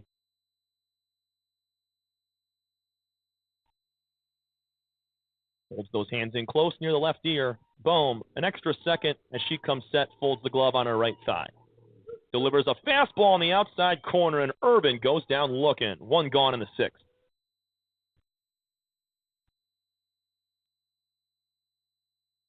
Lexi Murray, she'll dig in as Bryn Byer was originally slated. Murray got a pinch hit in the 4th, and she's been in ever since.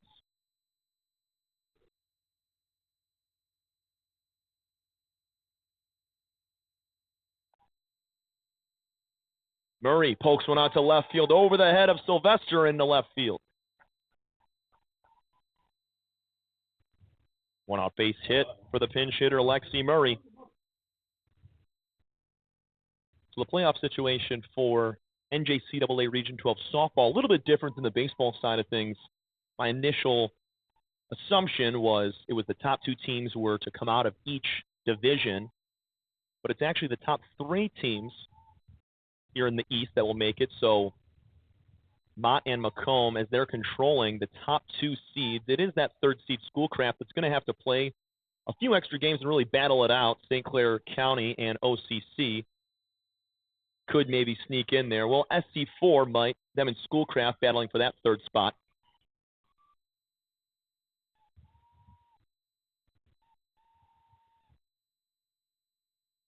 One 0 pitch to Zoe Hunt. High fly ball, shallow right field. Brianne Shively, couple of steps in. She makes the catch with 2 hands. And there's 2 outs with 1 runner on in the 6th inning.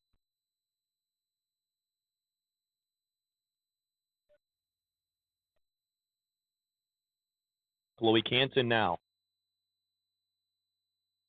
Trying to answer in this inning. Now want to head into the 7th with just 3 outs to play with, down by a crooked number.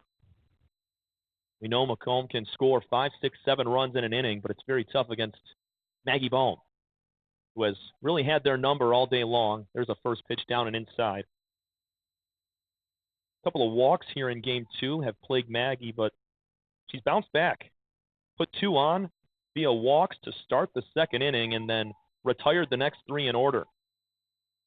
Gave up a couple of runs in the 3rd, and she quickly finished that off with a strikeout and a double play. Also in the 5th inning, bases were loaded, and she got a pop out to the mound and a ground out to hold Macomb to 0 in that 5th. It's a 1-1 count to Canton right now.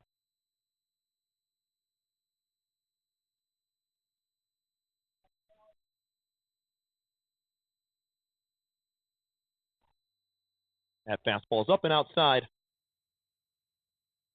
Got to play with a take till you get a strike type of mentality here if you're the Monarchs. Want to work the pitch count. Maggie Bohm's thrown over 175 pitches, 150 pitches, somewhere around there in these 2 games today.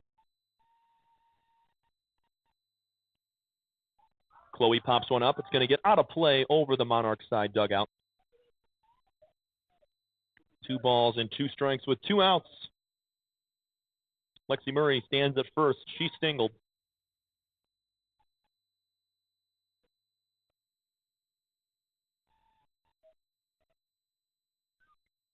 Ball in the dirt. Bollinger with a nice block up, keeping the runner Murray over at first base. We're going to push to a full count.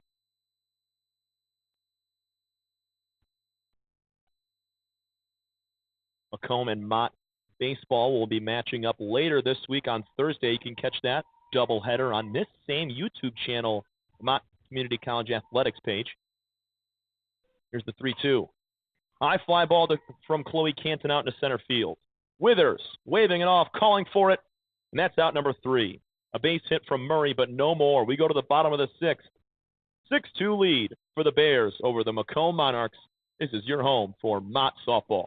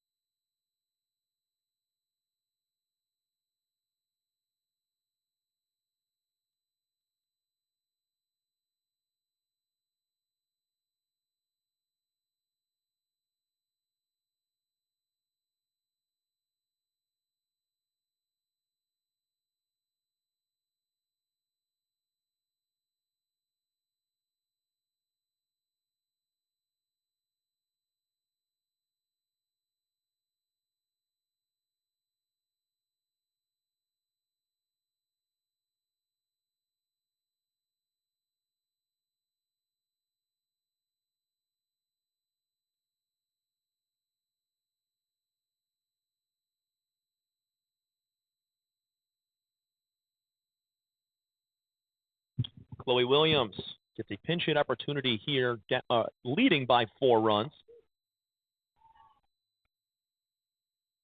Hitting in place of Amaya Brown.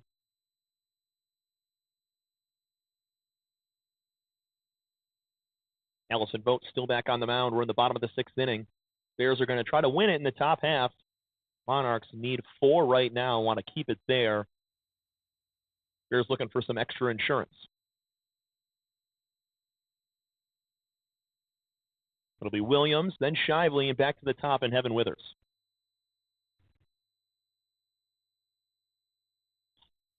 Williams puts one on the ground to shortstop. Nice play from Prasnak. Throw to first, and a stretch from Bill Poe. Has one gone. Tons of plays today for Allie Prasnak at shortstop, and she just makes it look easy. Right there, that ball was 2 or 3 feet to her right side, and her ability to laterally move and get her legs in front of the ball makes it so much easier.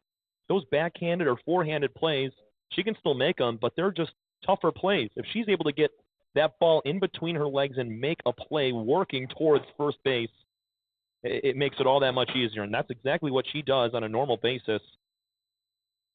Brianne Shively with 1 out.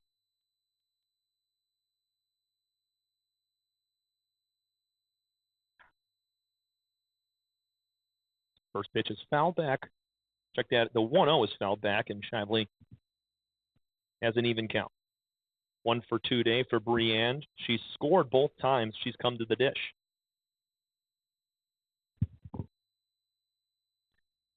Going to pop one up. Right side, not playable as it clangs off the right side of the backstop here. Only get so much of a view of the backstop on your screen here, but on both sides there's another couple of feet, and then you get both dugouts.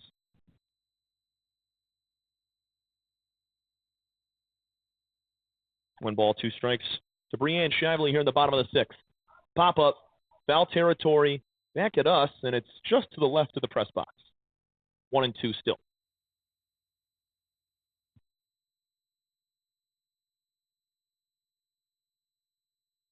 Bears are 3 outs away from taking 3 of 4 from the Monarchs, splitting on the road, and now 3 outs away from sweeping the doubleheader at home. We've seen crazier things happen, especially in Game 1 as we played 9 full innings.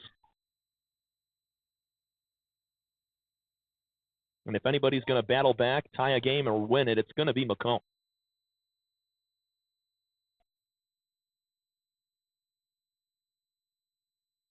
One out, nobody on. The 1-2 pitch is on the inside corner. Strikeout number 6 for Allison Vogt. Evan Withers gets her 4th chance. 2 for 3 day and has also scored twice. That shows how important Brianne Shively's position as the 9 hitter is. A lot of times thought of as the second leadoff hitter. Shively was able to get on twice, has scored twice, and then your leadoff, 2 infield hits, and has scored both times she reached on those hits. Struck out looking back in the 1st and has beat out a couple of throws. Fairly open stance as she takes the bat off the left shoulder. 1-0 pitch is lined out to left field, fading foul.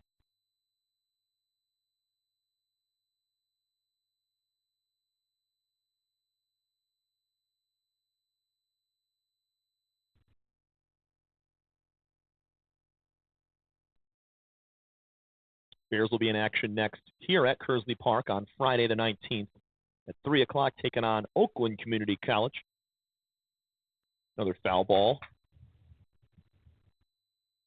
1-2 to Withers. On the Macomb side, they're going to be at home on that same Friday, taking on SC4 in a doubleheader. SC4 trying to climb into 3rd place and make the playoffs. Here's another foul ball from Withers. So Macomb looking to take care of business against that SC4 team on Friday, and then the very next day they'll play 2 more against OCC. The Raiders of Oakland Community College taking on the best 2 teams in their East Division this weekend. Here's a ground ball to Prasnak. Forehand play on the run, tossed to first, and it's in and out of the glove of Bilpo. Prasnak had to rush that play because of how fast Withers is, and the ball just kind of popped out of the heel.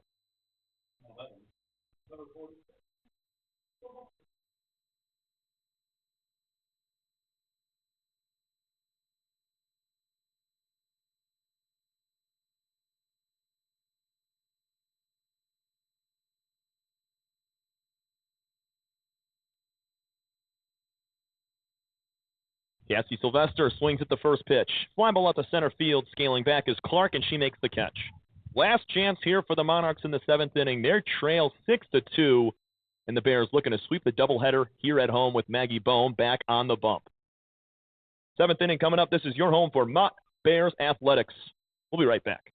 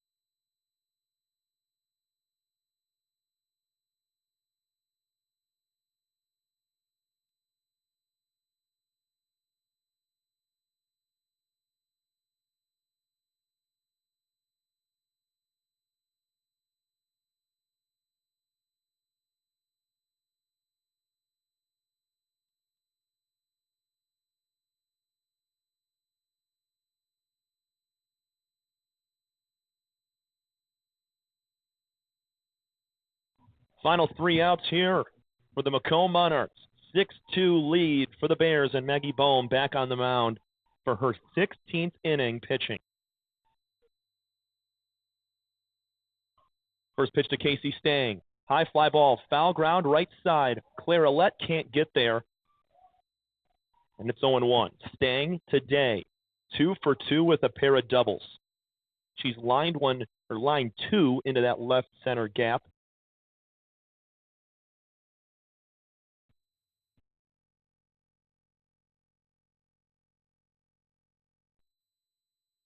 Maggie Bohm, not nearly as many strikeouts, but just the same effect on this Monarch offense. Just 2 runs so far for Macomb in this game. Those both came in the 3rd inning.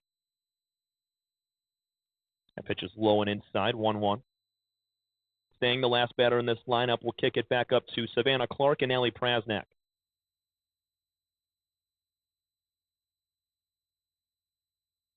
One is high at the shoulders and a little bit outside.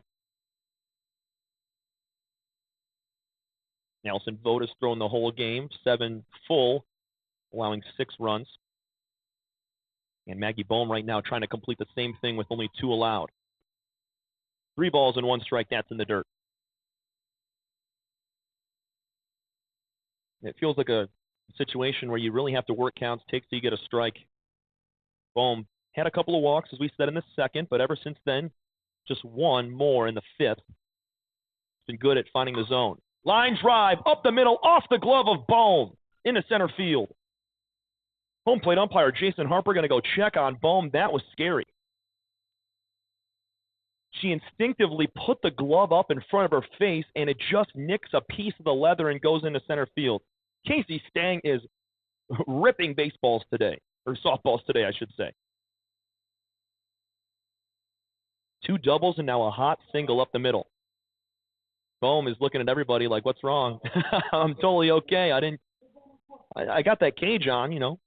It didn't come in contact with anything besides her glove. Just kind of a skipping heartbeat moment. Still a 6-2 lead for the Bears with the infield in. Savannah Clark, 1 for 3. Scored and reached on an error. Chop ground ball to third. Sylvester throws to first. It's high. Off the bag was Alette. Clark is safe down at second. Stang is safe. 2 on, nobody out for the Monarchs in the 7th.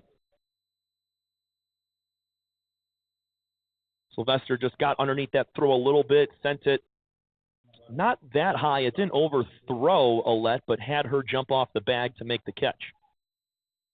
Allie Prasnak, 1 for 2 with the walk. She's got a pair of RBIs. She'll pull one into left field. Foul. A few feet away from clearing the fence, but still foul.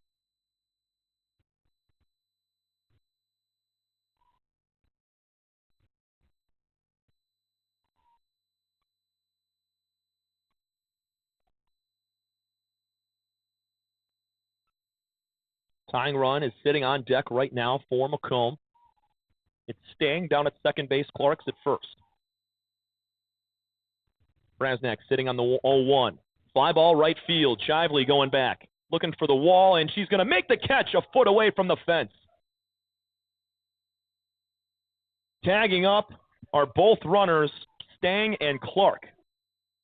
What a play from Brianne Shively as she was scaling back there and having to make the catch so close to the fence. 1 out now. Nice swing from Prasnak, just a little bit underneath. And heads up base running from both Stang and Clark to tag up. Katie Thomas, 0 for 3 day here in game 2. She flies one out to center field on the first pitch. Both runners will tag. Withers makes the catch, tagging at third, and scoring is Stang. And having to hold up at second is Clark. So a nice job from Heaven Withers to get it in quickly. Keeps the runner Clark at 2. It's now 6-3. Sacrifice fly for Katie Thomas.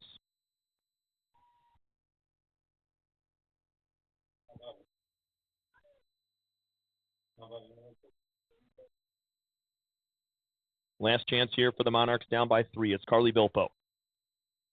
0 for 2 with the walk in game 2. Fastball high and inside, ducking out of the way is Kearsley there. Maggie Bohm has thrown 15 2/3 innings now. She has struck out 18 and has allowed 6 runs.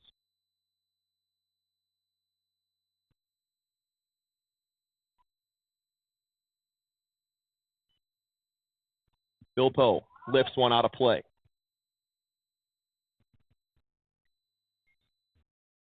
So we said Macomb going to be back at home on Friday to take on SC4.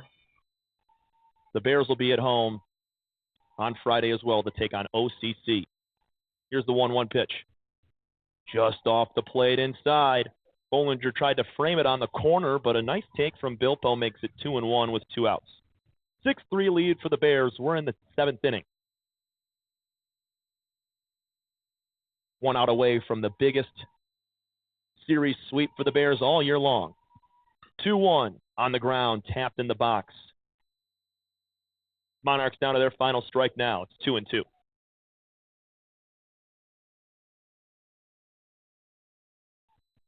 Savannah Clark's at second base. She reached on an error, could not tag after the sacked fly from Katie Thomas. 2 balls, 2 strikes, 2 outs. Bohm ready with it. Check swing, she went, strike 3. 4 strikeouts in game 2 for Maggie Bohm, and she completes 16 innings of dominant pitching for the Bears. Wow. Both games, she controls it on the mound, and the Bears sweep the doubleheader at home against their rival, Macomb.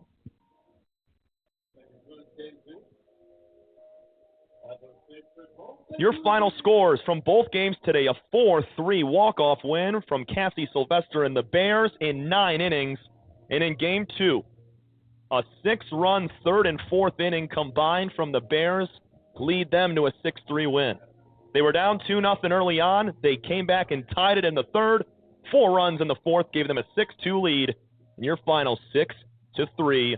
Maggie Bohm, if you had a player of the game for both games, it's going to be her.